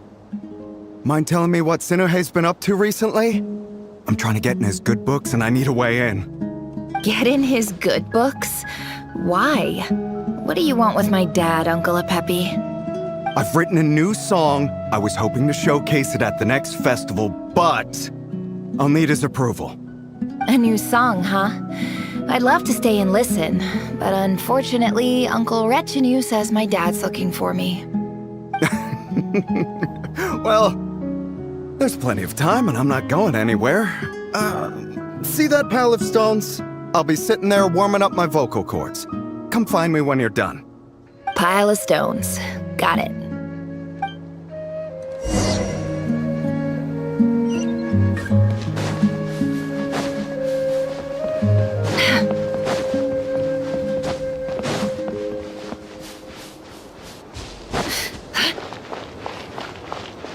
Hi, Dad. Uncle Retinue said you were looking for me. Ah, there's my little princess. If you'd gotten back just a little sooner, you could have shared the spoils of war with me. Spoils of war? Who were you fighting against, Dad? It was just a figure of speech. The aftermath of a sandstorm is no time to be waging war. I was talking about our war against thirst. I went out to fix our water supply problem, and now I'm back. Which means... We have a well again! That's right. I found a new one and brought back as much water as I could carry. It should last us for a good while. If it wasn't for these blasted sandstorms, our wells wouldn't be caving in. You wouldn't be spending all your time out searching for new water sources. As the chief of our tribe, I'm supposed to be leading us out of hardship and poverty, onto better things. You know how prosperous our ancestors were. I've told you all the stories. And look at us now, squeezed into these hovels. No one would choose this, if it wasn't for the endless wars over the years. But things are looking up. I started working with some folks from the academia a few months back. They gave me some contacts in return for my assistance in the desert. So you're the academia's helper now? Special ambassador, they call it. Think of it as a partnership. It's nothing bad, okay? We've been isolated here in the desert for too long. Seeking opportunities elsewhere is the best thing for us, and the fastest way to progress. So, do you get anything good out of being a special ambassador? Of course. My luck's improving all the time. One day, I swear I'm gonna lead us out of this place.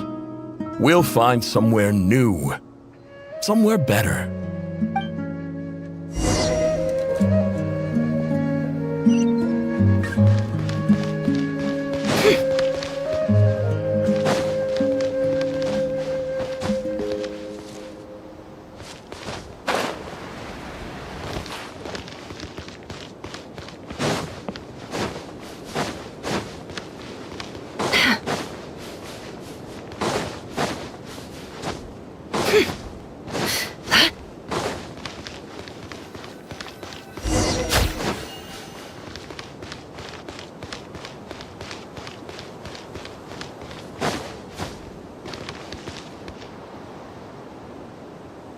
That's our well, and you know it!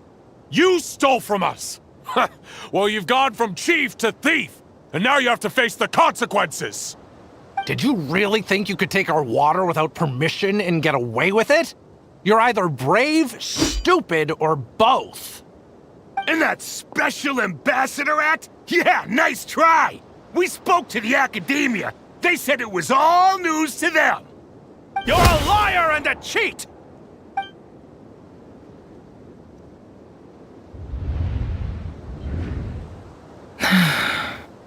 I heard Yehuda gasp, but I don't blame her. Most people are terrified by the sight of blood. Corpses strewn across the ground. The wounds are clearly from scimitars and daggers. The desert dwellers' weapons of choice. There's a handwritten note on the ground. Let's see what it says. Halil, this is Sinuhe, chief of the Shimti tribe. Surely you remember me. I was the one who helped you and your colleagues avoid the quicksand in the desert. This is my second time writing to you. I assume my last letter must have gotten lost in the mail, as I didn't receive a reply. I hope this one makes it to you safely. I'm writing to you because I need some help. That sandstorm the other day completely blocked up our well, forcing me to look for another water source in Iab and Unut territory. It was a matter of survival. Praise the gods. The well of the Iab tribe was intact. It was my last resort. I drew what water I could and left, but not without being spotted. I fear they will retaliate. You told me to write to you if I ever needed help. You said you'd be my ally in the academia. I urgently need you to formally recognize my title of Special Ambassador and send some of your people to assist me for a few days. It's the only way I can convince them that this was the Academia's decision and prevent them from retaliating. This is an emergency. Please send help as soon as possible. Looks like this letter never got sent. The writer died a grisly death, and the letter was trampled into the ground. It's badly defaced. Some parts are barely legible. What a ridiculous lie the surviving Shimti tell. Their whole village was butchered over a sip of water.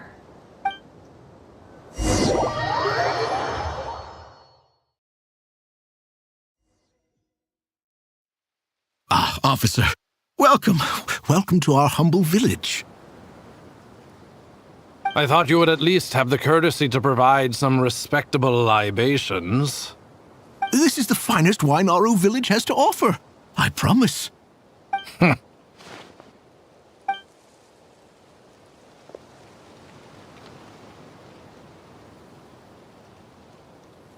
The Academia has agreed to reserve a single space for a candidate from your village. But I remain skeptical of this entire endeavor.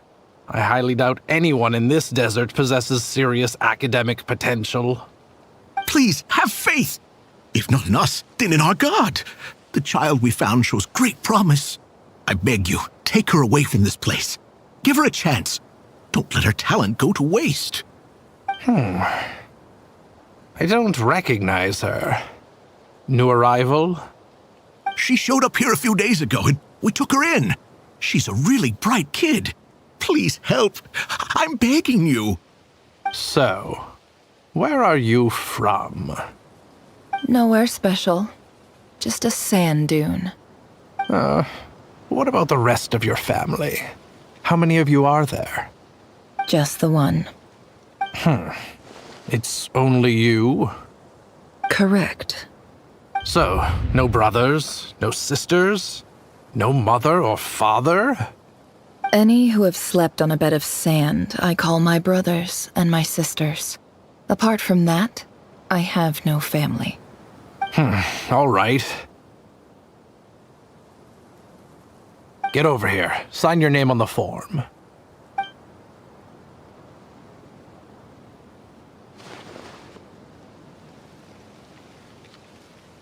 Never? You're rather fair-skinned for a desert dweller.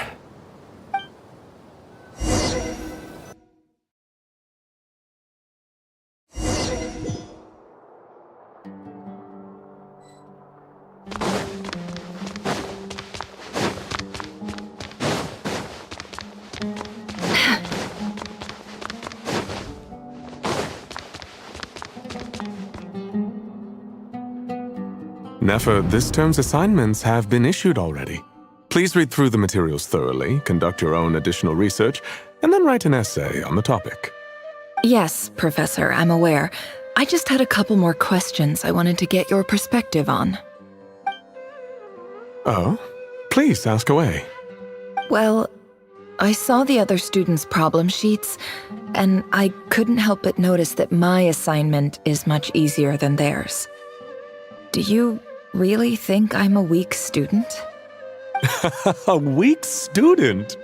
Goodness, no. Quite the opposite. You have a sharp mind. Almost too sharp. I think what you're saying is, a weak student wouldn't have noticed the discrepancy. And if they did, they certainly wouldn't complain about the lighter workload. You see, sharp as they come. You see things the way they are. And I'm sure you know why they're like that. Because of where I come from. Because I'm different. I'm sorry, Nefer. I don't like it any more than you do. It's just... Anyway, you said you had a couple of questions? What's the other one? I wanted to check... If someone sent me a letter to the academia, where do I go to collect it? Ah, your family wrote to you. As long as they put your name on the envelope, someone should hand it right to you. Not exactly. It's not even a recent letter. I was just curious where the mail would end up if no one collects it. The House of Dana, I expect. I know there's a box for unclaimed mail somewhere in there, probably sitting on a shelf. Whatever you're looking for, that'd be the place to start. Okay, got it. Thank you, Professor. Oh, don't mention it. Honestly, I feel like I failed you. I'm supposed to be your teacher, but I haven't taught you anything. Hey, don't say that. You're a great teacher, and you do your best for all your students. But the rules are the rules. You're not allowed to teach students like me. It's not just the academia either. The whole world bends over backwards for the successful and leaves the losers to suffer and die. Oh, my dear child. Don't tell me you've given up on life already. I haven't. I just think that if you want to make it in this world, you have to find a way to become successful.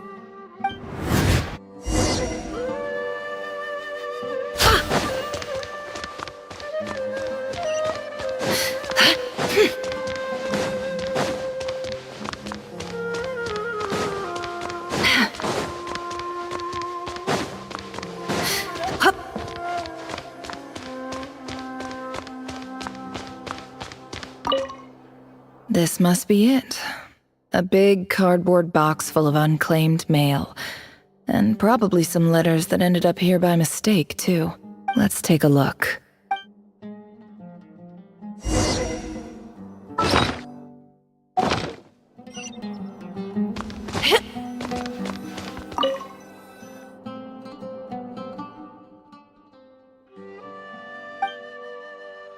A dilapidation survey from Port Ormos.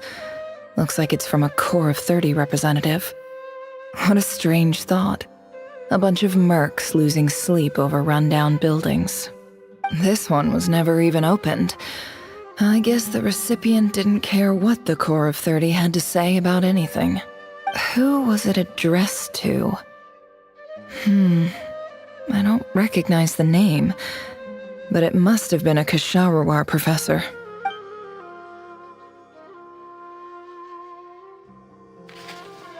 This one is addressed to the Immorta Sage.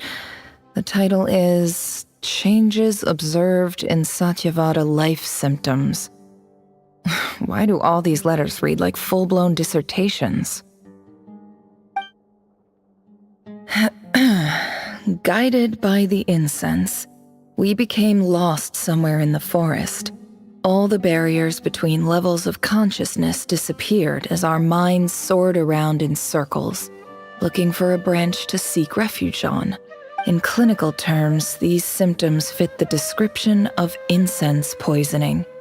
The Immorta Darshan strictly prohibits the use of hallucinogenic substances, but I believe there are still people getting away with it. For example, my neighbor who always breaks out into song and dance after using incense.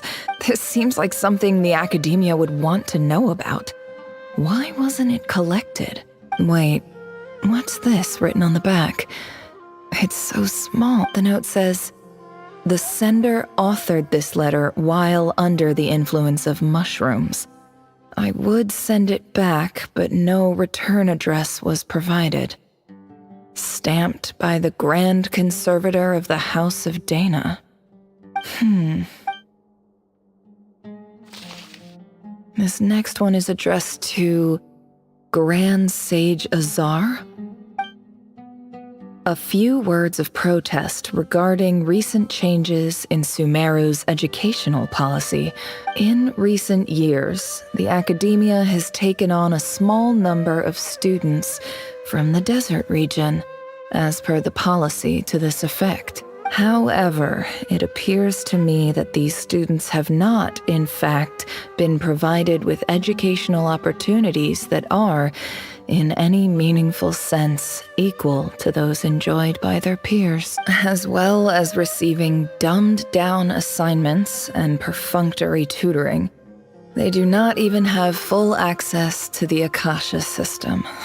Education is the fundamental purpose of this institution, which should go without saying in a nation whose founding virtues are knowledge and wisdom. I ask you, is the lip service we pay to the policy of education for desert students truly the standard of pedagogy to which the academia aspires? As Grand Sage, policy decisions are your prerogative, but do not forget your roots. You and I were once students too, as was everyone else in this institution. I do hope you will give some serious attention to this matter. I encourage you to discuss issues like this with myself and others, and listen to some alternative opinions. Great letter. Shame it didn't get to where it needed to go. And the sender is... Sage Cyrus of Spontamod. I didn't realize anyone else even knew how bad students like me have it in this place. So this is where letters from the Sage of Spontamod end up? Nice one, Grand Sage. Really enlightened leadership. Whatever. This isn't what I came here for. Moving on. I'm not exactly holding out hope that a letter sent from the desert would even make it here. But if it did, where else would it end up if not in this box? I can't believe how much discarded mail there is. Must have been years since someone last went through it all. And this is just one box. The whole House of Dana is boxes on shelves. I don't believe for 1 second that any human being has sat down and read through all the documents in this place. Who has that much free time on their hands? Wait, could this be it?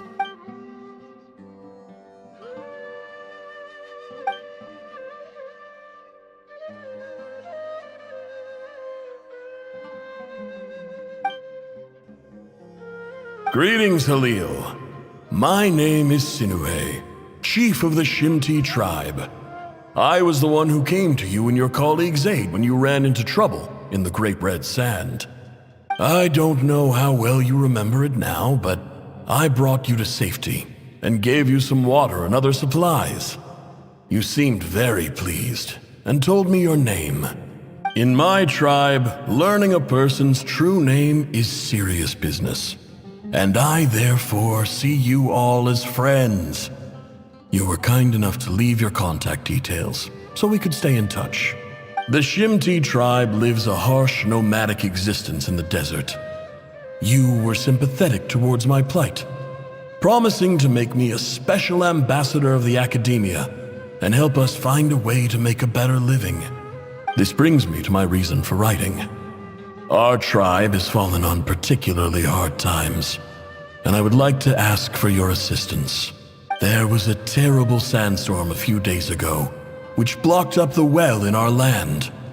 To ensure my people's survival, I had no choice but to venture into Iyab and Unut territory in search of an alternate water source. The Iyab and Unut are descended from the Thamudians. While we trace our ancestry to Tulatala, we worship the Lord of Flowers and have had relatively good relations with our fellow tribes up until now. I found a well belonging to the Iyab tribe. They declined to help us, but I really had no other option, so I took some water to keep me and my tribe alive. My actions are certain to incur their wrath. When we met, you assured me that you would be my ally in the academia. I would like to take you up on that offer, because I really need your help. I wonder if you could send an academia representative to meet with me.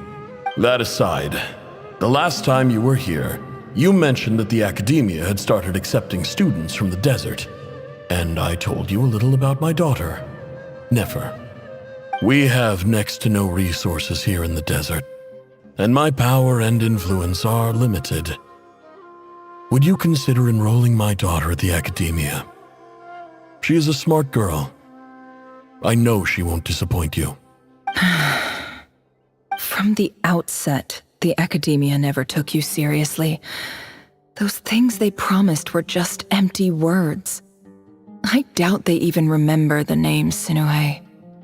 And you were so emphatic that your luck had finally changed for the better.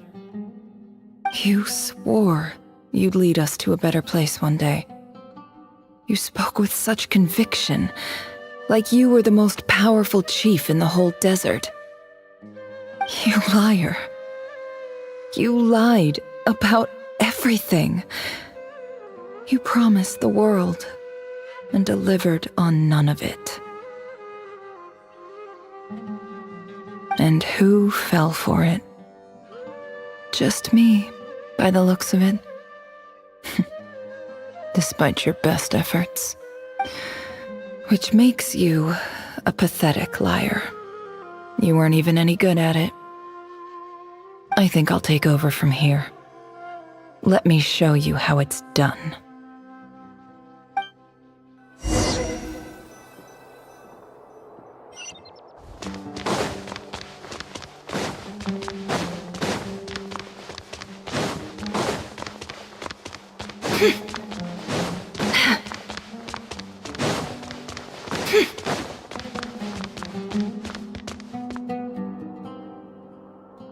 I just came to say goodbye.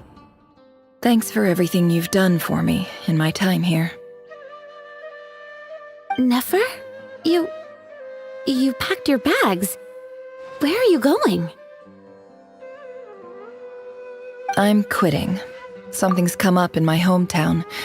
Gonna head back and deal with it. Huh? But this was a hard-won opportunity for you. You know that better than I do. It was, but it doesn't matter. I have more important things to deal with and they can't wait. Oh, and I didn't want to overfill my bags, so I left some incense on your desk.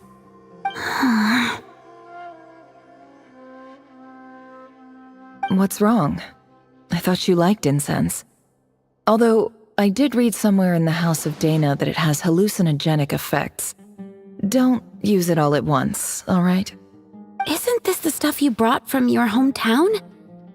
You're just letting me have it? But you said it's a rare and valuable commodity. Yeah, about that. I lied. It's not rare at all. There's this bunch of ruins near my hometown that are practically overgrown with this plant. It's not worth much. Keep it, it's fine. But never... All right, that's all from me. You take care.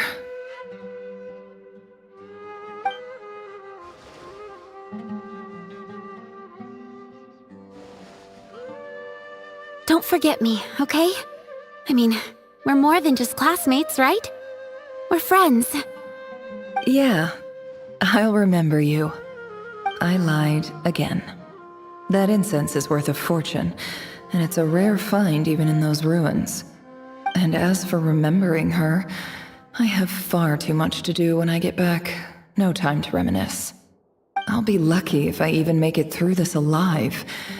But either way, I expect I'll forget you pretty quickly.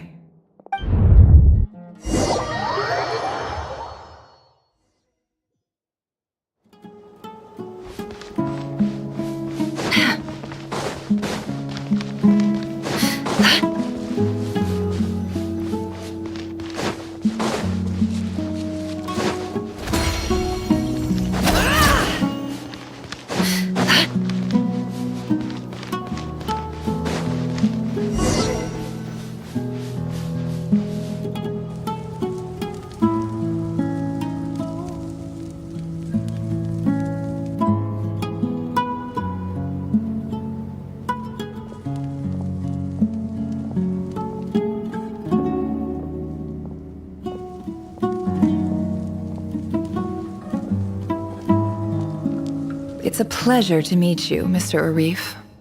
So, what does the Academia want? Since they've sent their special ambassador, I assume there's a big business deal to be made. If not, I'd be very disappointed. Please, sir, lower your blade. You're lucky I'm the one they sent. Not all special ambassadors share my admiration for the Iab people.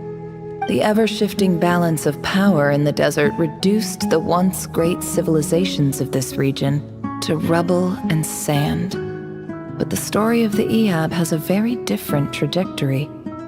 Others grew weak, but you grew strong, beginning in obscurity and moving to prosperity. You're the only ones who defied the trend. Huh. So, you do know who you're dealing with? This well is the perfect symbol of your strength, is it not? It used to belong to the Unut, but it looks like you have control over it now. You're not wrong. But I'm sure you didn't come all this way just to flatter us. Of course not. I came to bring you some very good news. Some information that recently came to light, which might just be your ticket to freedom. Records uncovered by the Vahumana Darshan show that a certain well currently under Iab control is built on top of some ancient ruins. These ruins are of great archaeological interest to the Academia. I checked the map carefully on my way over here, and I'm confident that this is the well in question. The Academia is offering 50 million mora in return for excavation rights. 50 million? No, wait. If these ruins are as important as you say, 50 million's a little low, don't you think? Don't get greedy, Iab. We know far more than you think. We know that you seized this well by force. Wasn't that the first step in your rise to power? To drive away the Unut and steal their water supply? So what if it was?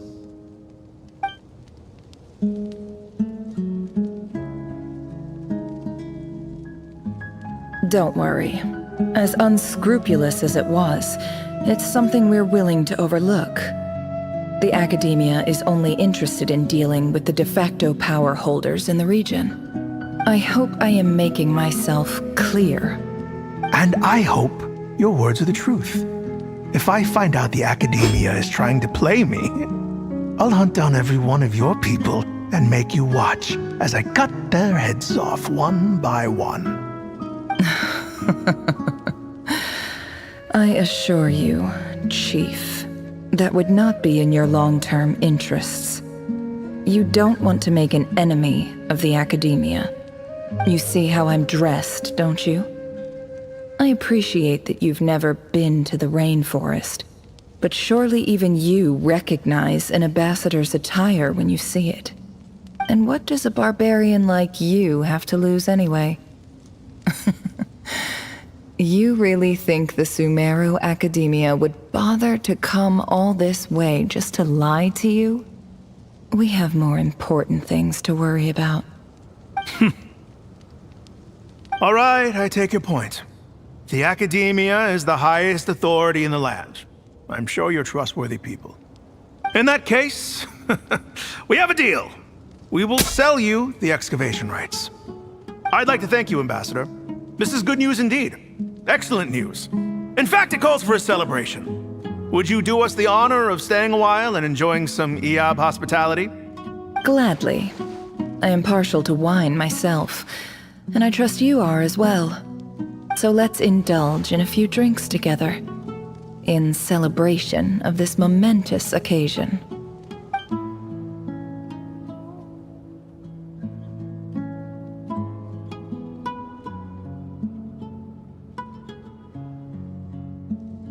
Chief!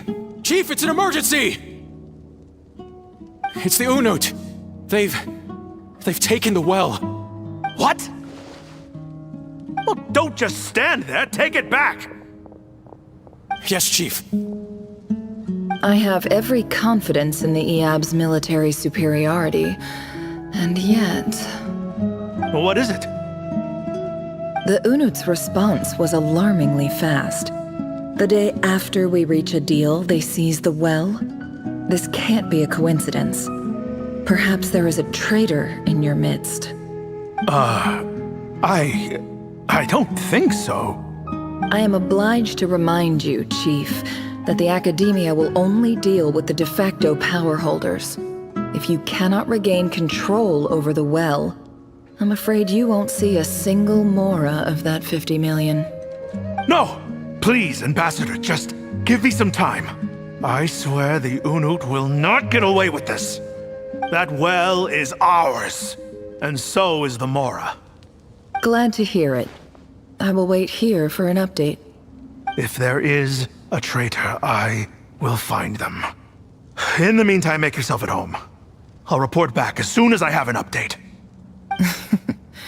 Much obliged. Wow. All it took was a few words and I've got him wrapped around my finger. What an amazing feeling. So, in summary, Ambassador, the Academia would rather negotiate with our tribe instead of the Eab, yes? The Eab are ruthless murderers who don't listen to reason. And now they have the gall to interfere in our research projects in the desert region. So let me ask you, Chief, if you were the Academia, what would you do? Kill them all, of course. Precisely. The Academia does not tolerate those who stand in our way. The Eab have held back our academic pursuits for too long, and our patience is wearing thin. At the same time, there is simply no way that the Academia can be seen to be intervening in desert affairs. I'm sure you understand where I'm coming from. We have our own rules out here. If the rainforest dwellers raised arms against a desert tribe, it'd start a bloody war. Right. We can't confront them ourselves, but we can support their enemies. The Unut have always had strained relations with the Eab, which makes you our natural allies. Natural allies. Weren't the Eab your allies once? You were quick to send them after us to protect your interests back when we stole that water. And now look at you. You're at each other's throats. Let me be clear. The Academia wishes to collaborate with the legally recognized rulers of the desert in this matter. We are asking for excavation rights to that well, and our offer is 50 million mora. Say no more. I believe we have an understanding. Good. Then I suggest you get to work. Get us access to that well, and the mora's yours. You see, Dad? Lying is easy when you know how. People will believe anything.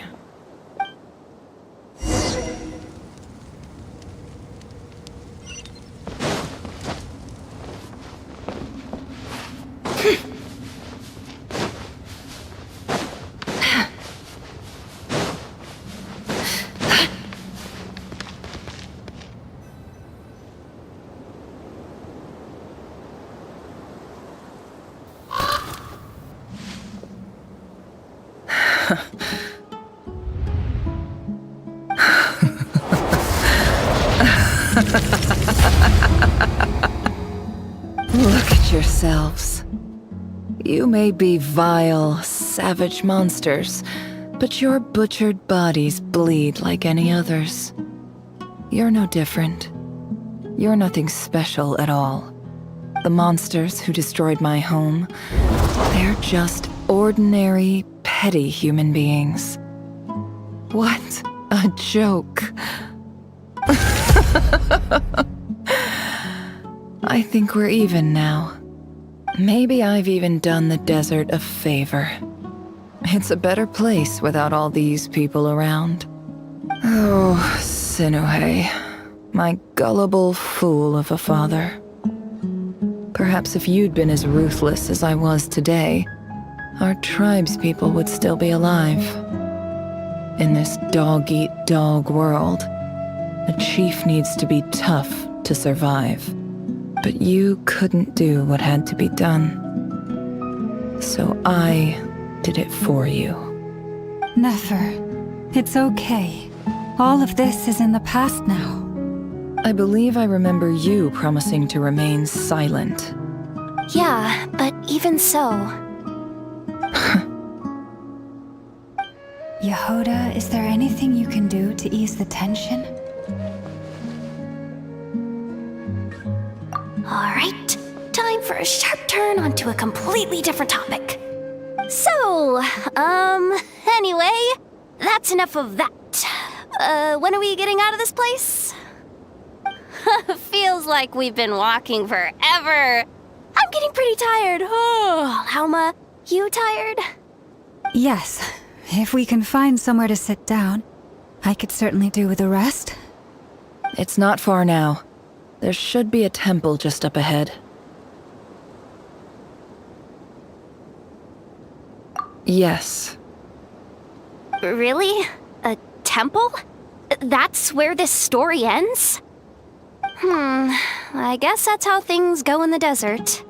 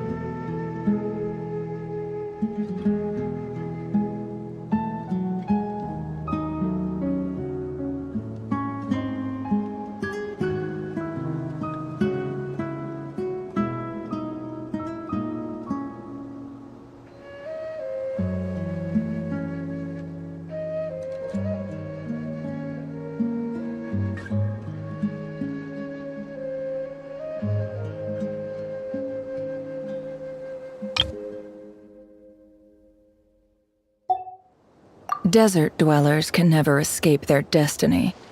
Or so everyone says. I never wanted to believe it, but looking back now, I'm as desert as they come.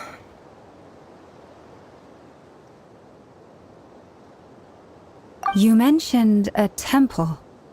What's waiting for us there? My biggest trade secret of all. Ah. Then I'm guessing it's where you got your power from. The power to peer into other people's minds. I didn't know you were clued up on any other religions.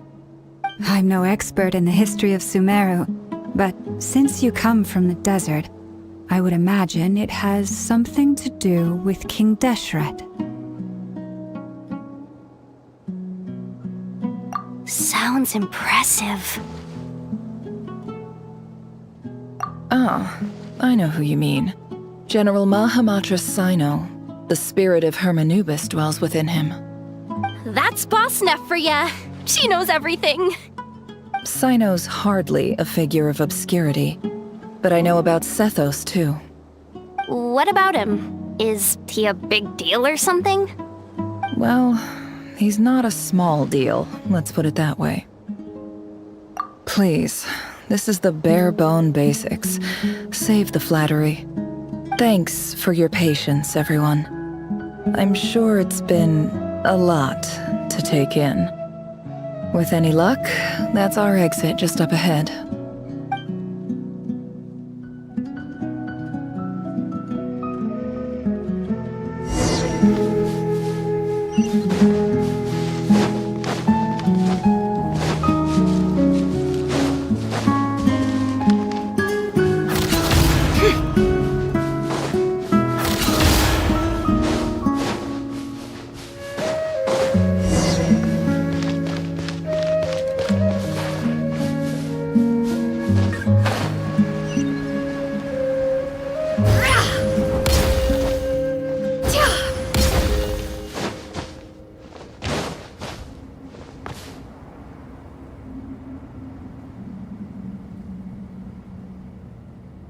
Uh-oh.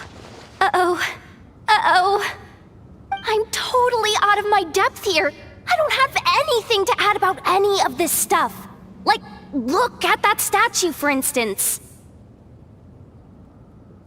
I want to do the whole name-dropping, this girl knows her stuff thing too, but I've never seen anything like it before. A statue with the head of a bird. That's Thoth, the Ibis King, one of the 7 pillars of King Deshret. The legends say that he, the Crocodile King, and the Goat King were the 3 retainers of King Deshret. Let's take a look.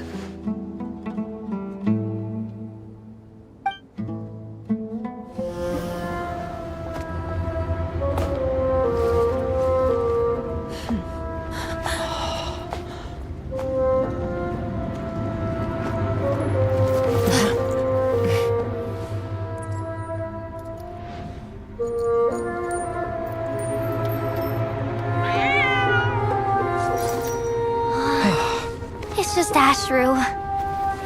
So, all is well?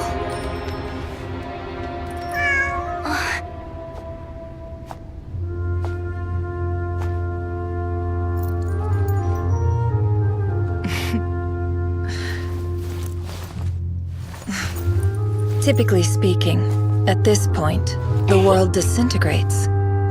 Then we find ourselves back in the outside world. Besides, these are my memories. There's nothing to fear. You're sure? Of course. It's almost over.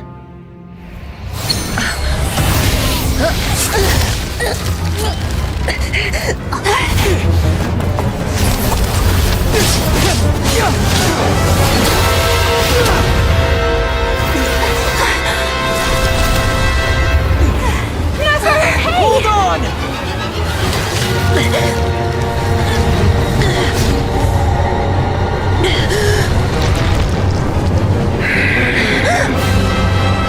Knowing too much is always a death sentence. Speak for yourself.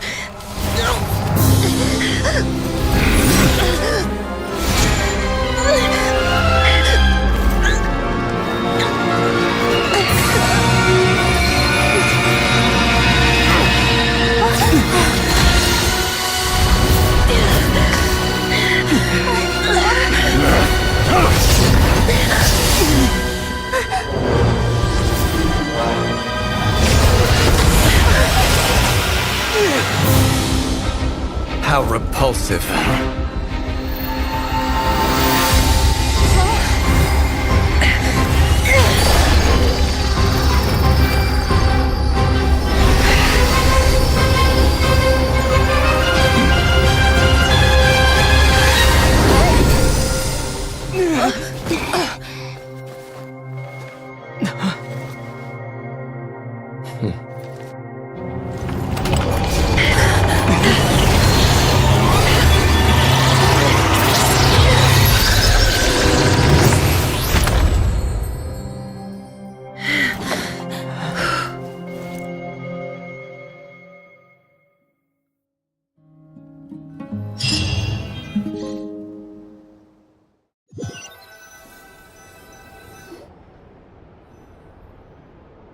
Timed that pretty well, didn't I?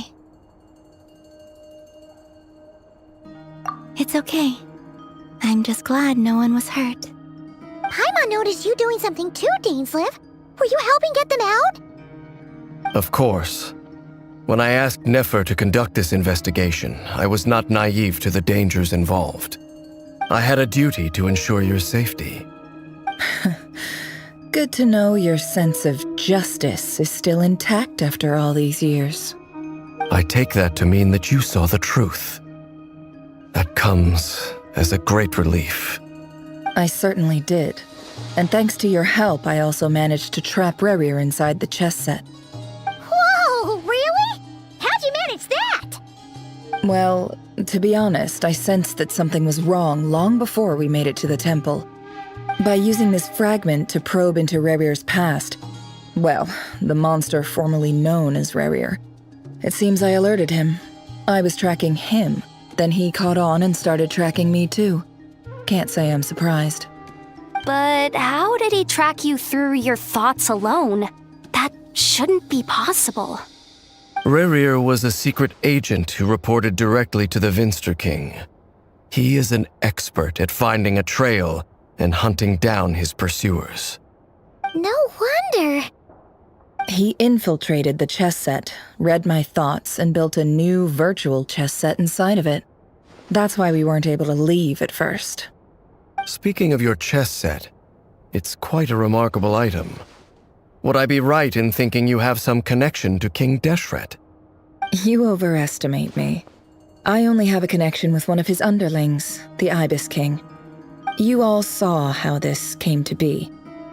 A long time ago, the Iab massacred my tribe, the Shimti, in our home village. A few years later, I enrolled in the academia, where some new information came to light. The Unut and the Iab fought a bitter battle over the rights to a well, all for the sake of a non-existent 50 million mora. The Iab ultimately won that confrontation, but their victory came at the cost of almost every warrior in the tribe. The final blow to the Iab came at the victory feast, when an Unut assassin beheaded their chief right before my eyes. The remaining Iab fled and have been scattered to the winds ever since. Having gotten my revenge, I returned to my hometown, where to my surprise, the nearby temple was still standing. There it was, seemingly immune to the relentless hostility of the desert, while my tribal home lay in ruins. As I stood there gazing at the temple, I noticed a cat just outside. This cat, as it turned out, was home to the spirit of the Ibis King. He led me to a gate deep inside the temple, and there he made a deal with me. This chess set is my gift from the Ibis King. The chessboard within is made to the same specifications as the one in the mausoleum of King Deshret, and represents his power of piercing analysis.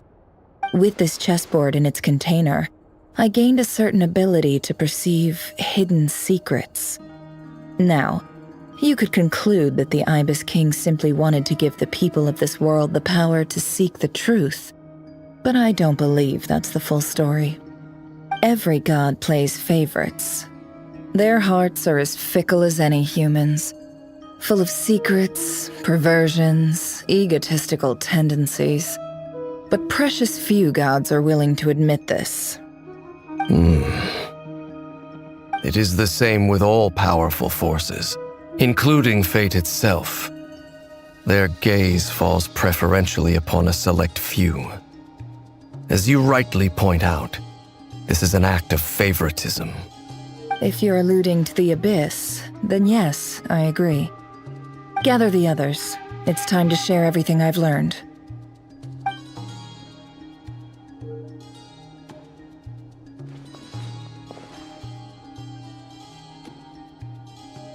Thank you all for being here. As promised, I did some further investigating into the Raker of Solnari's background. I am pleased to report that the investigation has been most fruitful indeed. The Raker of Solnari, real name Rerir, was once a Conrian subject who served the Vinster King. I will now share the important details of his story. Please save any questions or comments for the end.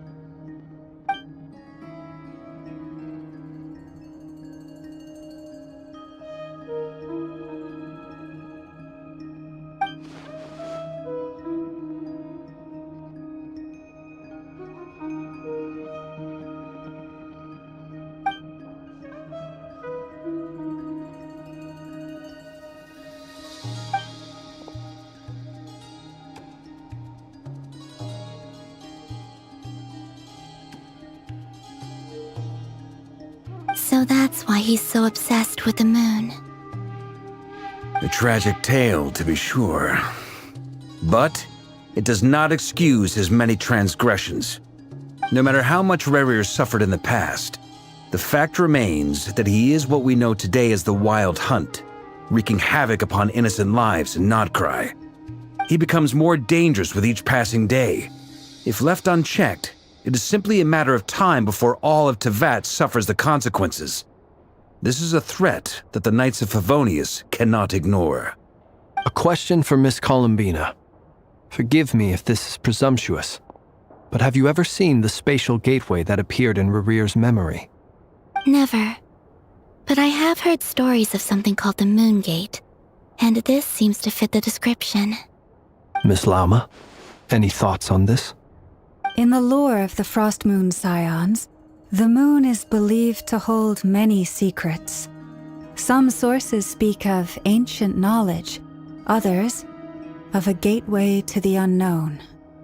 The term Moon Gate is one I have heard before. But as is the case with all of our legends, there are no records of any first-hand witnesses. We cannot know whether it truly exists. Then back to Miss Columbina. As a moon goddess yourself, do you have some idea of where the Moon Gate leads to? Not at this stage, sorry. I do hold the power of the Frost Moon, and my strength is recovering well. I can sense that the gate would open at my command, but...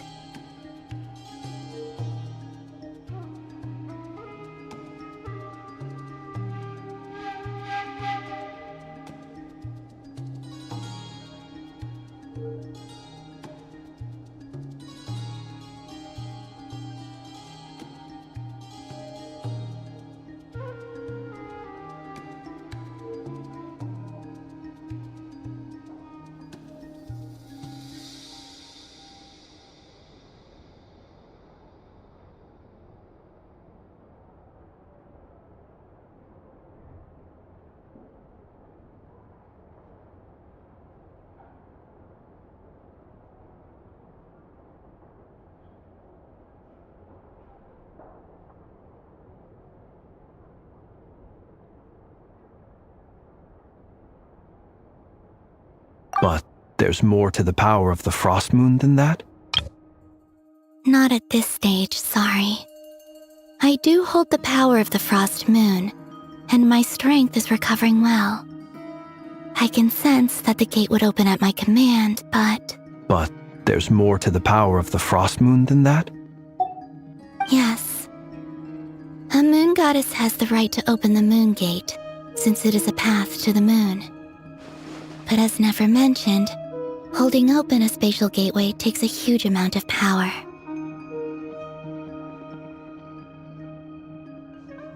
And right now, I need to conserve my energy to fight the Rahier of Solnari. I'm afraid this is one mystery we may have to leave unsolved for now. I agree. Better to save your strength. But if you'll humor me for a moment, I have a bold conjecture of my own regarding the world beyond the gateway. I highly suspect that neither Tholindis nor Rarir made it through unscathed. The evidence pointing to this is the fact that the Rahier of Solnari exists in the form of countless fragments. With the abyssal power he wields, no ordinary foe can touch him, let alone tear him to shreds. And yet, the wild hunt proliferates wherever his scattered fragments lie, drawing hordes of monsters to many different locations across the land. So your theory is that Rarir was physically torn to shreds by some powerful force? Hence, why the Wild Hunt is a distributed phenomenon, rather than a unified one? Makes sense to me. Explains why the Wild Hunt is so pervasive, and why he's been trying to piece himself back together. He was whole to begin with, and he wants to be whole again. Without the power of the Abyss on his side, he almost certainly would have perished the moment he was torn apart. But the Abyss, much like a curse, has kept him alive. I could not agree more. The power of the Abyss is most surely a curse. It is a compelling explanation, and one that accords with my present understanding of Abyss creatures. Whether the life form in question is primitive or advanced, if a curse has extended its lifespan unnaturally, it will continue to survive in spite of everything. This raises some interesting questions. I will run some experiments and see if there is any validity to my suspicions. That being said, regardless of whether my research bears fruit, I would like to thank Miss Nefer for conducting such a thorough investigation. Already, it has greatly enriched my understanding of the entity we face. My pleasure, Mr. Albedo. I too hope that the information I have shared today proves useful as we look to formulate the next stage of our plan. Hey! What is it, Dainsleif? You look really upset! It's just... when I think of the man I once knew as Rarir, I struggle to understand why things had to turn out like this. The two of you used to be friends, didn't you? I don't know if these words will bring any comfort, but my heart goes out to you. Mine too. We can never know all the hows and whys of the way things are. The moon and stars are full of untold secrets and lies, and the skies are host to many more mysteries than these alone. Yet, none of that can begin to compare with the complexity of human life. Those are the first comforting words I've heard in a long time. Thank you, both. Well, I think this is a good place to end today's meeting. I'm sure Nefer needs some time to recover. She's been through an awful lot today. That's very thoughtful of you, Lama. Of course. Sounds good to me. Take some time to rest and digest before we reconvene to nail down a plan.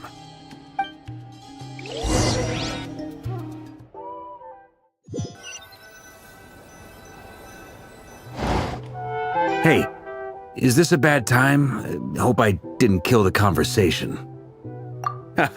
No need. Come on, let's talk outside.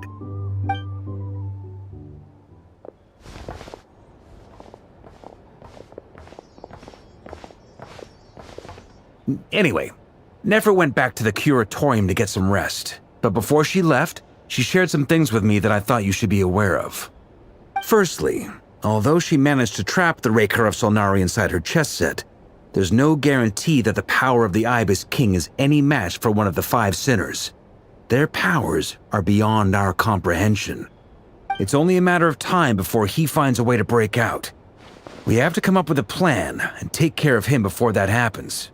Honestly, my mom figured that might be the case. So, how long have we got? Well, I asked her that same question. She talked for a long time, but for the most part, it seemed like she was trying to convince me how precious her chess set is. What a long and storied history it has. It felt like some kind of sales pitch, you know? The kind where you end up handing over Mora against your will? Anyway, after all that, she finally answered the question. 2 days, at most. 2 days? Holy moly! Can we even recruit enough help in that time? That remains to be seen. Which brings me to the second issue. Dainsleif is obviously conflicted about this whole thing. But given how little time we have, there's no way we can pull this off without his help. You have some history with him, right? Do you think maybe you could talk to him for us? Great, I appreciate it. All right, on to item 3. So, Albedo, Durin, and I put our heads together and came up with a plan. Can't promise it's gonna work yet, but at least it's a start. We figured we'd bounce the idea off you first. We'll explore it further once everyone's recovered. Oh, Paimon's dying to hear this. All right, so here's what we're thinking.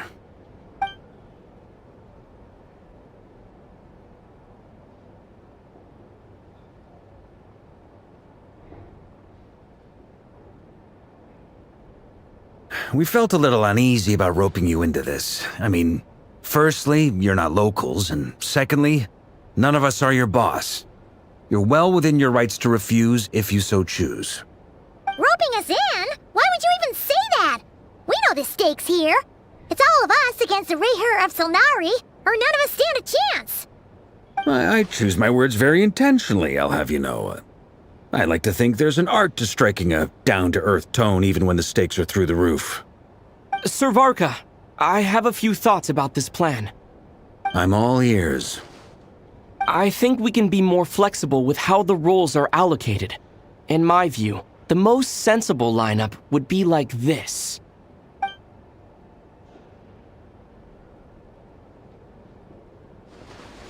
I see your point, yeah. But if that's how we're going to approach this, you'd better make sure you're ready. To be clear, I don't doubt your abilities. Far from it. I just want to make sure. Are you really willing to take all this on? I want to do everything within my power. The Rayher of Solnari is a truly fearsome opponent, and if I do my part, it'll greatly reduce the risk for everyone else involved. Well, that tracks with what I've heard. Jean's mentioned in her letters that you're so diligent it's almost abnormal. As in, most people weigh up the risks and rewards in situations like this. But you seem to just march towards danger without a moment's hesitation. Of course, everyone appreciates a fearless pioneer. But all that aside, I'm the Grand Master of the Knights of Favonius, and you're our honorary knight. I want to make sure your courage doesn't come at the expense of your safety. Thank you, Sir Varka. I should be the one thanking you. It means a lot to have you on board. I'll give some serious thought to your suggestions.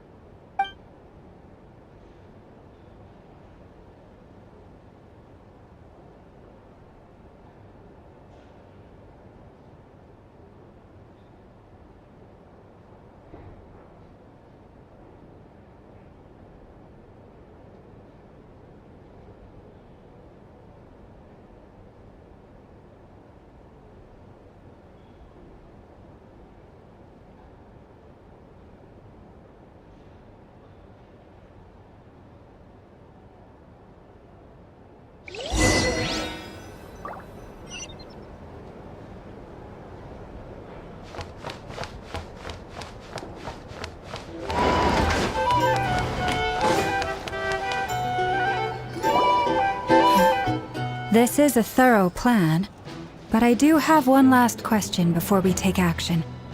How can we be sure that our enemy won't leave the designated area? Great question. Albedo's been hard at work analyzing Rerir and the Wild Hunt's behavioral patterns. His conclusions are as follows. Firstly, from the earliest known confrontation until now, Rerir has never displayed any ability to manipulate the dimension of space. So it's unlikely he has any power in that domain. Secondly, he seems to have a particularly strong vendetta against our group. If we put him in a fight-or-flight situation, he'll choose to fight every time. Thirdly, finally, and most importantly, he is consumed by hatred, both for the moon and for his enemies. Turns out, we tick both of those boxes. We have a reincarnated moon in our ranks, and a spy who accessed his private memories without permission. He'll be baying for blood, not looking to escape. As someone who's had their fair share of interactions with the Wild Hunt, those all seem like valid observations to me. Understood. Then I will defer to the verdict of the group. Well, everyone, that's the plan in full detail. Albedo and Durin are carrying out their part as we speak. Plan approved. Scheduling. Okay, any firepower you need, I got you covered. Let's light this baby up. The Frost Moon Scions are behind you as well. And the rest of you?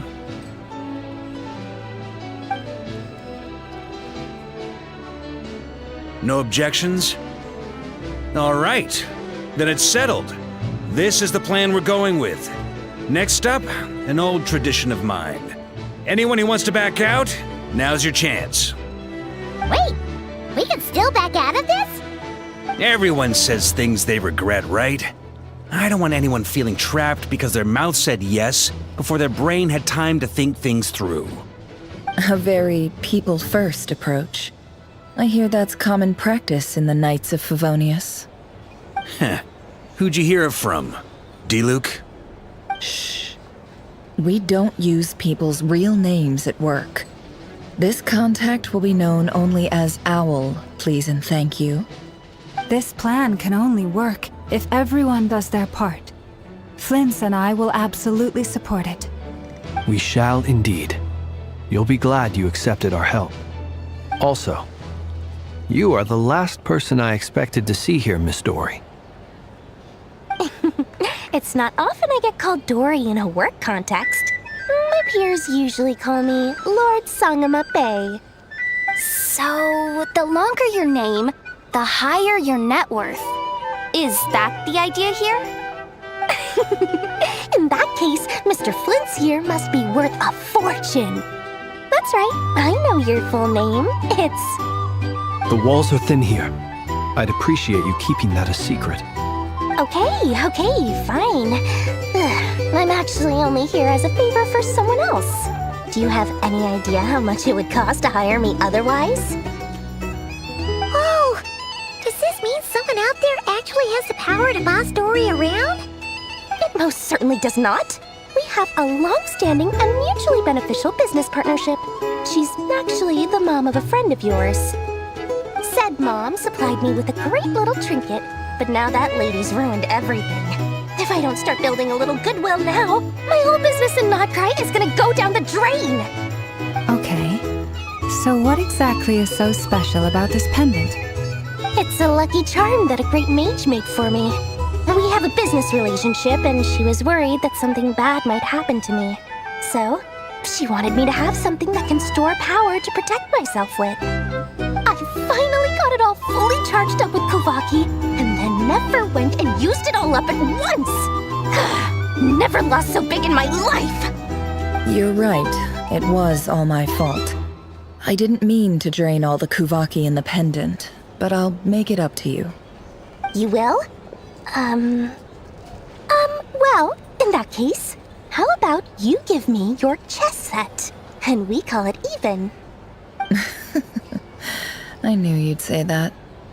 Well, it's yours if you want it. In fact, take it now, and I'll even throw in a free Raker of Solnari. Deal? You're putting me in a difficult position here. It's a very useful thing to have around, but I have a funny feeling it won't be around much longer. I guess we'll see in a couple of days. Looks like bankruptcy for me. Hey, don't be so pessimistic. See this through and you never know. You might find a new business opportunity on the other side.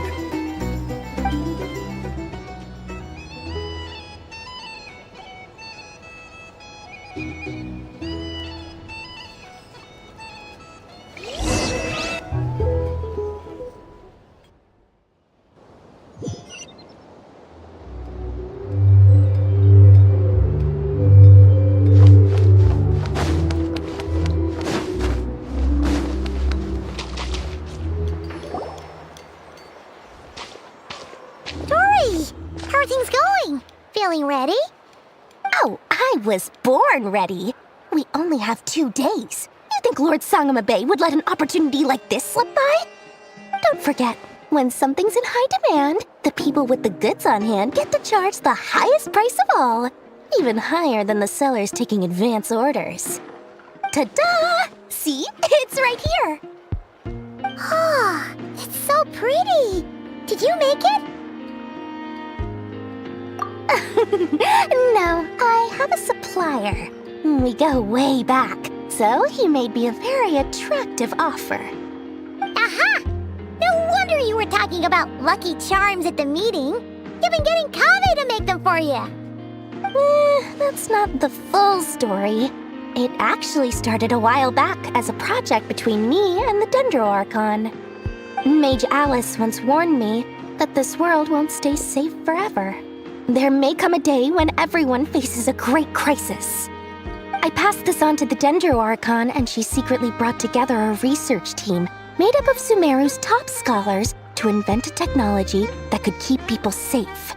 I won't go into the details because it's all very complicated, but if you want to know more, you can ask the Dendro Archon about it sometime. Anyway, point being, it was the Dendro Archon who asked Kave to build this little contraption. As one of the top Kasharawar talents, he was the obvious choice. Took him long enough. He stressed over it for ages. Must have gone through at least a dozen designs before producing a final product. But that's Kave for you. Marak delivered it to me a couple of days ago, along with a letter from Kave. Could I ask why I'm sending this technology to you? What's your proposed use case? Has it been approved by the relevant authorities? So nosy. My fault for sending him the research permit to begin with. Surely Nahida must have told him you were involved in this project. He was probably just nervous because you're always so secretive about your business. Could be. Anyway, I just replied, let's hope there never has to be a use case, because it would involve grave danger. Fair enough. But it sounds like he was just being cautious. He probably felt responsible as the one who made it. Or maybe he was asking as a favor for his housemate. He's done that before. Not sure why, though. His housemate doesn't seem to really care that much about this kind of stuff. Either way, all's well that ends well. I'm just glad to finally have my hands on the product. I wouldn't want to be without it, given the potential dangers that lie ahead. Huh? What does that look mean? Paimon's just super surprised. This must be the first time we've ever seen you actually get serious about something.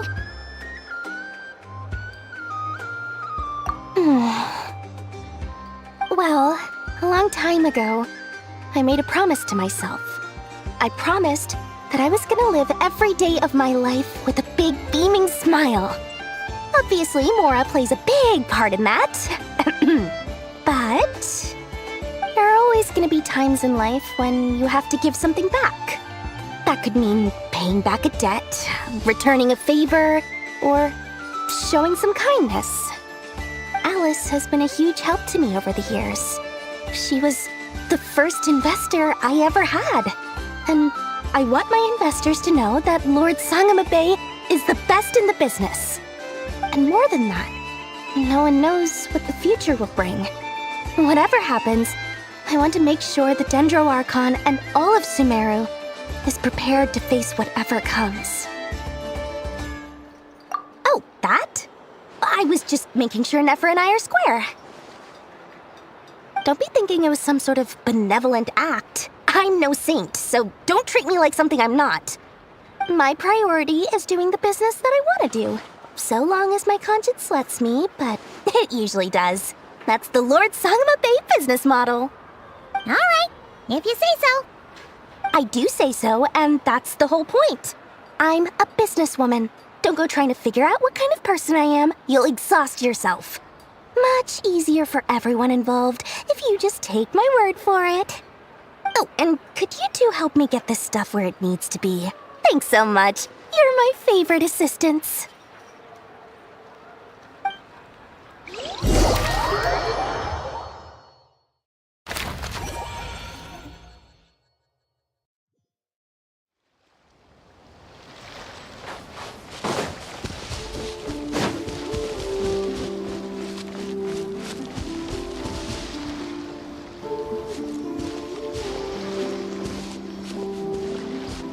Traveler, Paimon, it's good to see you. Everything going smoothly over here? Sort of. As you're probably aware, Varka, Diren, and I captured some abyssal creatures from the Wild Hunt.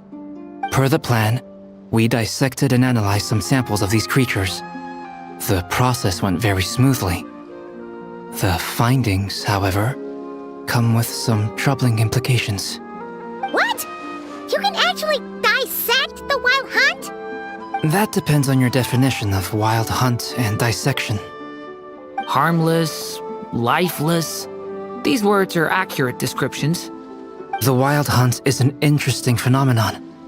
In and of itself, it doesn't seem to possess anything akin to a human personality. But taken as a collective, the medium through which the Wild Hunt is summoned does appear to have a soul. Master griped a lot about the wise Horoptotire, and seemed somewhat fascinated with the foul Certology. But she barely mentioned Rerir at all. I don't think that was because of his lower social standing, though. Anyway, it's a pity. I should like to hear her thoughts on the nature of the lifeform he has become today. It's a strange mix. The furious energy of an abyssal being channeled through a fractured physical existence. A consequence of being torn apart by an unknown power. Perhaps the only explanation for his survival in this state is that he sacrificed a degree of individuality in exchange for a continued existence. Oh, sorry. Once I get talking about interesting research, I have a tendency to go on indefinitely. Back to our research findings. Essentially, they confirm my hypothesis. Rerir's corpse is completely contaminated by the Abyss, and the effects are irreversible. You could think of this as Rerir in mutated form. But in my view, even that would be inaccurate. In reality, his whole being has been consumed by the Abyss. In other words, he is now nothing more than a manifestation of abyssal power. Unfortunately, at present, we have no means of completely eradicating abyssal power. Hence, we cannot fundamentally destroy the Reihir of Solnari either. Oh, that's terrible news! So, that's it? We can't defeat him? Not even if we get the power of the Three Moons? Miss Columbina's situation is a difficult one. She can never achieve wholeness when the world does not accept her presence. It's as if her creator banished her to a place she can never be accepted. It means she spends most of her energy just on her own survival. Given the circumstances, it's only natural to despair. But we must see this plan through to the end. Time to kick off the backup plan. Oh, Paimon almost forgot! This is for you. Dory asked us to bring it. Ah, how wonderful. Well, thank you for making the trip. Durin and I will be heading off shortly. I'm sorry I won't be there to protect you in person this time. Please be careful. All right then. Stay safe.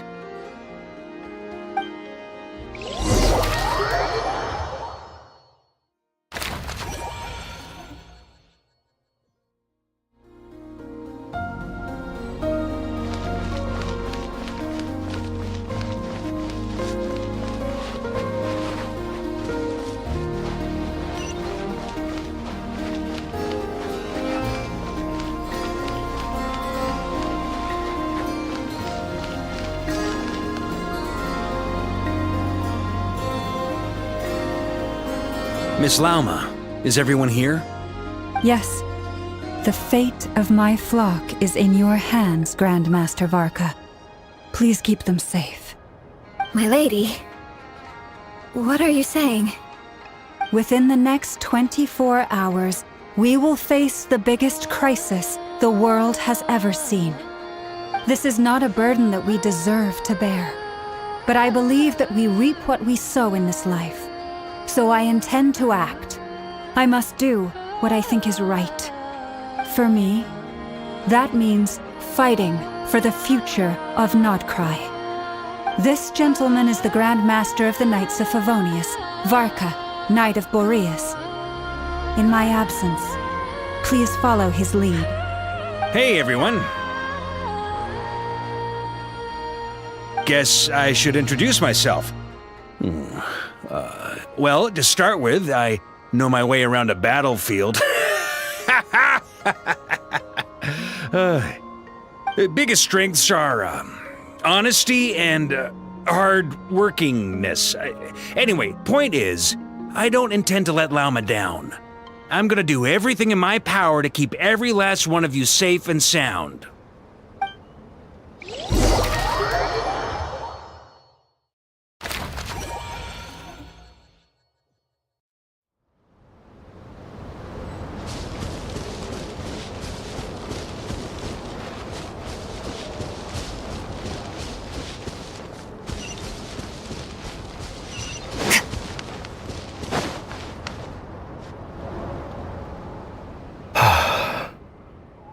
Something on your mind? Miss Columbina, was it? I believe that's how the others addressed you. That's right. Names are funny things.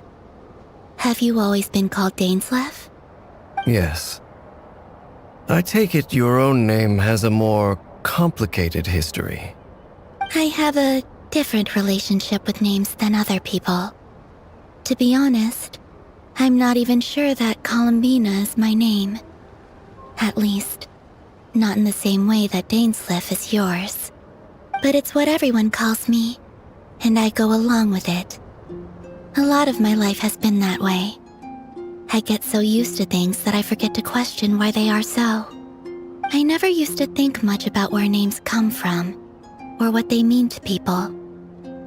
Maybe something's wrong with me.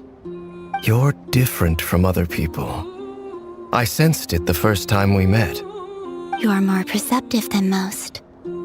I'm sure your long life and rich range of experience explains that.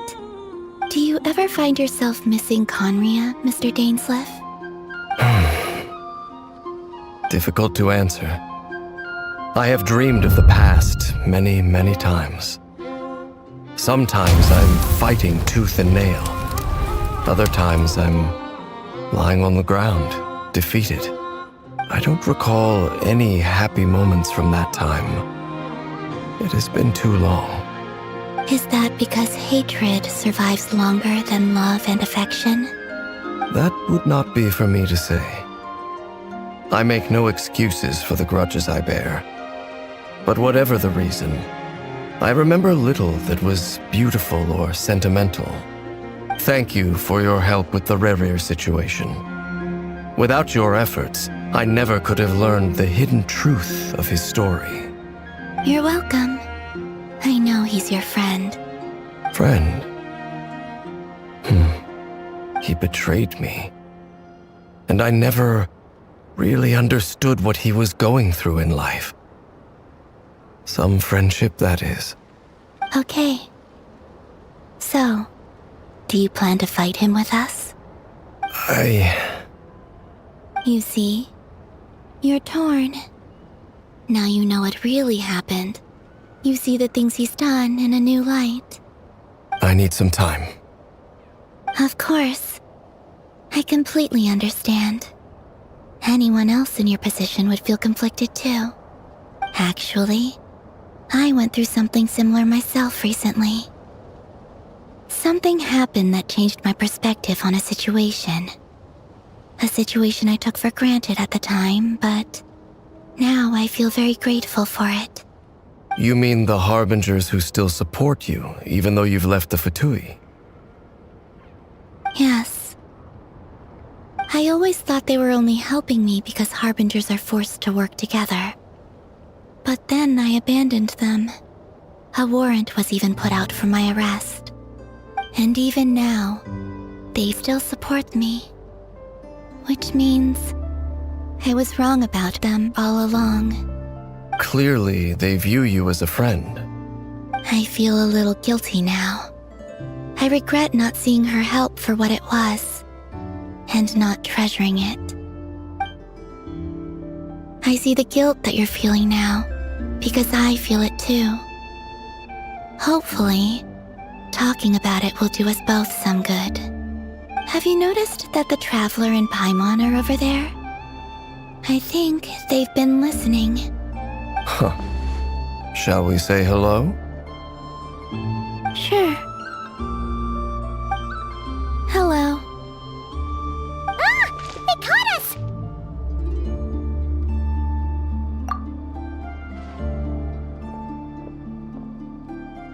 I apologize for making you worry. No doubt you wish to know where I stand on the plan to take down the Recher of Solnari. I'm afraid I need a little time, but I will seriously consider joining you. You will? Oh, thank you so much! Everyone will be so grateful to hear that! They needn't be. This was something that I was going to have to face up to eventually. That doesn't matter to them. They're grateful to you regardless. You can't control their gratitude, so just accept it. And then, have a think about whether you're willing to join us.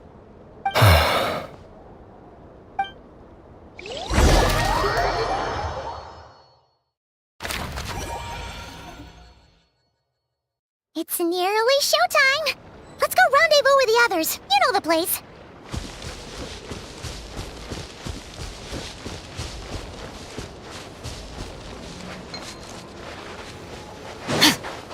Merciless.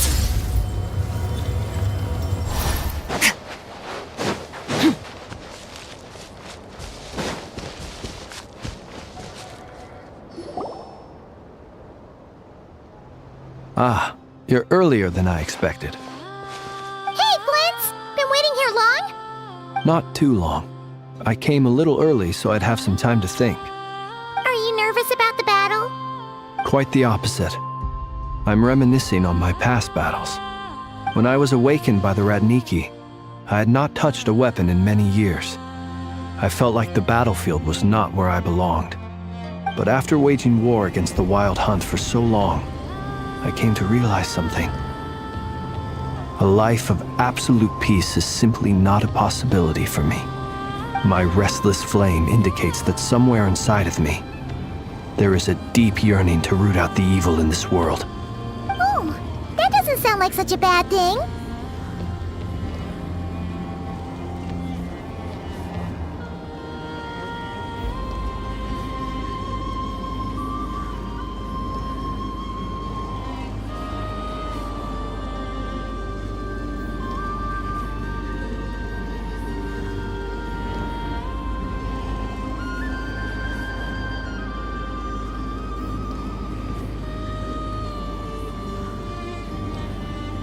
Well, in the past, when I was a Fae whose primary concern was hibernation, it was hardly ideal.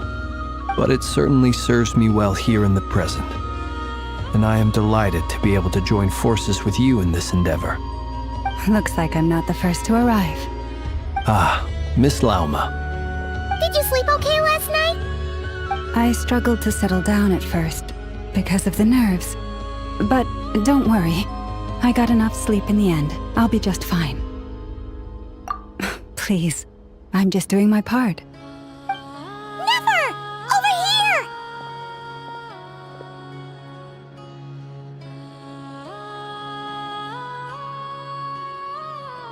Aino asked me to relay a message. She said Anefa will be on high alert and keep a close watch over all secondary districts where defense is required, providing support as necessary.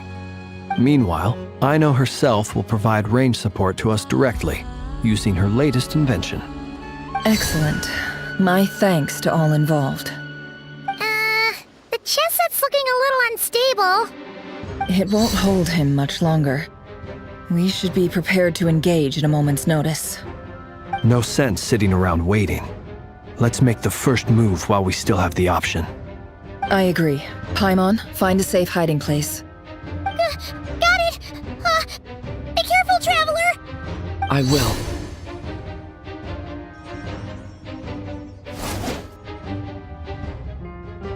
Everyone, take your positions as soon as the battle starts. Every ounce of strength we have in our bones, let us bring to this fight. Ready? Let's go. I've seen all your futile ploys before. You have become the authors of your own demise. I wouldn't be so sure about that. You are merely a moment of sport before I tear down the moon.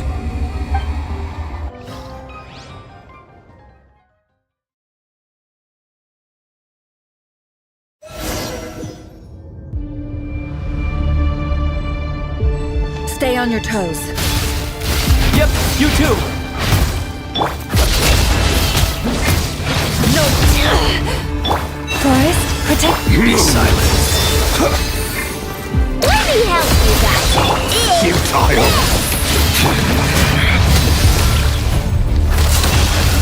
Hunt him down! Leave this place.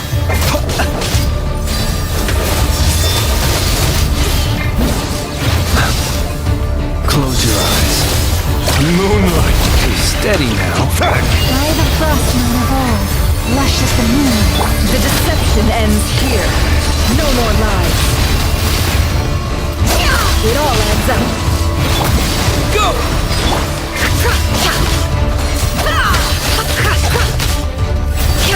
No more lies. Hunt him down! Observe. Fear the dark. It's all futile. Shameless. Forest, protect us. Move. Moonlight. Move. The mystery unwrapped. For the everlasting Moonlight betrays you. Pathetic. Observe. Are you quite finished? Be silent. Steady now. Close your eyes. Move.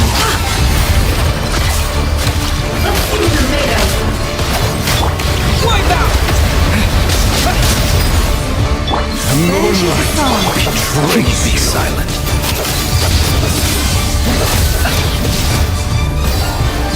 It all adds up.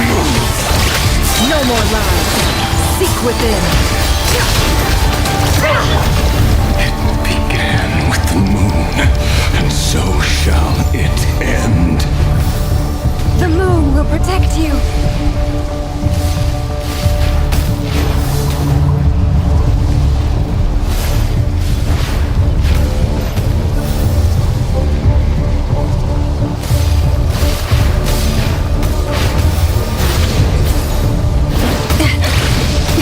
A grave transcript. It all adds up.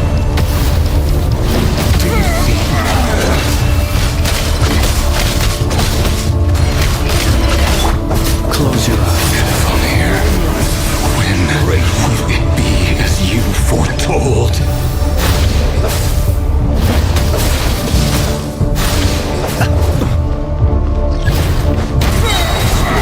Welcome here. By the frost moon of old. It all adds up. The deception ends here.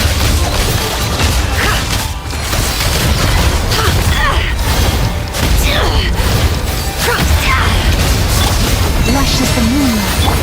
Close your eyes. Pathetic, hunt him down! Feel swirling. The mystery unravels. It's all futile. The everlasting force. Receive my breath. Bombs away! Hunt him down! Can't hide the truth. It all moonlight betrays you.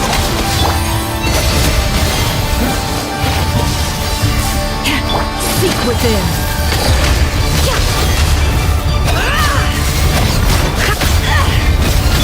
By the frost moon, leave this place. Pathetic! Be silent. Those moonlight so futile. Fear the dark. Can't hide the truth. A future made of. Pathetic! No more.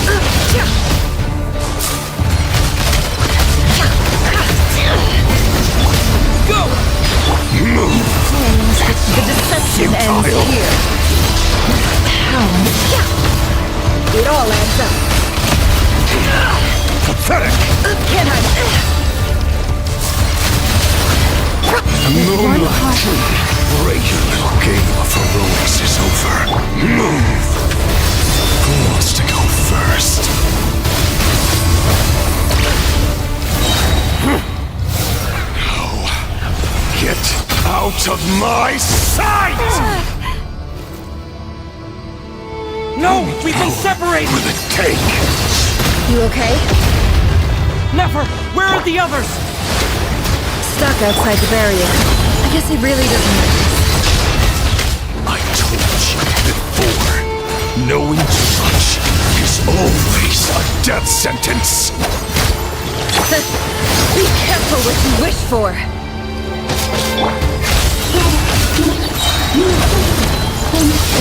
Grandma! Can you hear me? Hold on, silence. The voice isn't gone. I know it was still there. I need to focus. Stick to the plan. Remember my most important task. Keep stalling. If I can stall him for long enough, the moment will come.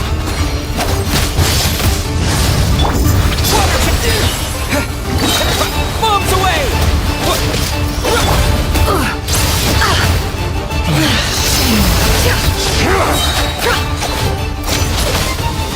Seek within.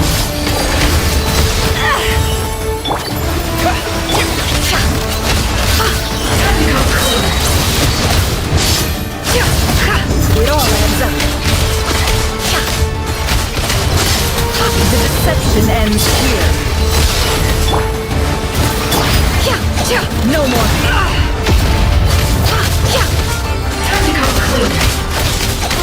Can't hide the truth.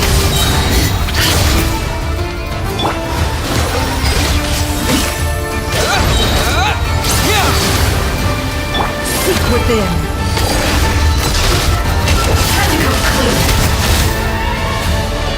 Let's see what you're made of. Run nor to hide. Go! No more lies.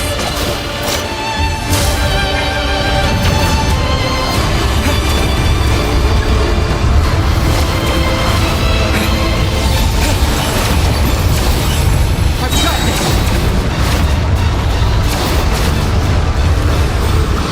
Water jet!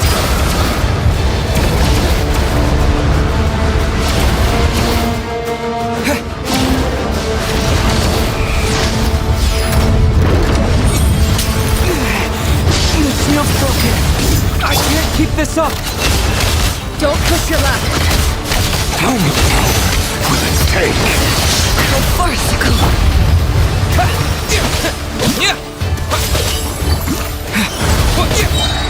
Wipe out!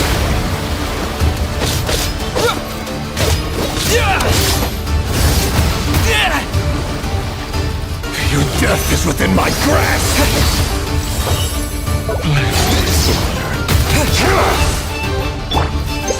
No more lies. Can't hide the truth.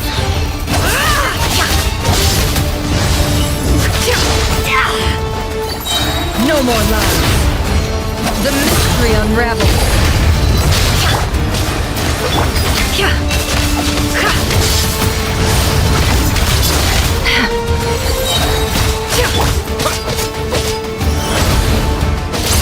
Go!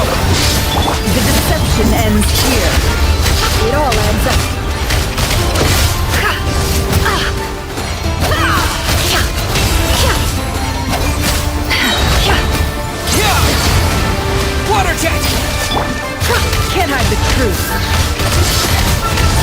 within.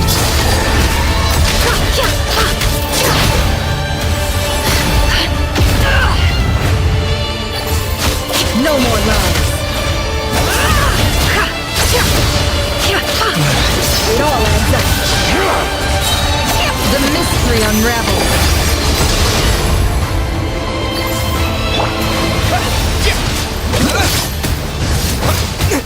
Destroyed and reborn. No more lies. The deception ends here. It all adds up.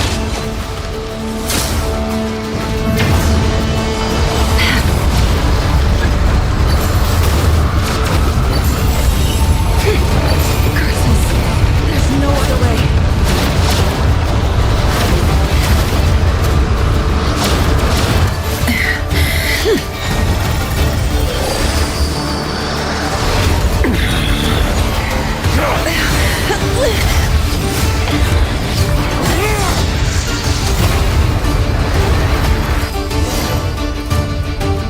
The only way to defeat Rarer is to borrow his own power.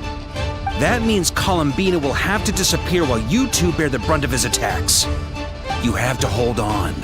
Find a way to keep him focused on killing the two of you.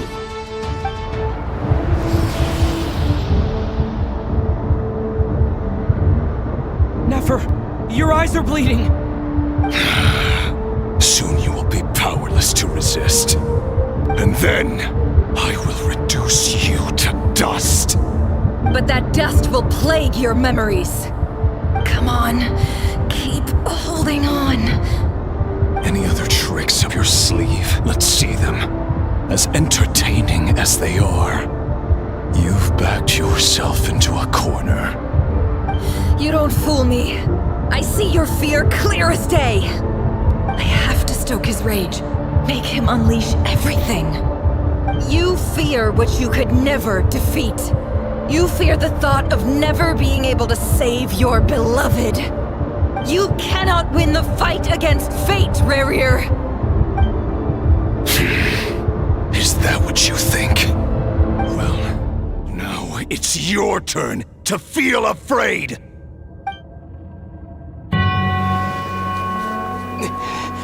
You fear the sound of your own name?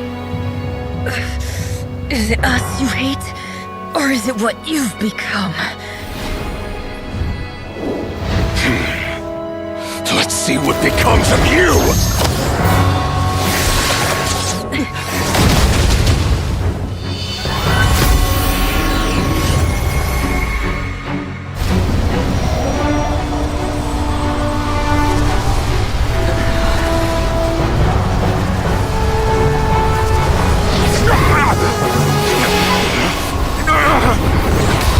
What's happening?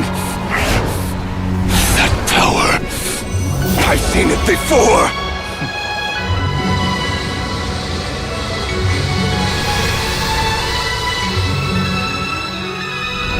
His power is on another level. We'll need to use an alchemical array to convert his power into a usable form.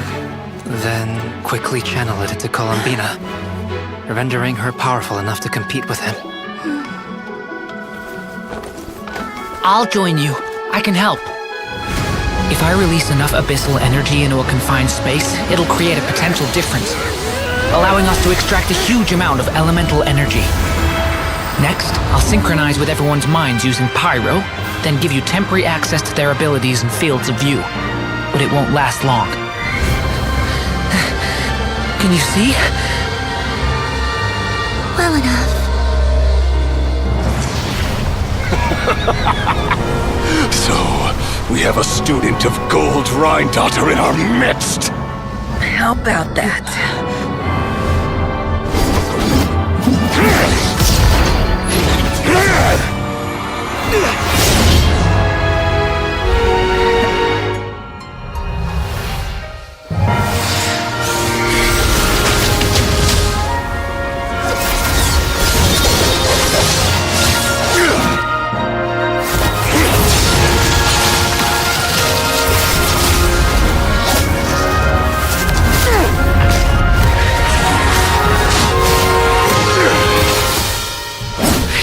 use my own power against me? Just like how you stole Kuvaki. Look familiar?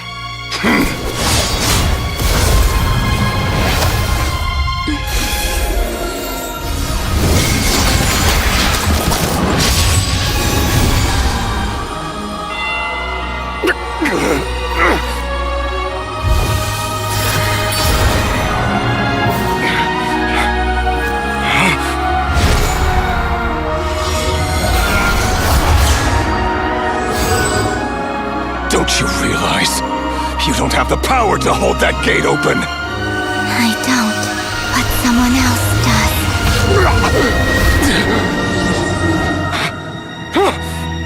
Goodbye, Rerir.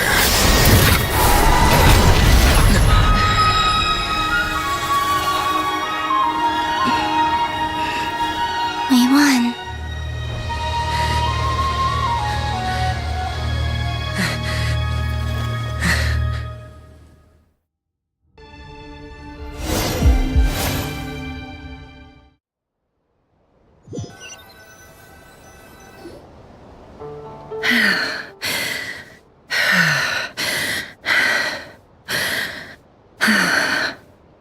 Nefer, how are your eyes? They're fine. Apart from the blindness, of course. It's not too late. Let me handle it.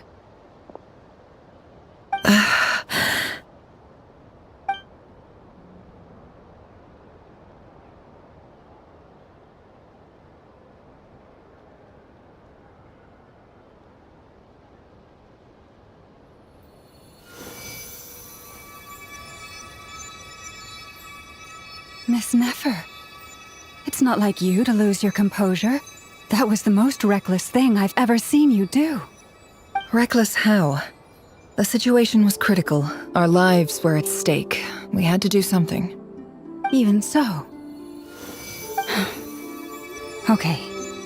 I guess you're right. Under the circumstances, it was a wise decision. You traded your eyes for an incredible victory. In business terms, I suppose that's a huge return on investment. I'd be hard-pressed to argue otherwise. Still, I don't like this outcome, and I don't want you to lose your sight for good. People suffer when they make sacrifices they shouldn't have to make, whether that means faith, strength, or in this case, your ability to even see.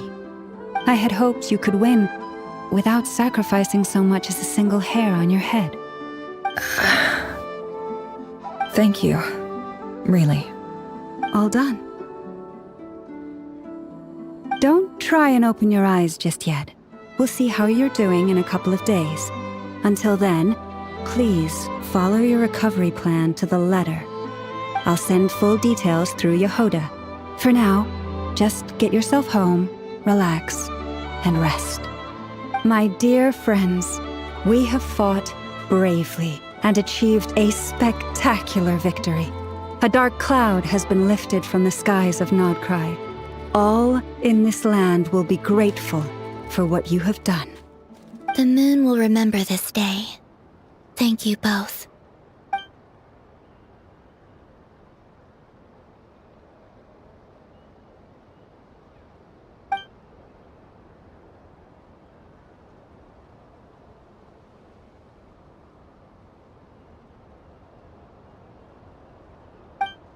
There's something I want to let you know. What is it? When Durin connected everyone's minds so I could access their powers, I also felt everything they felt.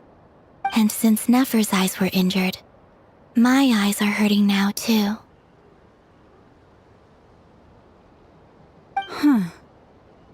Hold on. Let me try. I only feel the pain. There's no actual damage. I just thought I should tell you. You're right. There's no damage. That's a relief. But I must say, I'm surprised to hear the Kutar share something like this with me. In the past, you never used to open up about yourself. Things are a little different now from how they were. I'm learning to share how I truly feel with my friends. Friends. You have no idea how glad I am to hear that.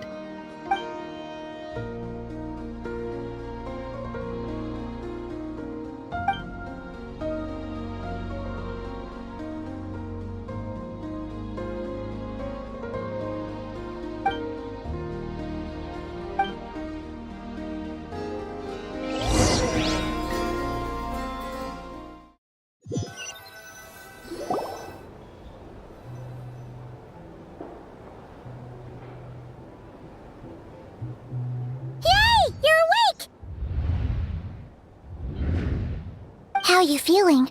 Any aches and pains? Did you sleep well? I'm doing all right, Paimon. No need to worry about me. Phew! Well, that's good. Paimon's been sitting on the edge of the bed worrying about you for ages. You slept a whole day and night. Poor Paimon had to eat all by her lonesome. Glad to hear you didn't starve. How was the food? Well, it wasn't the same without you there to share it. Honestly, Paimon just can't relax when you're not your usual self. She couldn't enjoy the food and settle down to sleep. Well, I'm back to normal now. Oh yeah, and Albedo swung by earlier. He said to tell you to head to the tavern when you woke up. Varker and the others are organizing a victory feast and they want to celebrate with you. He also dropped off some medical supplies, but you seem fit as a fiddle, so guess you won't be needing those. If you're feeling up to it, let's head over now. Wouldn't want to keep them waiting.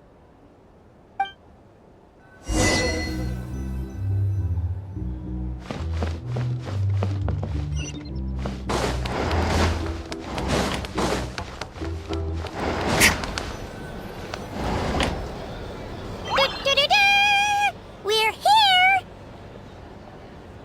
Oh, Traveler and Paimon!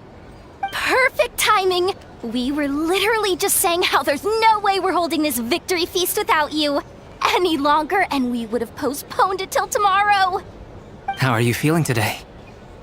Much better. Thanks. Don't worry about me. Relieved to hear it. If that changes, just let me know. Happy to check you over at any time.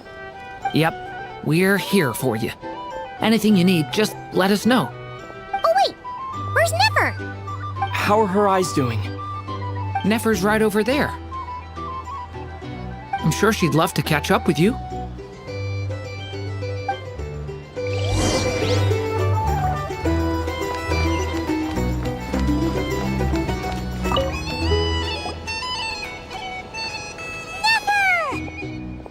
Traveler, Paimon, are you recovering well?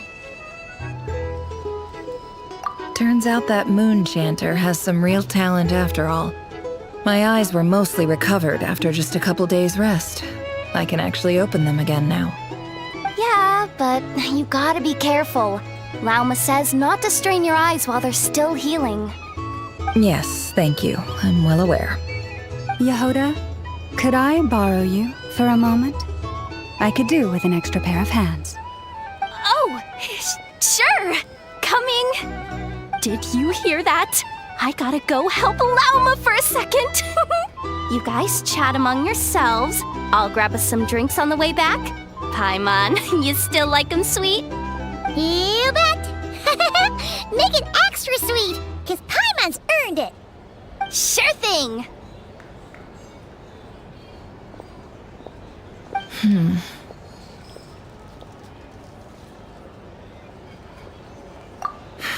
The Raker of Solnari. Kind of a snake, don't you think? No, definitely a snake. A poisonous one who spewed his venomous hatred everywhere. Anyone who seeks revenge out of hatred for other people has become a snake. That's something my dad used to say. Perhaps. I'm sure it sounds like a very wise and open-hearted perspective to your ears. But me? I think hatred is a perfectly justifiable emotion. What else is left when everything you depended on in life gets stripped away? Something's gotta fuel that drive to keep on living. If you're worried about me, you can nip that in the bud. I'm not someone who gets stuck in the past. It's just... I suddenly feel like I was wrong to call my father a liar. He was just a fool. That's why the academia turned their back on him, and why the other tribes ganged up on him. Oh, Father. How much better things could have been if you were a skilled liar. Look at the Ibis King. Thoth is a fiendishly cunning liar. And yet, strangely, he feels more like a father to me than my real dad ever was. He's never brought it up, but I'd bet he feels the same way. Why else would he give me the power to perceive the truth, while at the same time training me in the art of deception? Well, King Deshret banished him to Aru, which is essentially a prison, and posed 3 questions to him. He promised that he'd have his freedom if he could find the answers. His response was to take on a physical form and approach me, hoping that I could become his envoy and search for one of the answers on his behalf. Did he really think I'd fall for that? He's stuck there. He can't make me return what he gave to me. So that's enough for you to decide he's nice, is it? He's a prisoner, and he was scared. So he decided to perform some good deeds to win people's approval. He lives in fear because he's a deceiver. How is Rerir any different? You can't work as a spy your whole life and expect a happy ending. It's preposterous. Yet I can't say I don't understand it. Liars live in the darkness of their own making, but it's still human nature to want to go on living. They say that a liar's soul is the most worthless thing in the world. What do you think?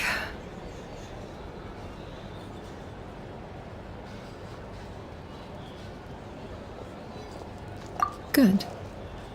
If you understand that, it means you're smart, and you see things objectively. If you ask me, the soul of a liar really is worth nothing, because all they care about is themselves. For example, when something good falls into my lap, I don't go sharing the news around. Stops other people trying to steal it from me.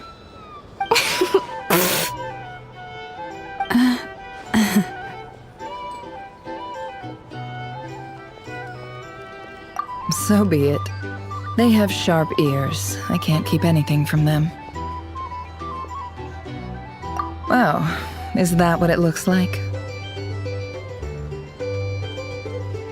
Well, you all know my past now, and I can't simply eliminate everyone who knows too much. So I guess I just have to put up with you, for the foreseeable future at least.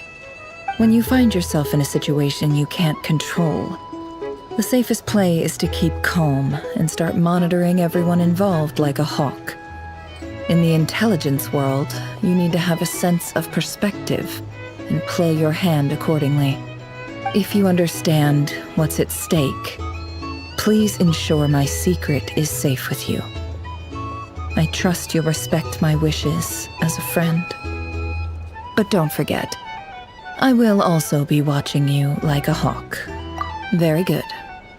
Oh wait! Now that the panic's over and we've all calmed down, Paimon suddenly remembered something. After all that build-up, our mystery ally never showed up even once!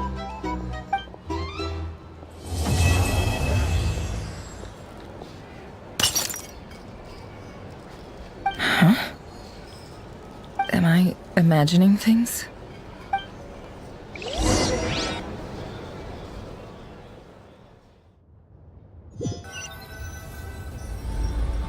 So, that close colleague who stayed behind with you? What's he been up to recently? Don't know, don't care. I get more normal human interaction from hanging out with Bosco too than him. Although, now you mention it, he hasn't bothered me in a while. I wonder if... If he's disappeared without a trace, it's the biggest gift he ever gave to the world. But I somehow doubt that's what's going on.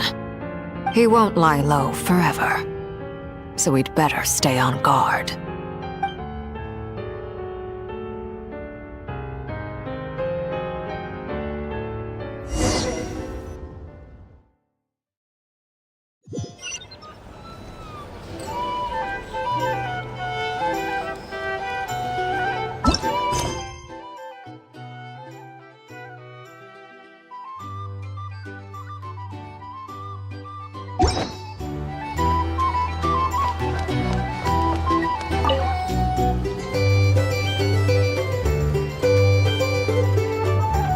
Ah, Lord Sangama Bay.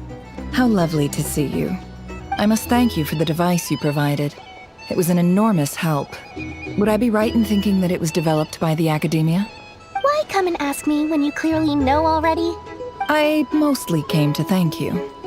That's more like it. A little gratitude goes a long way with Lord Sangama Bay. Play your cards right, and you might even stand a chance of becoming my long-term supplier. The chance to work with such a kind and charitable investor as yourself would be a great honor for the Curatorium. Huh? Charitable? Who said anything about charity? First I'm hearing about it. Let's see.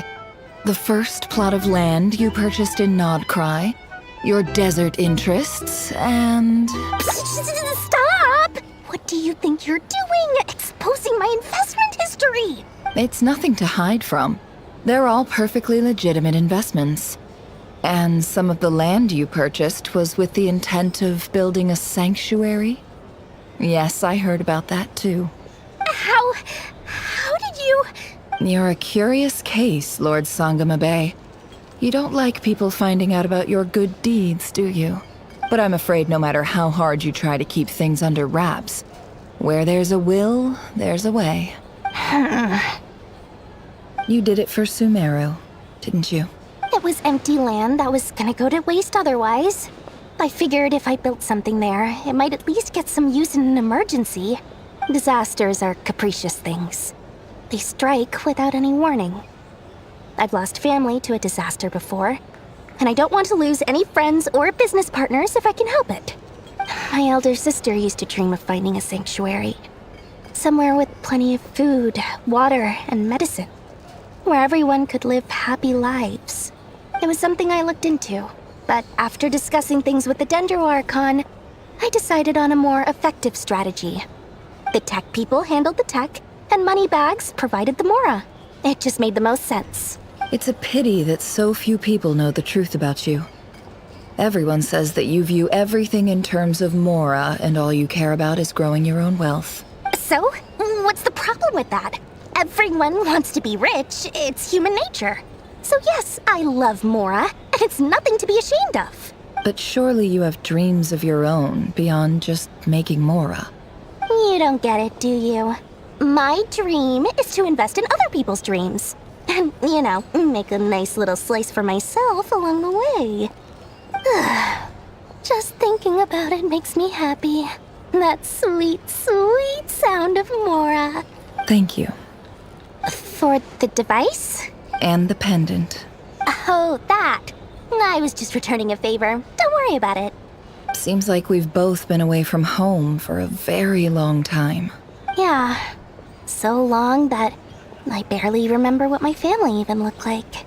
That would be your mother, father, and sister? Yeah, though it's been years since my sister passed away. It's not like I want to forget them, obviously, but memory can be even more ruthless than the most calculating business person. Beyond a certain point, if something isn't helping you, it just gets rid of it. My sister can't help me now. Slowly but surely, her face is fading from my mind's eye. It's become a vague impression. Not everything will fade. When loved ones pass away, the beautiful memories are the ones that last the longest. Yeah, that's true. If you ask me, that's the one silver lining in all of it. Well, that, plus, I'm sure that life is much better now than it was back then. Oh, absolutely. I have tons of Mora, a big beautiful house, business is booming, and I'm as happy as can be. You've got a lot going for you too. Boss of the Curatorium of Secrets? I'm sure there's plenty of Mora to be made in that line of work.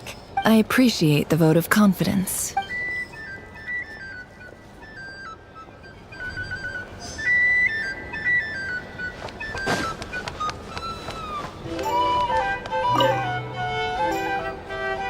How have you been holding up? Any adverse reactions? If you start to take a turn for the worse, make sure you tell me right away. You don't need to worry about me, Grandmaster. I'm fine. I mean, I barely did anything, so... What? You're too humble, young man. You played an indispensable role in the battle for Nodcry. We can't thank you enough for your support. Sometimes, when people praise you, it's because you deserve it. The best thing is to accept it calmly and with grace. It's important to learn how to respond to words of admiration. Let's do a quick demonstration. Albedo, that was an incredible feat of alchemy. The pressure was on, but you worked flawlessly at lightning speed to get the job done. Thank you. I can't take all the credit, though. Durin played a big part in forming the alchemical array. See? Did you catch that? A masterclass in how to take a compliment. Okay, yeah. I did work pretty hard to help prepare for the battle. No point denying that. Hey, you guys! Hey, look who's bounced back. Looking good, traveler. Seems like you've recovered. You won't need to take any more medication. Can I get you a drink? Huh? You know how to order at a bar now? You've sure learned a lot recently. Handling a drinks order is ridiculously simple compared to alchemy. Don't worry, I'll blend into society yet. Paimon believes it. You're clearly a fast learner, just like your brother. To be totally honest, though, Paimon didn't quite follow all the details when you first explained the plan to us. Don't worry, that's completely understandable. Unless you're a student of alchemy, it's hard to grasp the principle and how the process works. To put it in the simplest terms, we saw how our enemy stole the power of Kuvaki. And that gave us the idea of stealing his power to turn it against him. When facing an enemy you have no hope of defeating, it's best not to engage them in battle. So, instead of looking for a way to overpower him, we decided to help Columbina get strong enough to at least stand up to him in a fight. For this to work, we had to analyze his modes of attack, confirm who his main target was, and make sure that he wouldn't go beyond the range of the alchemical array. For added security, we prepared a total of 4 arrays. But to mitigate the impact of the battle, we identified one location in particular as the ideal spot, which is where the confrontation took place. The alchemical array absorbed his abyssal power. Then Durin processed it to render it usable by Columbina. That power enabled her to do what would otherwise have been nigh on impossible. What surprised me was that Dainsleif actually agreed to join us. Given his history with Rerir, he had every right to sit this one out. But we're extremely grateful for the decision he made. It must have been a painful choice to make. But I'm sure that making a decision was far better for him than staying in limbo. Absolutely. He was torn between 2 paths, but in the end, he made his choice and stuck to it resolutely. He doesn't strike me as the sort of person who'd stay trapped in limbo for long. Anyway, however you cut it, everyone gave a stellar performance. And now, it's time to kick back and celebrate.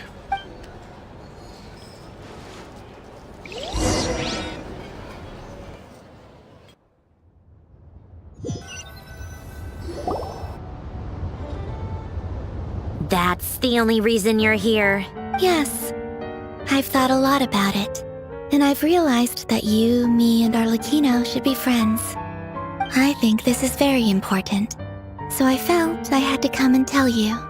Well, this is a new one. I'm so moved. I can't even hold my teacup. If that's all, you can leave now. Do you not want to be friends with me? Or is it that you prefer being co-workers? What is this, Columbina? Are you deliberately testing my patience threshold? Right now, my politeness module is active. But if you say another word, I swear I'll shut it down. If your politeness module was active, wouldn't you say the word please at some point? Polonia, please see Lady Columbina to the door. Will you still invite me to your next tea party? What? Yes, I think you will. Bye-bye, dear Sandrone.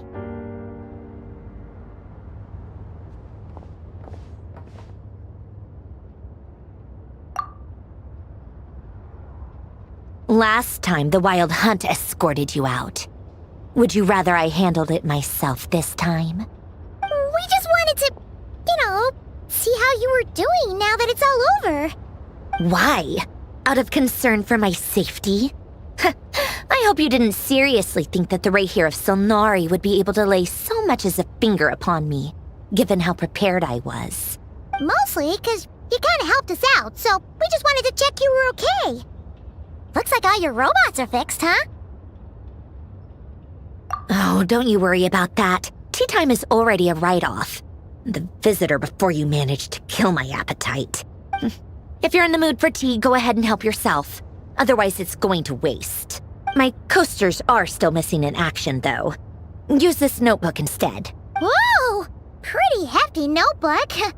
Look at all those calculations. You can ignore those. They're just dumb scribblings. I doodle and write in my free time. Sometimes I remember the distant dreamlike past. Sometimes I imagine the far-flung future. And other times, I grit my teeth and note down all the crazy nonsense going on in the present. Some people do the crosswords in the newspaper. This is my equivalent of that. Trying to predict the future is like daydreaming. And writing about the present just makes me furious. The past is my favorite. If nothing else, it's already set in stone, so I don't have to rack my brains trying to figure it all out. Huh. Although, having said that, the only vaguely interesting memory in my past is probably that guy they call Lord Artificer.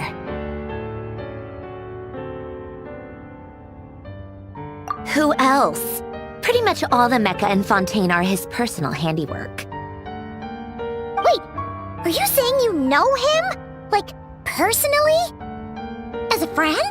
I mean, I guess we were friendly enough. Yep. In fact, I'm probably the only normal person left who knew him at all. We used to chat occasionally back when he was still around. Before he passed away, he asked me to destroy all his manuscripts. I honored his request, but I did read through everything first before destroying them. I mean, I couldn't let the genius of Lord Artificer Alain Guillotin disappear like that. Would have been such a waste. So, that's where the formulas in your notebook are from? I just told you. Those are my equivalent of crossword puzzles. They're just dumb formulas that I solve for fun when I'm bored. Alain's work was like epic poetry. The formulas in my notebook are just silly little riddles in comparison. Not that there's anything bad about them. I mean, at least, solving those riddles isn't going to hurt anyone. Except me, 'cause I lose a few brain cells in the process. Anyway, while we're on the topic, I might as well tell you about what happened to him and his friends. Alain Guillotin had two close buddies, René and Jacob. They spent their childhood years together in the Narzissenkreuz Institute. They were all quite competitive, so there was some rivalry between them. But it was a friendly rivalry. But beneath the friendship and the rivalry ran something deeper, a sense of nostalgia for the past. Unfortunately, childhood would end, the prophecy would come true, the apocalypse would arrive, and the future would never be. A mad dream that would normally only capture the minds of lunatics begin to take root in their hearts. A dream of saving the world. And if René and Alain had been people of lesser wits, that dream would probably have ended up as something for them to joke about in their older years. But alas, they were some of the sharpest minds around. They nurtured that dream with the full power of their intellect, and it grew into something that ate away at their souls. The first of them to fall under its spell was René. Against Alain's wishes, he persisted in experimenting on a mutual friend of theirs to try and save their life. Alain did not approve and parted ways with René. It's complicated. Alain wanted to believe that René only did what he did for the sake of their friendship. But when he told me about what happened, I could tell he still had some suspicions about René's motives. Perhaps the seed that would grow into a nightmare had already sprouted in René's mind. Even then, the next time they met, René's soul had been completely engulfed by the dream of salvation. His futile attempt to change the tide of fate only resulted in a wave that swallowed up the world, even before the apocalypse came. And although that wave died down eventually, I hear that it just recently came back with a vengeance. As I understand, René wanted to live out his dream of salvation once more. But I'm told that the attempted resurgence finally died out for good. At long last, René awoke from his deluded dream. Though of course by then it was far too late. What do you think of Renee? Do you admire his transcendent genius? His view that any price was worth paying to achieve the lofty goal of saving the world? Or do you despise him?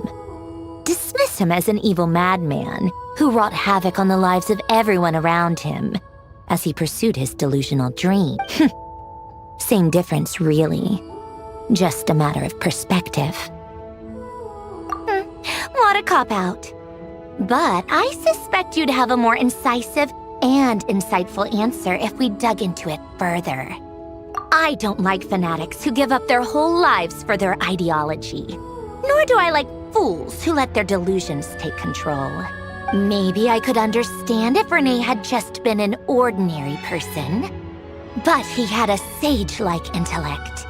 And still managed to get himself lost in the labyrinth of his own desires. Anyway, that's enough about Renee. Now, moving on to Alain Guillotin, the Lord Artificer. He managed to put a stop to the first storm whipped up by Renee. But after that, Alain lost his friends and family.